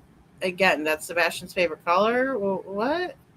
It makes absolutely no sense at all, right? And so it's absurd, it's completely absurd. Aw, thank you, Michael. I appreciate you being here. Yeah, so we're Team Sebastian. Sorry, Stankfoots. sorry about your luck, And where is Sebastian? That's the main question, right, Janet? Where is Sebastian? Quit messing around. There's enough of this nonsense, right? That's all we need to get to the bottom of. And here's the thing. I could sit here and speculate and tell you guys my opinions until the cows come home, right? But I'm instead showing you what they're saying. So I'm doing them a solid by showing their statements and letting you guys decide. Sure, I put my commentary in there or opinions because we have to for fair use. And otherwise, and I probably couldn't keep my opinions to myself if I'm being honest with myself. But, big but, I mean, I'm playing their statements. It's not my fault they're acting a fool. It's their fault, in my opinion. Good night, Jen, and good luck, hon. Good luck. And please do make that, put that tip in, Kylie's Nail Candy, thank you so much for the star in my PTSD. Thank you so much for the gilded, I call it the gilded poop. I love it. Aw, thank you. So look, I mean, I could be making up stuff as I go and not showing any receipts ever, but I don't do that. I'll always bring you guys the reason why I think that. I'll bring you the supporting evidence, or at least say, well, this is my opinion and here's why. I always try to do that. But I will always play their statements, so then that way you guys can make up your mind. And some of you might think, well, lady, I don't think your opinion is correct on that. And that's okay too. That's not, it's going to happen. Nobody's going to agree 100% of the time. Just like with Mike here. Are there things that I think he's like 100% on target with? Yes, I do. Right? But there's other things that I don't find to be 100% on target. And so I'm just going to say it, right? I hope he doesn't get upset with me. I'm just going to be honest with my opinions. And I would hope that others would be too, right? Stay true to yourself. Always be true to you. And I think he is being, I think Mike is being true. I think that Lauren, Sweetie Pilo here is being true. I do. I think they're being honest and fair with their assessment. And I respect the hell out of people for that. And little Miss Sharon, thank you so much for gifting a Lady Freedom's Raw Narratives membership. Hey, and we also have a new member of the Dragon Tribe who is Sea Mastiff. So Sea Mastiff, thank you so much for watching. I don't know if you're here or in the bushes, but welcome to the Dragon Tribe, and thank you so much for watching. I very much appreciate that. Thank you. It's absolutely. I'm pro Sebastian, and that's it. Well, I think he's right here saying he's pro Sebastian. I believe that. I definitely do. Also, little Miss Sharon, I wanted to say thank you to you again as well. And thank you, my PTSD. Right. As for Seth, I don't know Seth. I don't know what his life has been like. I don't know if he's a good person or bad person, but I'm 100% sure he had absolutely not only nothing to do with the case, with the disappearance, he 100% doesn't know anything about it. And also, I am convinced he loves his son, wants him back, and his emotions that he displays are absolutely real. So Totally. And you have to differentiate. Oh yeah, I completely agree. You cannot say, I like this person, you know. I mean, look at JLR, what he did. You know, he doesn't like Seth. And before he was on the right track with the Proudfoots. And all of a sudden, his next video, the title says, Seth Rogers suspect. So he knows the truth, but is lying purposefully, in my opinion, allegedly, sorry. And how people can do that, I don't understand. I am interested in solving the case, and that's it. So I don't care if I like you or don't like you. This is about the facts as they come to me and present themselves to me, and the language that these people are using. Yes, exactly. And it doesn't have anything to do with having to stay loyal to some side. It's more about what are the facts as we know them right now, and go in the direction that the facts lead you. And that's it. Oh, 100,000%. Right. And be true to this beautiful child, this beautiful young man, Sebastian Wayne Drake Rogers. Be true to him. Listen to his story. Really listen to what he has had to go through. And if you're going to, feel compassion for someone in this situation, feel it for Sebastian. He doesn't deserve to be out there missing, away from his parents, away from his family, away from his friends, away from his little sister, anybody, right? He should be out fishing with his dad. He should be enjoying himself, playing cards like he likes, Dungeons and Dragons, Magic the Gathering. He deserves all of that. And the loyalty lies with Sebastian, staying true to him and what he went through. And anybody that is going to try to stay loyal to Chris and Katie, you're wasting your time. In my opinion, find somewhere else to let your loyalties lie. Yeah. And in this panel, this America's Most Wanted panel of people, I feel like they were deprived the knowledge to know the facts. There was no mention of CPS reports. There was no mention of there being marital discord, right, between Katie and Chris. There was no mention of a lot of different factors that were so important to understand the context in which he vanished. Absolutely. Oh yeah, Lauren, and I'll tell you what, if people would have known those facts, Chris and Katie would have been toast by now. In my opinion, there would have been a lot more people out there saying, what in the hell is happening in Hendersonville, Tennessee, as they should have been.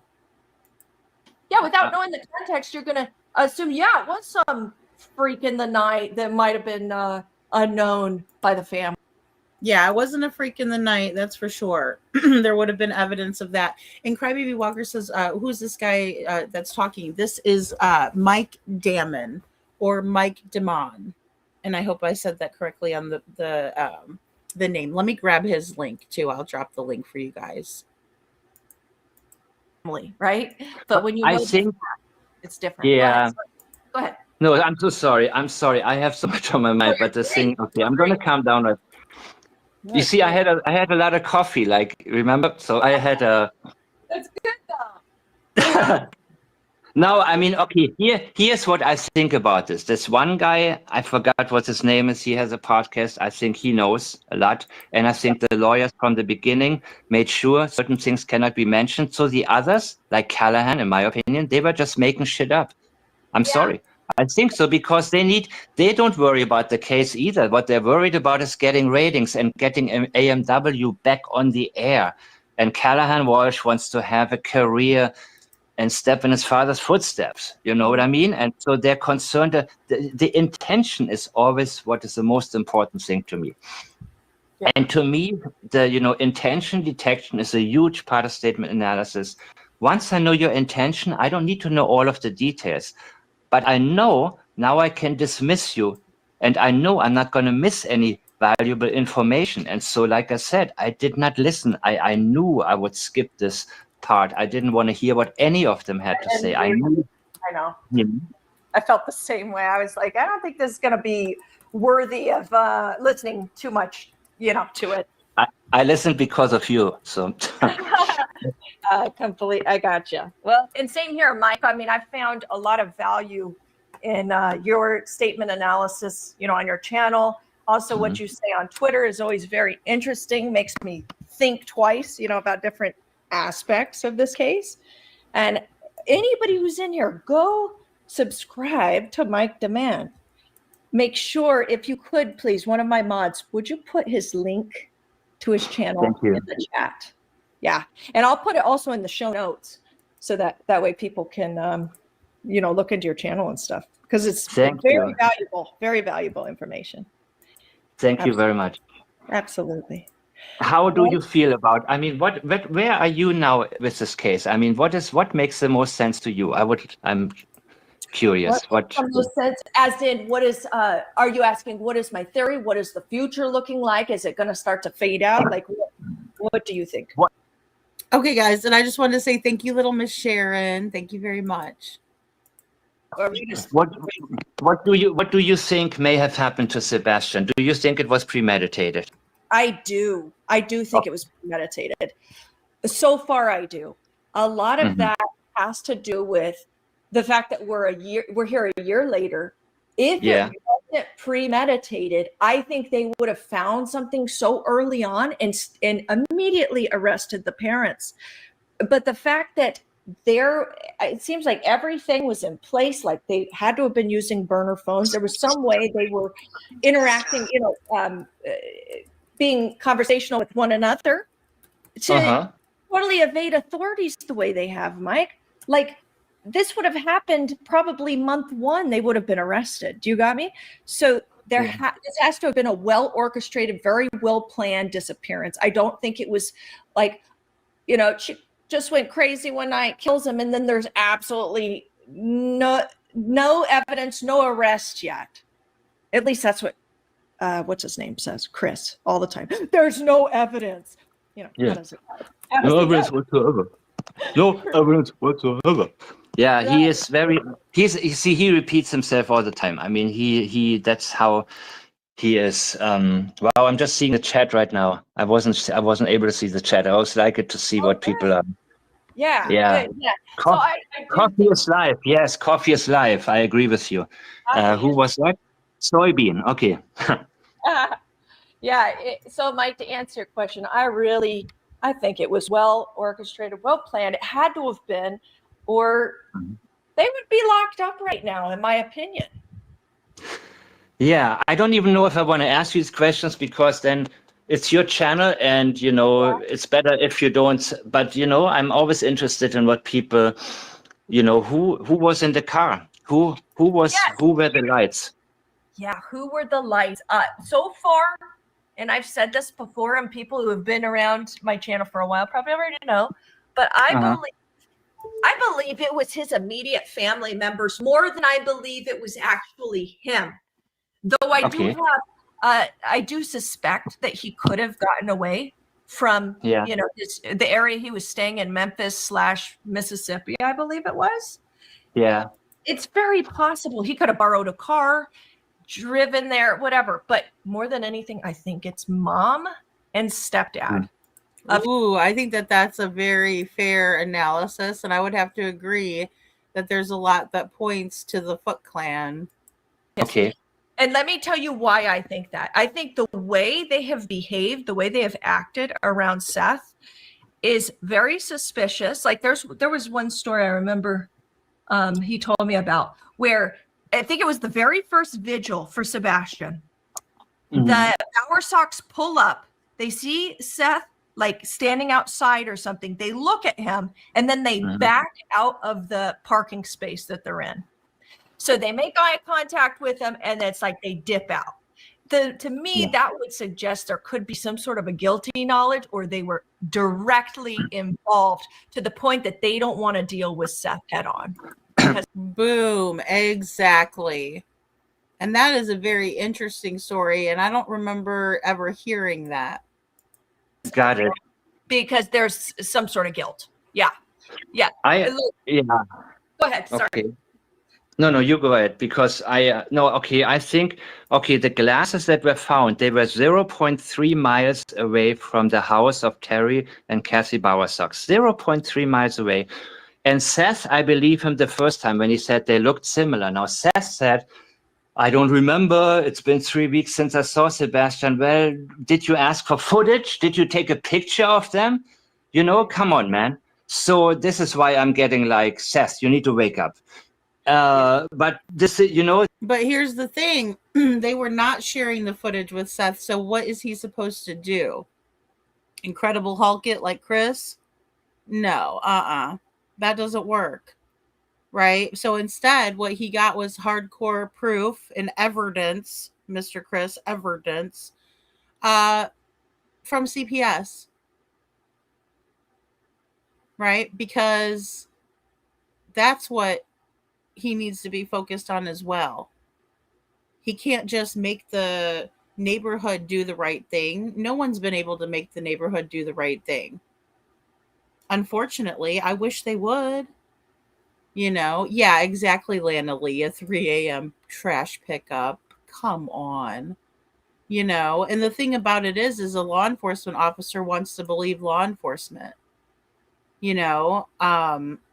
should be able to trust that they're doing the right thing, but they weren't this whole entire time.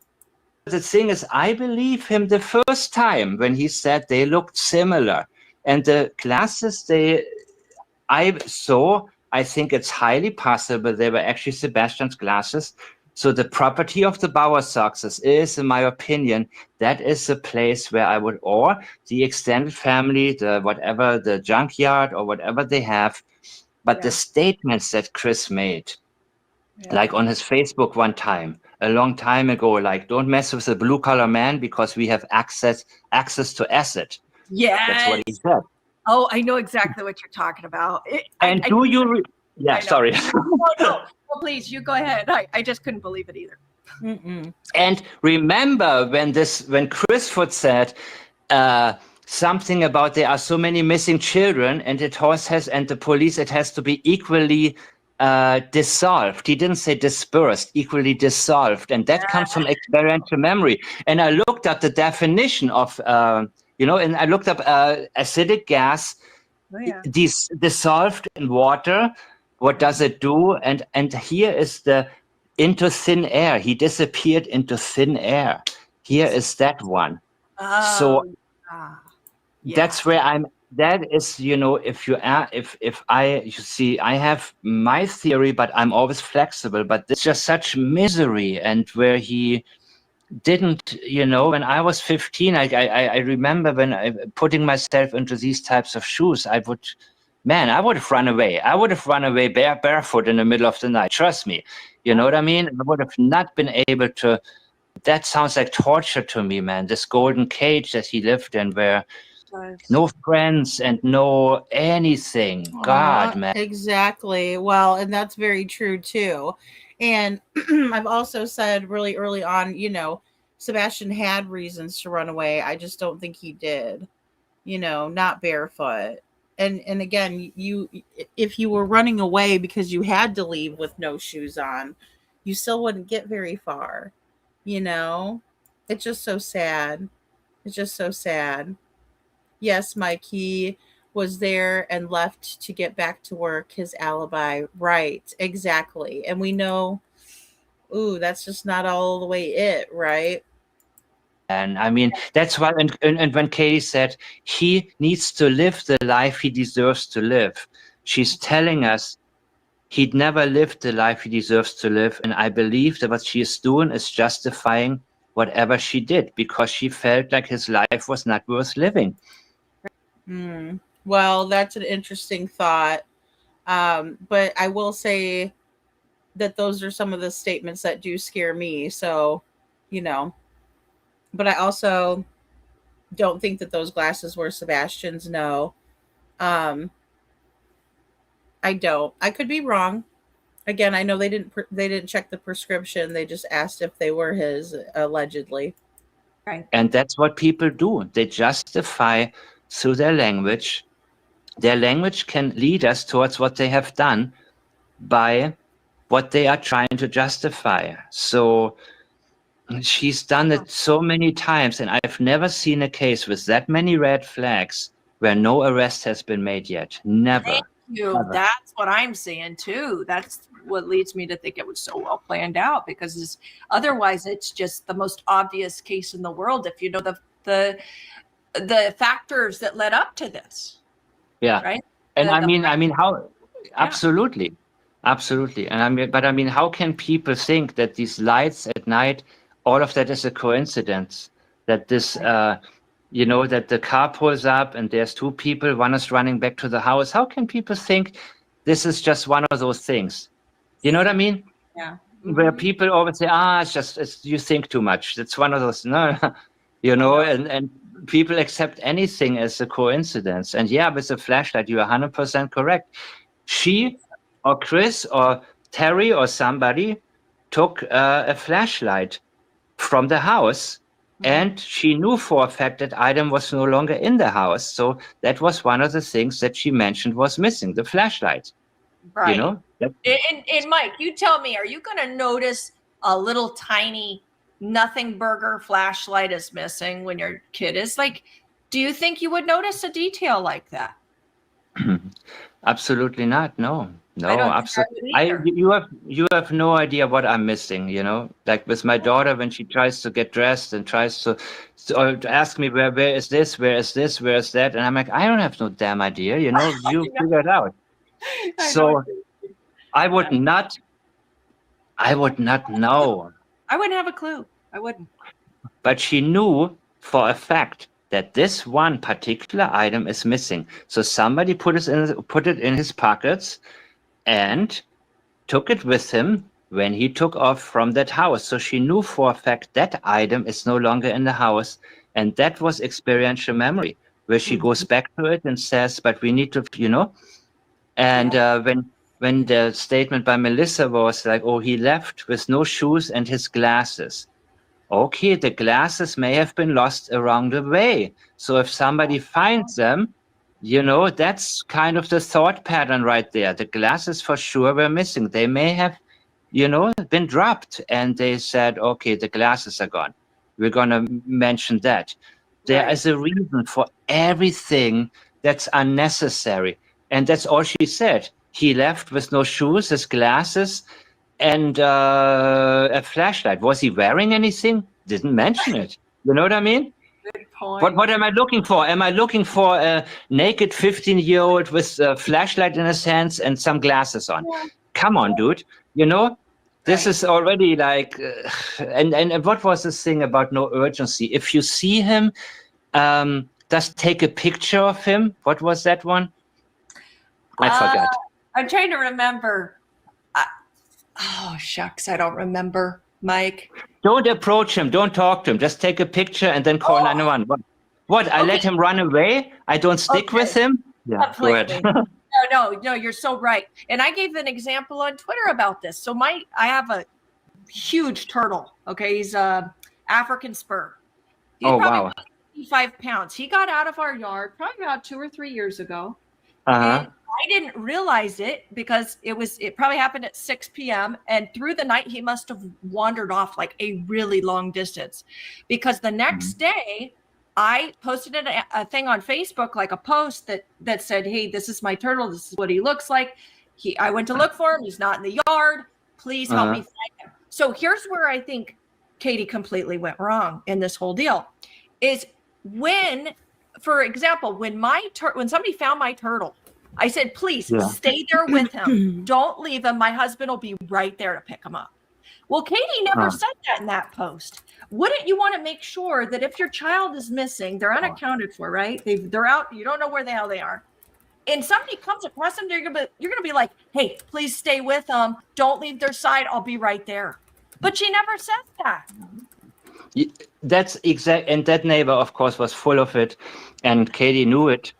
And that is a whole different story about it that I'm not going to get into. But people want attention, and they will come up with stuff. And when they are proven wrong, they still don't want to. They say, "What do you mean? You think my citing is not valid?" And they will defend it even when they know they're wrong. And that's one of those kind of neighbors that she was. I analyzed the part of that statement, and it turned out the information I gotten later absolutely correct. This woman that was a different boy. They didn't let him go. He wasn't Sebastian. And they stopped him, and he said, "Damn it, I'm not Sebastian. Let me go." And but then police told him, "No, it's that's from what I remember, that the police said, 'Come on, let this boy go. I promise you, it's not Sebastian.'" And still, that woman would say, swear up and down that she saw Sebastian, but she actually. Yeah, see, that is that is absolutely insane in my opinion. And thank you, Kylie Ray. I think that that's absolutely insane to double down, even though you know that, and you're aware, right? And it's been debunked. That is interesting. Police told him, no, it's that's from what I remember, that the police said, "Come on, let this boy go. I promise you, it's not Sebastian." And still, that woman would say, swear up and down that she saw Sebastian, but she actually only said he was a few feet. She didn't say she talked to him, or she didn't say, the statement is like it's already like so clear. But Susan just asked in chat about where the glasses were found. They were on Clutch, I believe it's Clutch Drive or Clutch Court or Hutch, I think Court, and that is 0.3 miles from the home of the Bauer Success. I Google mapped that, and I looked at exactly the location where it was, and I don't have a picture of the glasses, and nobody has anything. And since Seth said, "Oh, he tried, law enforcement wouldn't pick up." Damn, he had the direct line, but they wouldn't even pick up the phone when he wanted to turn in the glasses. So yeah, and that just speaks to the lawsuit that's been filed also. First of all, why is Seth having to go out there and search like that? And why did he find glasses and not them? 0.3 miles away from the Bauer Sox, I remember that. But for them to not pick up those glasses or do proper investigation into whether they really are or aren't Sebastian's, yeah, there's so many things that's wrong with that. At the time, they already knew, that something was, they already knew what's up, and they wanted the case to go away, in my opinion. But yeah. I think the best thing we've done is, and even through all the drama, is keep his name out there, because it still is in some way, shape, or form holding law enforcement accountable to not completely drop his case. Because I feel, honest to God, if there would have been no media spotlight on this case, it would have been donezo like a year ago. Definitely. And guys, pat yourselves on the back for that. That's every single person, right, that has been in any of these chats, any of these channels talking about Sebastian, right? I mean, arguably maybe not the hate channels, but look, the public pressure is what's going to advance things, right? And not let them get stagnant or cold. That's to every single person that keeps pushing, that keeps fighting for Sebastian, fighting the good fight, right? So continue on, rage against the machine, rage against the corruption, continue on, because we, the people, have that power. Don't ever let anybody tell you different either, because they're lying. Just a blip on the radar. But today, because of the drama, it keeps it at least alive. You know what I mean? And yes, and yeah, absolutely. And so everybody in chat, please share this video, share it on your Twitter or Facebook, wherever you are. And we are not that present, because we need to support any channel that keeps it informative. Yeah. Where, because the thing to do is not to go into their chat and argue with them. Share the truth and let it speak for itself, because boom, don't go into their channels and argue with them. That's a waste of time. right? And you're not going to get anywhere. You can't fix stupid, right? Share the truth and let it speak for itself. That needs to be a title of a live stream. Really well said. People need their first impression of the case needs to be the right impression. Their first impression cannot be, he's 15 years old, he's 15 years old, he's tall and skinny. He's, it cannot be Katie Proudfoot who introduces Sebastian to the public, because then immediately people get the feeling, oh, these look, and they gave Chris Foot a big makeover to make him look a little more, I don't know, even attractive, youthful. I don't know. I know what you're talking about, though. Yeah. a little. Well, I mean, he had the salt and pepper haircut, salt and pepper hair going in that one, right? Gray. I think that they wanted to make him look stressed out, like, oh, I'm so worried. Oh, bull crap. Tell us what you know. In my opinion, because we've seen Just for Men, Chris, when he puts the dark beard, dye or, hair dye and he dyes his hair dark, right? But by the time we got him over at this America's Most Wanted video, he's salt and pepper gray. A little more harmless, let's say it like. Soften his look a little bit. Yeah, absolutely. With the hair too. That's like kind of like he looks. Fred Flintstone. I heard somebody call him Fred Flintstone. I thought that was so funny. Exactly. Or a guy who's wearing his hair like that, he couldn't do anything to anybody. You know what I mean? Right. So the whole thing is there has been so much conditioning, and even me in the beginning, I kind of followed the case, and I realized how much wrong information I had already received without, and that's why Chris Foot and Katie, especially with her script, is very proactive, telling us from the beginning, go outside the search radius and do that. And they are already, and this is why the only thing that can be done is that we share facts, and we need to expand our circle to reach more people with this, That's. Yeah, I agree. You know what, Mike? Now that I'm thinking about it, I want to tell you something real quick. I came across a post. I have not mentioned this at all in public. I don't even know if anybody knows about this. Let me find it. Probably not. Oh shoot, where did I put it? Hang on. Okay, so I didn't do a very good screenshot of this, but I'll read it to you. So okay. Chris has it's like a Facebook fan club, if you will, and it's called Chris is Innocent. Okay, so if you go to Chris is Innocent on Facebook, there is a lady that wrote to Chris on there, and it says Chris Proudfoot is we'll say unaliver, but with the M word. Fact, you can tell him David Davison is going to tell on him where he placed the body, which I believe is 27.27 miles in Westmoreland. Tell him Janine knows Joel Wolf, Richard Bishop, and the other players. You let that lying pig know I have his number. And that was left on there. I tried to kind of further investigate. It didn't get very far. I don't know if this lady's even, valid or legitimate. But it was interesting, the names she was throwing out, because these are names I've never heard associated with Chris or this case. And it just kind of caught me by surprise. What do you make of it? You think it's just nonsense? Can you read me the first line, the first sentence? Yeah, hang on. It is, Chris Proudfoot is a murderer. Fact, and you can tell him David Davison is going to tell on him where he placed the body, which I believe is 27.27 miles in Westmoreland. Now, I was looking geographically at this area, right? Westmoreland is, I believe, just north. Hold on, is it northwest? Just a little northwest of Hendersonville, if I'm not mistaken.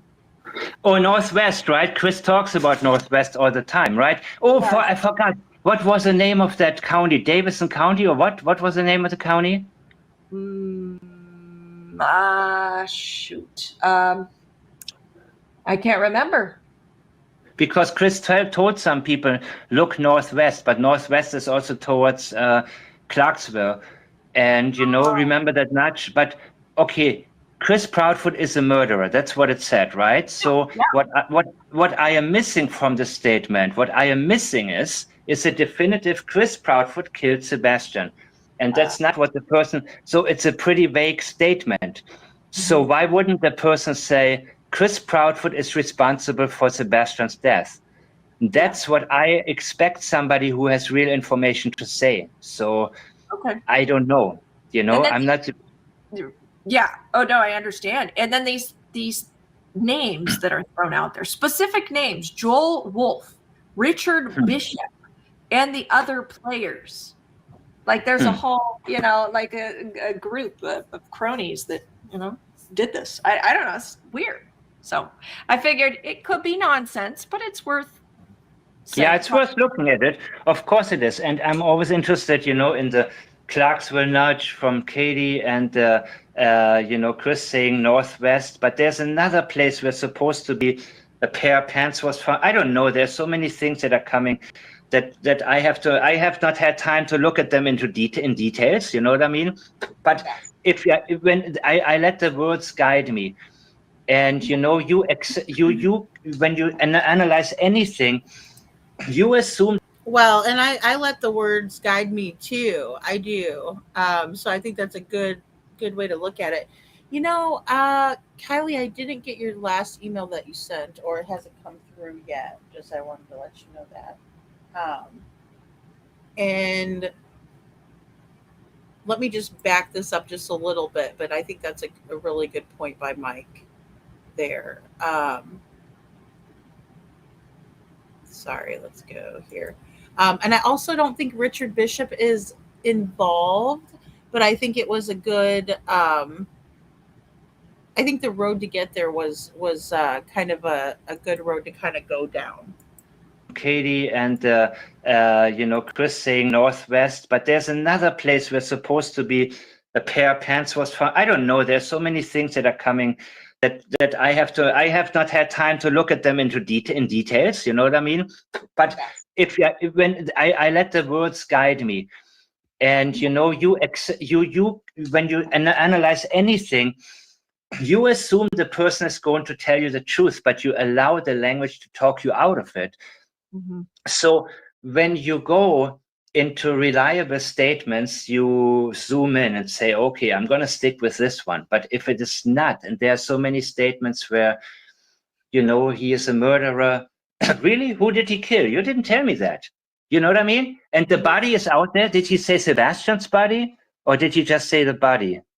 I mean, it needs to be specific. Right. To be effective, like for it to be more legitimate, I would say it has to be. Yeah. To keep on traveling down that road, you know what I mean? To say, okay, here's something, here's a new path I have to travel, until I say, no, I'm going to look at something else. You know what I mean? I agree. I do that too. I might call it a fork in the road, or I might call it a dead end. In the road, because you do have to follow those theories all the way through, in my opinion. Oh, there we go. I got it, Kylie Ray. Now, I don't think so. I don't think that the yellow jacket is Richard Bishop. I don't know who the yellow jacket is. I'd like to know, though, because I still think that picture that he had on his phone was Sebastian. I do. I still think that to this day. I just don't know who he is. And why the police have not looked into that is beyond me. I also sent that tip to Dog. I sent it to the TBI. I sent it all around. FBI. Nothing ever came of it, unfortunately. I think Richard Bishop looks very similar, but I just don't think it's him, unfortunately. Because it's just not, I don't know. I would have to look at it more specifically. Okay. And I'll send it to you. So you can actually view it and get an idea. Who knows? Maybe you could do something on it if you wanted to. But it was worthy of noting. I just thought, wow. I scan over things pretty quickly, because it's now second nature. It's really, even when people send me emails, I scan through them. I mean, it's kind of like second nature, where you immediately see red flags, and where it's like, and it's very helpful in everyday life. Statement analysis is very helpful in business, everything, because you save so much time. Because people are full of it everywhere, and the intention detection is the most important. What is a person's intention? People can say the wrong thing. People make mistakes, but the intentions are always what's utmost important, because then you can, and yeah. Wow. Oh, I agree. Intentions are big, right? Context matters, baseline. What's in a person's, regular vocabulary? Is that what they usually say? Is that how they usually say it, right? One good example of that is when I was watching the Lore Lodge. He was focusing on Aiden, was focusing on when Chris told Katie to put the dogs up, right? But a lot of us know that that's kind of a figure of speech that some of us might use to say, go put your toys up, right? Which means to put them away, right? But he was wondering about that statement.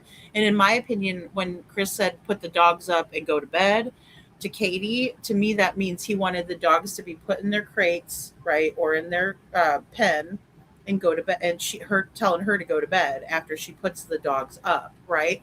So just, a quick example of that. I couldn't agree more though with the statement analysis. It'll bring out a lot of the BS. It saves a lot of time where you're going off of their statements, right? But you have to consider everything as well. When you're looking at that. And hello, Sandy. Good to see you. Good to see you. I do think the Yellow Jacket has everything to do with this case, Lori. I do. If it wasn't for, that pic on his phone, it still just kind of is nightmarish. You know what I mean? It is like, really? How the heck did that happen? And how did the police not look into the green hoodie or the Yellow Jacket? Those are two people that made contact with Katie, and they're two people that were lingering around a little too long without buying or ordering or, a drink or food or anything. How is the chat doing? Oh my God, there's so many questions I missed. Thank you guys. Hey, does anybody else want to call in? I'm sorry to take away so much time from you guys. Oh, it's good. I've appreciated our chat here. And I will say, if you guys want to call in, let me put the number down. Or I'm trying to determine, would it be better for them to just come up on the panel and talk? What do you think, Mike? Because if you stay on and we invite people up, but we have to keep it to brief. For anybody who comes up to talk to us, it's got to be like 5 minutes, so we can at least for a few people, hopefully. So and I will mute myself and only chime in if I really have something to say. Otherwise, I shut up. Okay. Thank you, guys. Yeah. Okay. I'm going to go ahead and invite people up. Let me grab them the link and see what they have to say. Here we go. Guys, I'm putting that link in right now. If you want to come up and air your opinion, what do you think about the America's Most Wanted Sebastian Rogers episode? What is your opinion, your take? Please, that's what we would like to hear. And in the meantime, go ahead. In a minute, you're going to be like, oh, this is Chris Parkford. I want to make crystal clear. Nah. That is so funny. Don't talk about my lawyer. Don't talk about my lawyer. Oh gosh, I can just hear him now. Oh boy.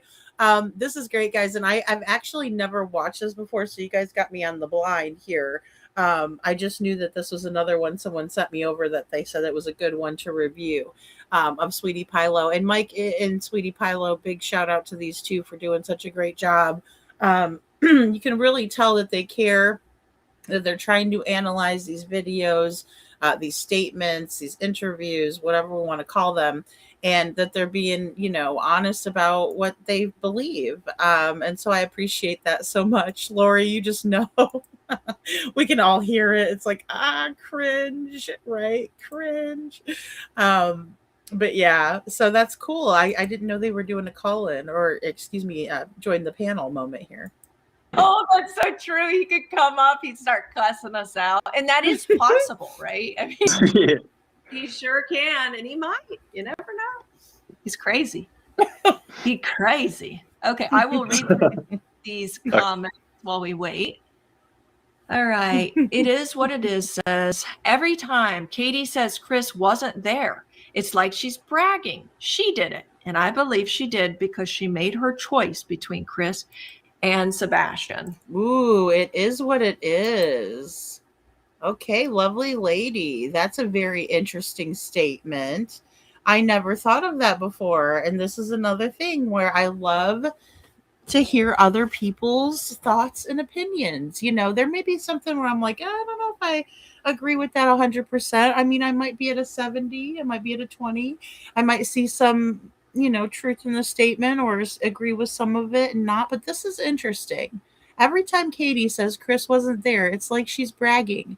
She did it, and I believe she did because she made her choice between Chris and Sebastian. Now, I don't know if Katie did it. I don't want to say that, but I will say that I believe the second part of this statement very, very much so. And the beginning statement makes sense, right? So I love comments like this because she's not only telling us why she thinks that, but she's also,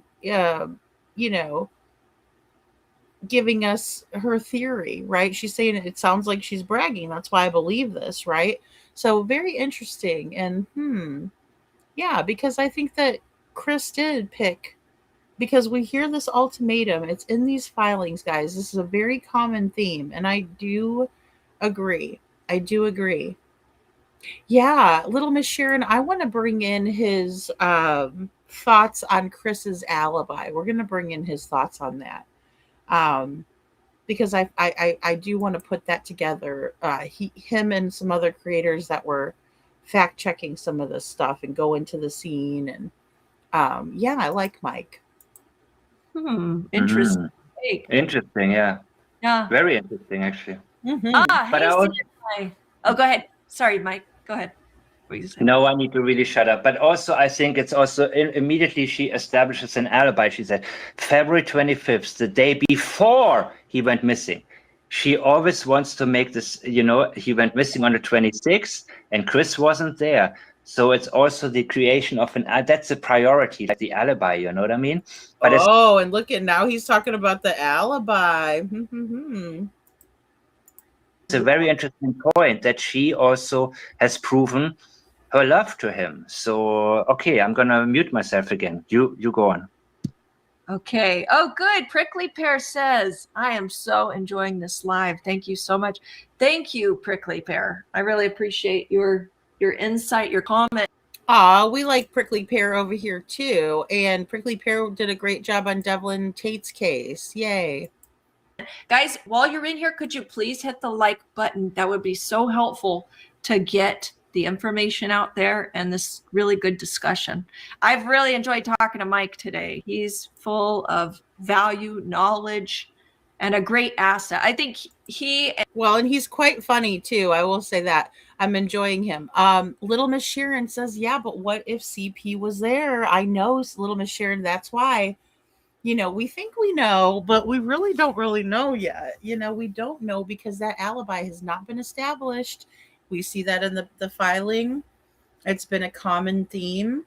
We heard people saying that they don't start, there's no way he started work at 5:30 because they don't start work until what was it, 7 in the morning, 7 a.m., not 5:30 a.m.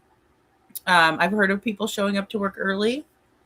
That's extremely early. And in my opinion, we just don't know. So I appreciate your comment because I agree with you there. We don't know. And Donna and a few others are very valuable in this true crime space. There's a lot of really good insight they offer. Okay, Tina says, Chris wouldn't subject himself to Mike. He knows Mike is much smarter than him, in my opinion. I agree, Tina. Yeah. Maybe Katie would be like, Chris, honey, please. Yeah. That's so funny. Hey, CNY family. CNY family has great insight as well. I recommend her channel. I actually, man, CNY, what was it, a week or two ago when you had played the ridiculous tirade that Chris was on? Remember where he's talking about Brittany and the you know what's that she couldn't get, you know what I'm talking about. Oh yeah, we all know what's being talked about. We know what you're talking about, Lauren, because we played it over here too. And that was even just like two parts of it only. That wasn't even all that was said. And he lost his ever loving mind in that, right? Was speaking in tongues, the whole and this back and forth and mumbo jumbo, and sounded like he needed a damn straitjacket and a padded room, in my opinion. He was saying the most obscene stuff, guys. And anyway, CNY captured it. She screen recorded it.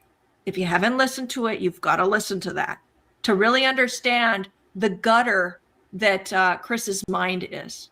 Oh, that is so well said. You got to understand the gutter of Chris's mind, where his mind is, directly in the shitter and the gutter. Shitter's full.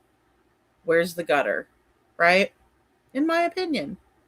It's obscene, it's absurd, it's disgusting, should never be tolerated, it's unacceptable, Lori. It's just, it is just everything. It's just a waste. CP has been invited on a lot of channels, but crickets. Exactly, little Miss Sharon. Exactly. He's never going to go on any panel where he's going to be opposed, right? He doesn't want that opposition. He wants people that are going to say, yes, Chris, yes, you're so funny. Yes, Chris, you're so smart. Oh, yes, Chris, this is a case that's going to be studied. Oh, yes, Chris, Sebastian is a ninja and he went poof, right? Anybody with logical sense, he's not going to go on their panel. He's not going to talk to them. If he thinks he can get one over on you, he'll talk to you. And the hell of it is like that nerdy addict guy, he's a real smart guy when it comes to like tech and computers and stuff like that. But he thought he was going to fool him. And we all saw how that went over, right? I mean, Chris thinks he's the smartest guy in the room. It doesn't surprise me at all that he thought that he was going to get one over on him or pull the wool over his eyes, But then again, I don't know that he makes the best decisions in who he associates with, right? That's why I can't associate with them. But I will say that I find it interesting that Chris thought he was going to get over. And I think it's a game to Chris. I think it's a challenge to him. Like, oh, let me see if I can get over on this, smart, nerdy tech dude, right? In my opinion. That's my opinion, But I do appreciate the receipts that were brought on that and everything. The Susan Constantine interview, all of that. Also, I would imagine Seth doesn't want to go on some channel opposite to CP. Right, exactly. That's true, little Miss Sharon. I think you're right on that too. Yeah, that's a great point. And I'm always hesitant to speak for Seth, but it's just kind of like, he's been so consistent that it's easier, for us to kind of guess what he would be thinking or wanting to do. It's just a little easier, even though, he threw us all for a curveball with these filings. So, I mean, again, I just will never underestimate his determination and love for his son, because he was out there, doing all of this work behind the scenes. Sebastian's Law, we still haven't gotten into, but we will. We're going to read into it. Present that beautiful PowerPoint that Seth created, play the song. I just haven't put that live together yet, but we will. And then we can just figure out what we can do to help push it along, and see what we can do to facilitate that, because, that's a main focus, and it should be for Sebastian, justice for Sebastian, making it so no other children have to fall through the cracks like that, and no other parents should ever have to worry that their missing child's case is going to fall by the wayside. It's a deep gutter, guys. Oh my God! I haven't listened to it, but I read part of it about the baby something. Yeah, I know. Yes. Oh my God. Yes. Oh my God, dude. Can you believe he said that? Something about Yeah. fellatio to a fat baby's you know where. Ew. Yeah, and I mean, why? How does your mind even go there? It's just kind of like, wow, dude. Crazy. Because in my opinion, Chris is a fallacious. He's a fallacious person himself. I love that, fellatio. It's crazy, especially when you consider the fact that his stepson is missing. He shouldn't even think about ridiculous things like that, let alone say them in public. I never thought about things like that.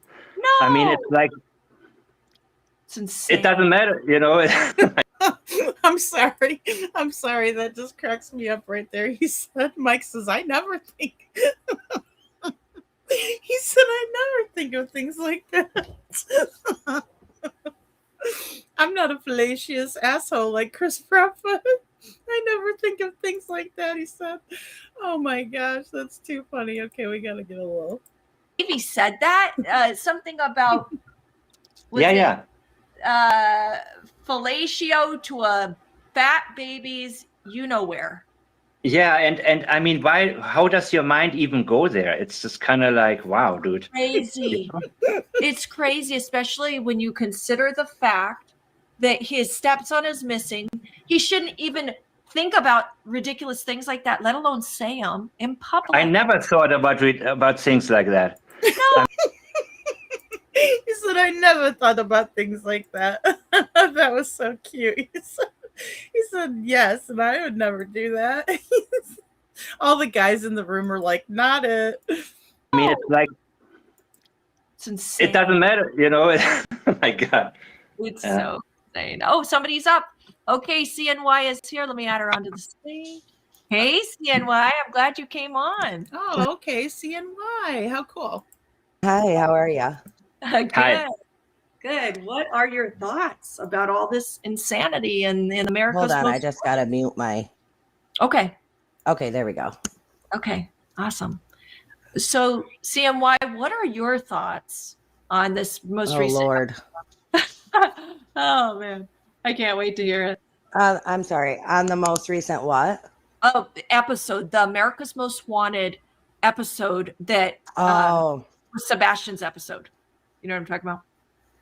Well, yeah, there were a few things that stood out to me during that episode, and one of the things was, and I had mentioned it in one of my previous videos, was the box that they had taken Sebastian's stuff out of. Yeah. And immediately everybody's like main comment was, well, they did this at Airbnb, so they had to box up his stuff to bring it. But if you notice, every time they're on camera, or every time they have a camera in their presence and they're talking about Sebastian, they bring out these little toys.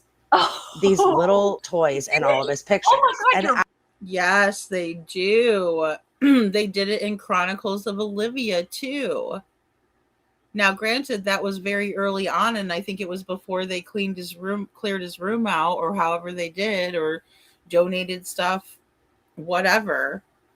But yeah, that's a great point.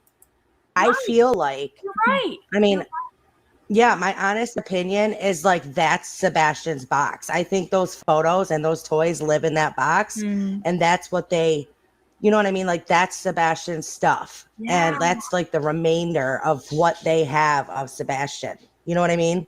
Yes. Oh yeah, I know what you mean, because I really do think that is spot on, right? I don't think his room is the way he left it, and that breaks my heart in a million pieces to think that. What parent does that? So they bring it out as like this ploy and as this little show, and that really kind of got to me. For sure. Hey, was it the first interview, or was it Olivia, Chronicles of Olivia's interview? That wasn't there some toys hanging around with that one? Yes, it was those same toys. My gosh. Yep. Nothing.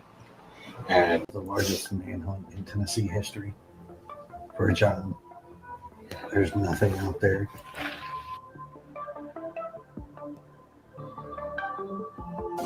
Speculating causes problems.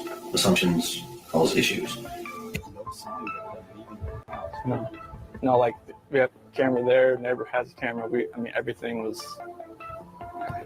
checked out. Wow.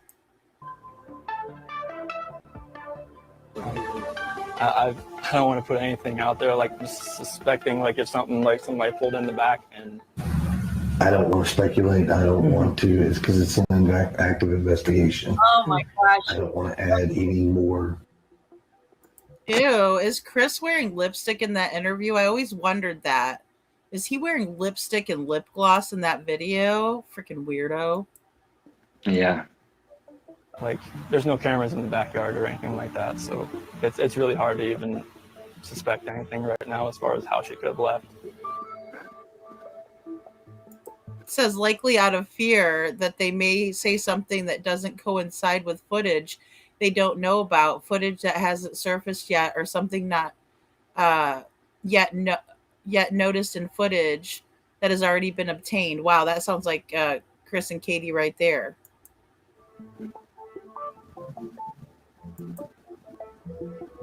Because we have a driveway back there from the new townhomes, but it's so hard to tell. It's hard to say until we can run down this video and figure out what we're seeing. Wow, all of them use such words as suspect, evidence. Well, Chris says evidence, and proof guilty. That's the whole Foot Clan. Proof, prove it. Terry Bowersock's old colossal popcorn tooth over there.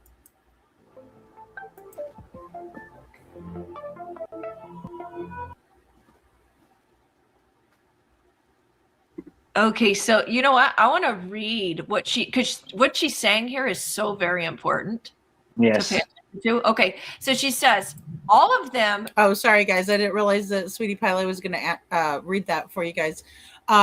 Little Miss Sharon says, I just want to point out that autistic children love their toys and have strong attachment to them. My daughter has nearly 19 and still buys my daughter is nearly 19 and still buys toys. Yeah, and thank you for sharing that, Little Miss Sharon. And also, I just feel like because of that too, that Sebastian would have taken his Switch, or if he just loves Uno so much, why didn't he take his Uno cards? I mean, those are things that he could have fit in a backpack and taken with him, but he didn't.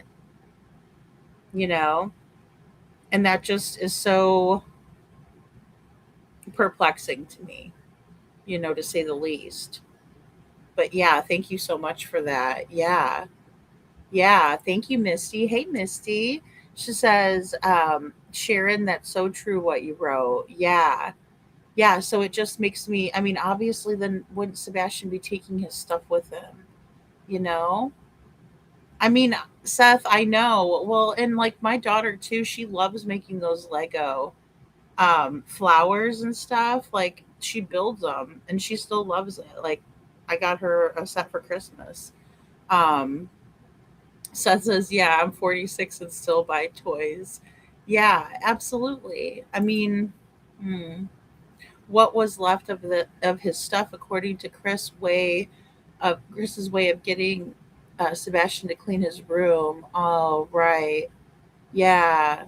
And he was bragging about throwing it all away in the trash, and he bragged. Yeah, and he said that he made Sebastian take it to the street, take the trash bag full of his belongings to the street.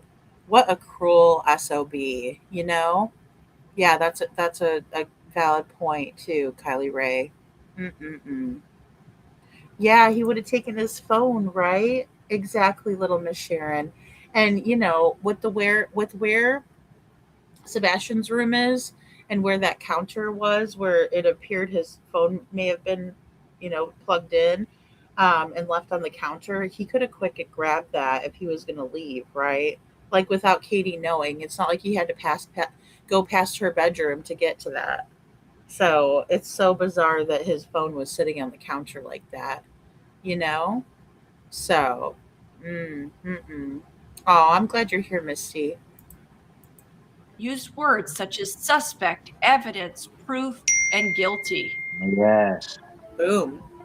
Oftentimes, in a context where the word doesn't quite fit right, a sign of a subconscious slip rather than the word they were actually looking for.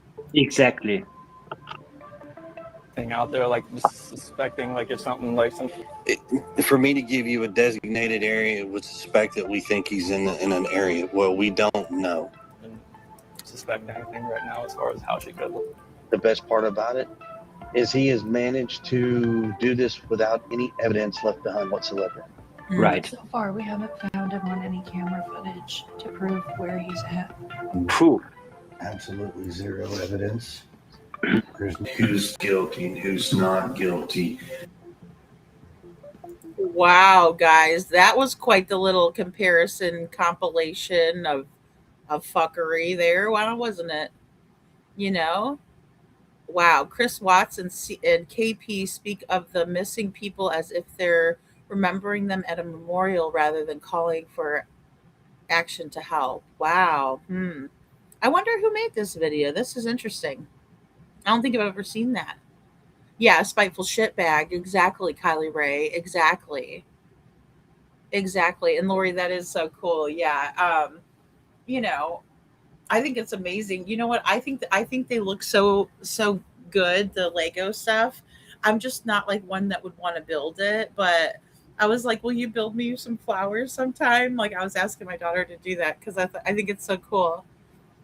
Yeah, Funko Pops. Yes, I know what you're talking about, Funko Pops. I buy Hot Wheels and Funko Pops, and that Sebastian and I collect things like that. Aw, Seth. They did have a couple Funko Pops in the America's Most Wanted, like in the box of toys that they had. I noticed that too. So, yeah. And yeah, good to see you in the chat too, Misty. My daughter will be 18 and loves finding little pet shops at Goodwill. And such also finds new Funko Pops. Oh, cool. My PTSD. Yeah. I mean, there's just like certain little nostalgia things. And I especially like at the Goodwill and stuff, that would be fun to kind of thrift store for things because you never know what you're going to find. Yeah. The best part, yeah, my arse fucked art. It's Fukushima, no, Seth. Yeah. I mean, it's just something. I mean, I don't know. I just think that it's always, especially now, you know, people have such a plethora of things that they could buy like that, you know, pair of Pinocchios. Yeah, they're really cool. My PTSD, I see them all the time. Like especially if I go, you know, to Walmart over by the electronics center, they have that over there.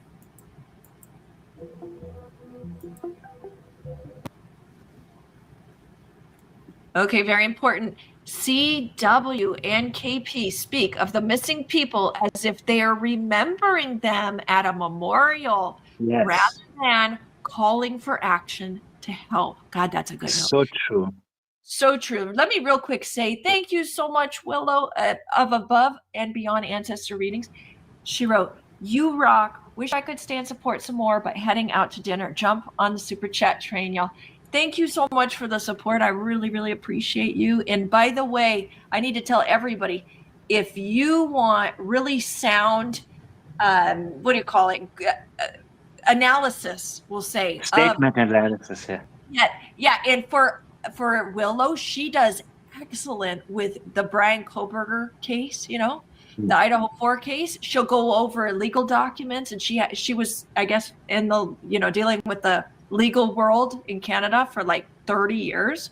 So she understands everything. So if you want a really good channel to go to, also go to Above and Beyond Ancestor Readings. Again, thank you so much, Willow, for the super chat. I really appreciate it so much. Thank you.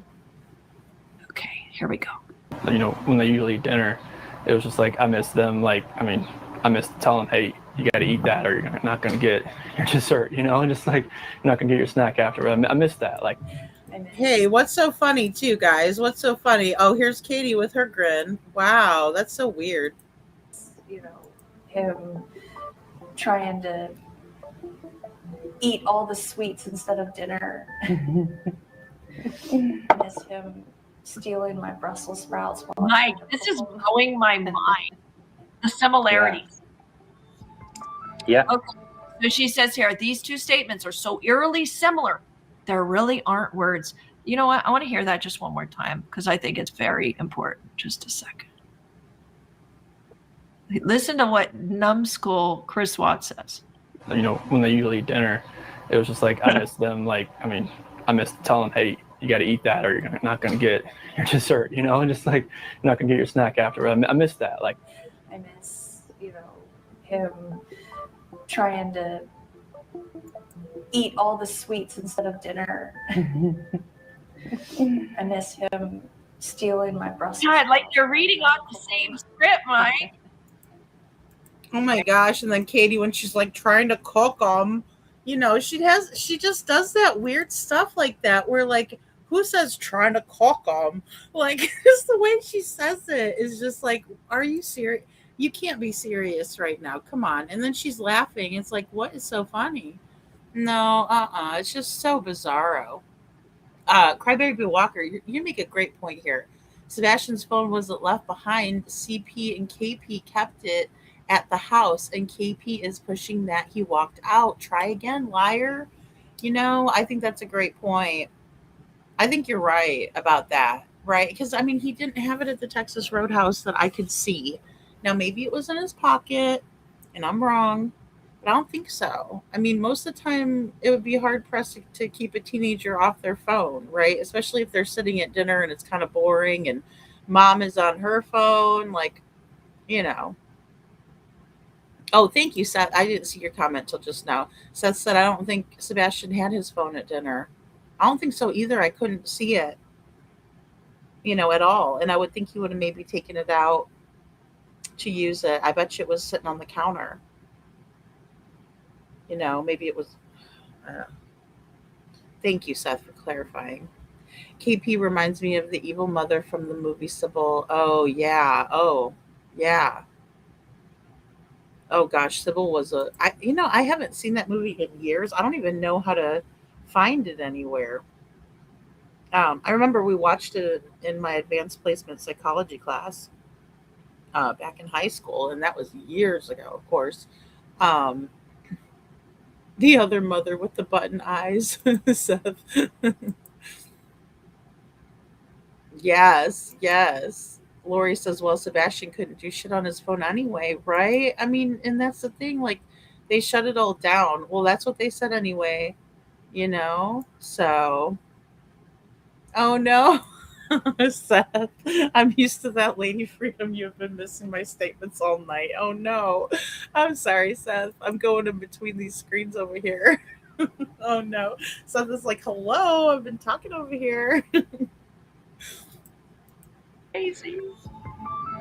yeah. Crazy. I wanted to see this. Just run in, just barrel rush me and just give me a hug and knock me on the ground. But I don't even know if I'd be able to speak. I'd probably bulldoze with hugs. Okay, I bet you this is Lauren on Facebook. Now that I'm watching this, because I remember that statement analysis right there, those two statements. Chris Watts and then Katie with the bulldoze and with hugs. Oh my gosh. Yeah, it is. Yeah, bulldozer. All of them occasionally speak. yeah, because like Bella was going to start kindergarten. Sorry, I missed. No, that's fine. All of them occasionally speak of the birthday in past tense. Yes. Yeah, because like Bella was going to start kindergarten next Monday. Sebastian wasn't very much, like, he didn't go outside very much. He prefers to play inside. Because it was typical. Oh, did you hear Katie right there? She caught herself. So that shows she was being very mindful about keeping her statements in the present. Did you hear that? Hold on. Oh geez, that face. Oh gosh. Yes. Yeah, because like Bella was going to start kindergarten next Monday. Sebastian wasn't very much, like, he didn't go outside very much. He preferred to play. He preferred, look.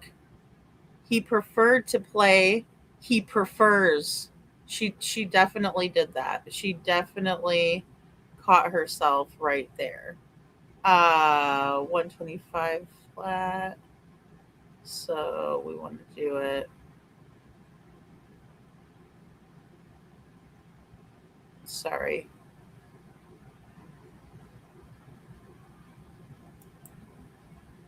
Wasn't very much like he didn't go outside very much. He preferred to play. He prefers to play inside. Because it was typical. Yeah, he prefers. She said he preferred, but then he said she changed it right away. She caught herself. Again, Katie's good at that too. If she would have just left it, maybe nobody would have noticed it, but I noticed, Katie.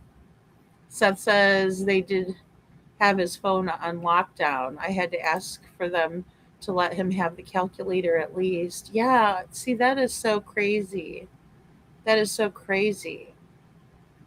I mean, he's a teenager. At least let him have a little bit of freedom, right? I mean, yeah, little Miss Sharon, she does it on purpose. I'm used to it. I do not do it on purpose. Oh my goodness. You stop. Oh, look at the child prefer on panel. Yeah, PDF for, oh yeah, I know the PDF for on panel. Yeah, that was when they were on with their old buddy Opel Arctic Fox. For him to get up and comment. That was a really big slip of the tongue right there. Very much. Both of them speaking about him in past tense. Like, Exactly. holy smokes, blows my mind. But Katie, I have no, yeah. Yeah, no, go ahead. Go ahead, please. I have no doubt she's watching my channel because she learned so much. She used Sebastian's name.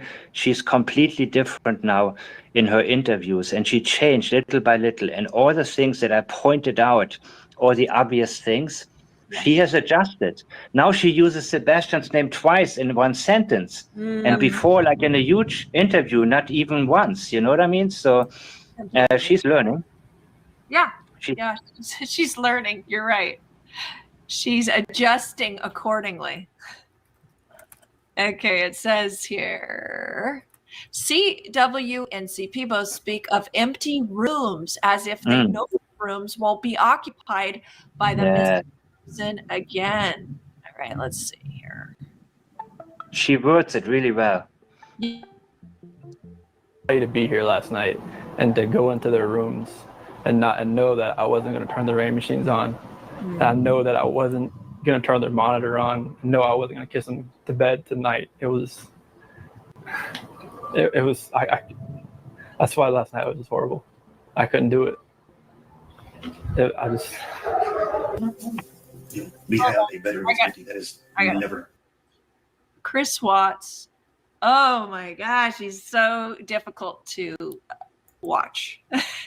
He's smiling ear to ear while he's talking about never seeing the kids in their rooms again. Ew, look at Chris's face right there. Blech. And he's just smiling, like just jovial, happy guy. Huh?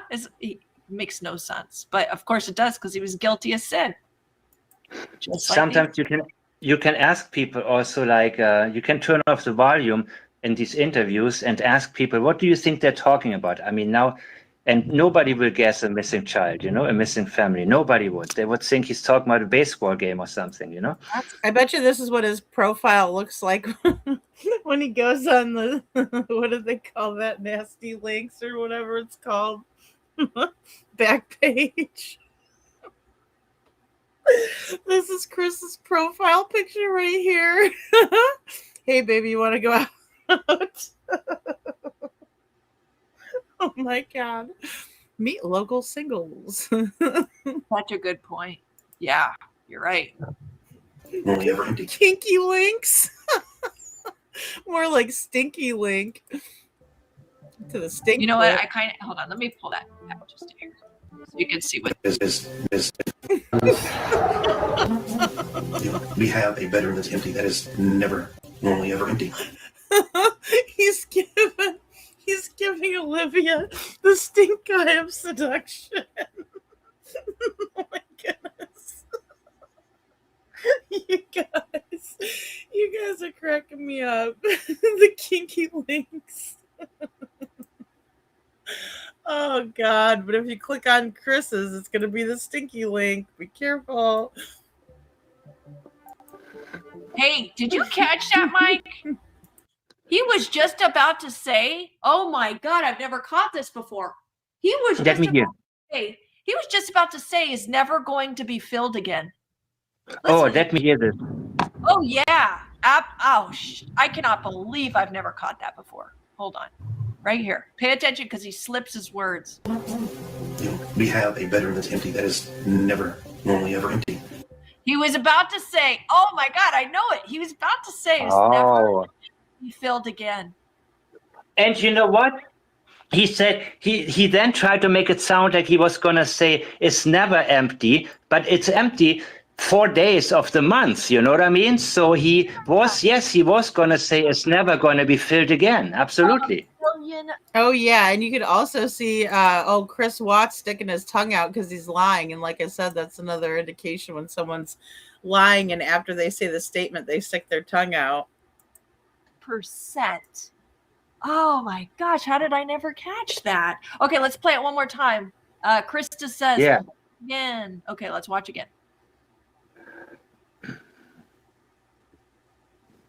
Okay.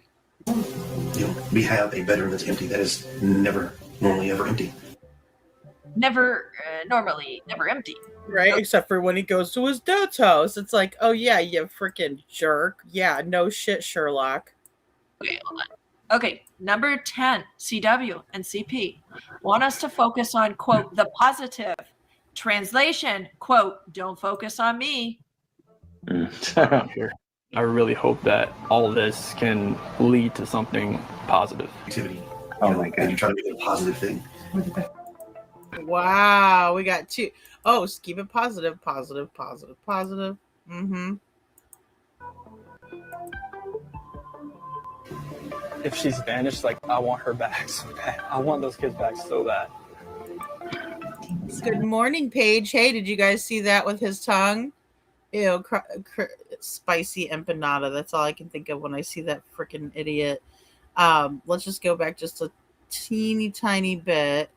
129. Ooh, sorry.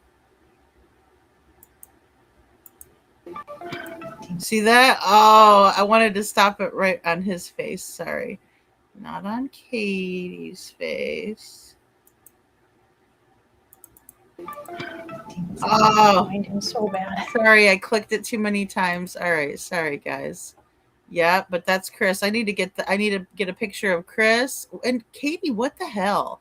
I need to get a picture of Chris doing that, sticking his tongue out bit. Both Chris's, Watts and Stinky Foot.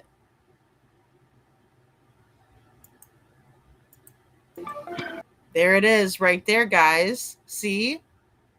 Oh, I want to find him so bad. I want to find him so bad. And she's smiling. Ew, gosh, what a devil. And then look at that. You know you lying. Mike, what was it about that 1 year interview with Katie that was so insufferable? Oh my gosh. Did you feel the same way, Mike? Yeah. With her? Yeah, absolutely. I mean, the way she looked, the way it's the expression on her face, the way everything just, and this is a big one. I want her back so bad because you're overdoing it. Yes. You want your son back, of course. You want your son back. You're supposed to want your son back. You don't have to. It's like when Scott Peterson said my marriage was glorious. You don't overdo it. Don't give us selling points. So bad. No. That's not how you talk. If your child is missing, you don't say, I want my child back so bad. You don't put that energy into those words. Wow, that's really interesting right there. Seth says, I will find Sebastian and he will never have to be around that clan of the Hills Have Eyes group. Yeah, exactly. Exactly, Seth. And, you know, it's just so, it's just grotesque. So grotesque. Your energy will be about, you will keep your words short and to the point and don't say unnecessary things because your mind is on where is your child.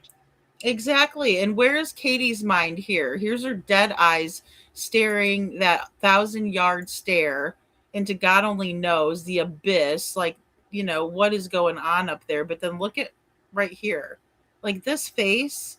Oh, hell no. You know, these people have time to create flowery language to sell us a narrative. That's right. It's fluff. It's fluff, Mike. You got it. They're fluffing it up. We don't need all of that. Normal people wouldn't do that. Innocent people wouldn't do that. She's trying to convince us, and we're not asking her to convince us, but she's having to convince us because she's having to convince herself. Yes. And you know, too, there's not enough time when we're talking about a child who's unaccounted for. Like, I don't have time to create flowery language if it's missing, right? But they bullshit. Yes, you don't have time. You don't have time to come up with a eulogy. Exactly. You'll be sitting there begging for people to help you find him, not saying, I want him back so bad, bring him home, all that crap that she does. Oh, please. You don't think about the future. Where am I going to search next? Not what was he doing? He was stealing my Brussels sprouts. What the hell does this have to do with anything? Oh my gosh, so true. And the fake accent. Thank you, Mar. Mar says, for a fake accent. Yeah. I can't even believe it still. It's crazy. But there's no malice that we just want our boy home. Bad.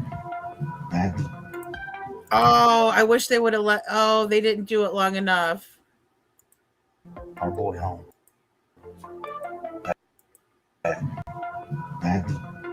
If they right here is where he sticks his tongue out, and they didn't put it in there, so I got to go back and get that, because he definitely did the same thing that Watts did and stuck his tongue out right after that, badly, and then he shakes his head and sticks his tongue out.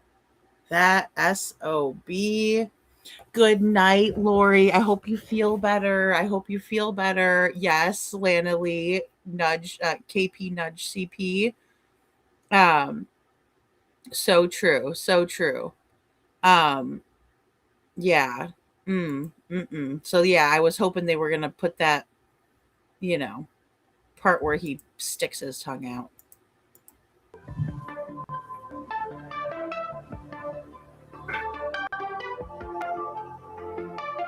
Oh my God, her face, man. Oh, I know. It's really hard, isn't it, to watch? She looks like a damn ass clown. And she says, and finally, number 12. Yes, the hand movement. Oh, yes. She said, and he's already. Yep. He is already, she's going to say. The gesturing of the neck. Yeah. Like he had the life snuffed out of him. In his case, this was likely due to experiential memory of strangulation. I don't know. Damn, I don't know about that. I just know that Katie does do what I call the cutthroat motion, right? And that's just because that's what it was described as. When I Googled it, y'all. Jenny Machete. Hey, Jenny Machete. Good to see ya. Oh, if she strangled Sebastian, I don't know. I think it's what Donna said about a hit on the head. I would not be surprised, and it could have been the drugging before that. You know what I'm saying? I think, yeah. Very possible. Guys, this is the picture of Sebastian that really breaks my heart, right? Because he just looks like he had the worst morning. He just looks like he was having a bad day that day, and I hate that, So, right, yeah, still blaming him for pinching the Brussels sprouts and snack foods in food. And then, for her not to let him have a role and stuff like that, it makes me think of that too, Kylie Ray. Most definitely. Unbelievable. Poor Sebastian. But this is the picture, guys, that we were talking about of his 8th grade school picture, right? And he always likes to look really good in his pictures, and he looks very nice and handsome. But just something about this photo, like he was having a really bad day that day, and I don't know what was going on. I may never know, but it just breaks my heart, this picture. Oh man, I love that video. You know what? I'm going to repost that later. So guys, if you wanted to watch it again, you can go to my Twitter. The Twitter link is on my on my YouTube page, by the way. Well, it doesn't seem like anybody else is going to come up, so I guess we can, finish for the day. But actually, in your case, night. What is it? Is it 2 a.m. there, Mike, or what? Wait a minute. It's 3. Oh what? my gosh. 3:33. Holy cow. What the hell? 3 is a liar's number. By the way, those are generalizations. Ooh, 3 is a liar's number. Well, let me tell you, there's 3s all up in this case. You know what I mean? 3s all day. Oh, Tony New York. Hey, Tony New York. Well, welcome to the Dragon Tribe. Thank you so much for becoming a new member. And hey, if you would like the link to the Discord, please just send me a email and I'll get you a link for that. Wow, thank you so much. I'm so glad to have you. Welcome to the Dragon Tribe. So cool. CP sensitive to his truck, Brinks van, and medicine, all these clues. Yeah, I agree, Lana. Those are big red flags, you know. And yes, my PTSD definitely let me know, you know. Yes. Yeah, pinch of the bacon. I would too. I can't hardly make a BLT or bacon in the morning for breakfast without trying a piece. You got to taste your cooking, you know. Nothing wrong with that. You got to make sure it's good. In statement analysis, don't, but they say 3 is a liar's number. And today's Saturday the 3rd. That's what it is here. 3333. Okay. Okay. Well, yeah, my bad. Oh, go ahead, please. My battery is about to die. What good timing. I'm about to actually. All right. So we'll stop there for tonight. Really, you know, that was interesting and it was fresh, right? Because it was one that we haven't reviewed or, you know, looked into. So I thought that was very interesting and a job well done. I very much appreciate, you know, different perspectives here. Although, you know, of course, I'm stopping it like, oh no, I don't think so, you know. But I mean, that's just gonna, you know, that's my normal analysis. It's my baseline, right? But I very much enjoyed that. Big shout out to Lauren and Mike. They did a great job together. Great panel. CNY family. You know, it's so important for us all to, you know, smash that ego and work together. I believe that if we put our brains together, we can find Sebastian, you know. And here's the thing that's really hard about his case here is that law enforcement wasn't even trying, in my opinion. I think that's, you know, there's the proof is in the pudding pie, right? That they weren't even trying. So I think even if we tried a little bit, we'd get farther than not trying at all. So I really, really hope that we can get to the bottom of this. I hope there's a new investigation. Always praying for Sebastian's safe return. Always praying for Sebastian's protection. You know, we just got to find him. That's for sure. Right? Exactly. Three parents, 3 people in Sebastian's house, 3 hours and 37 minutes, 3 minutes searched. Yeah. 3 a.m. lights, 3 pairs of shoes, one pair of slides. Very interesting. Very interesting.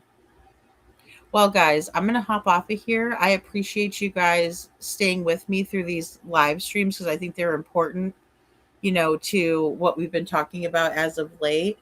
And we are going to get into those alibis and tomorrow I do want to play Mandy's videos that she shared, Spirit Seeker Squad. So we're going to get into that tomorrow. In the meantime, I hope you all have a wonderful day and I will see you all next time. Hey, Deafening Silence. When you compare all the other states, LE effort, Sumner County stands out bad, in my opinion. Oh, yeah. Oh, yeah. Sebastian deserves so much better, in my opinion. And I agree, Lana Lee. They needed to focus on that van. They certainly did. They needed to. They definitely did. Um, well, again, guys, I really appreciate you guys sticking around. Sharing your thoughts and opinions with me. Thank you, little Miss Sharon. And yeah, let's keep moving along with the knowledge that we know now that we didn't know back then. And let's put our brains together. So, I'm so sorry, Detroit. I'm so glad you're here, though. I hope you feel better, guys. I don't know what this bug or what is going on. I mean, even you can hear me. I'm still, clearing my throat and stuff. My throat is still like a little bit sore here and there, like especially when I wake up. It's the weirdest thing. Um, I don't know what the heck is going on, but I know a lot of people have been not feeling well or just under the weather. So, thank you, Paige. Thank you so much. And yeah, let's just keep going, guys. And I really appreciate you all so very, very much. And I will see you all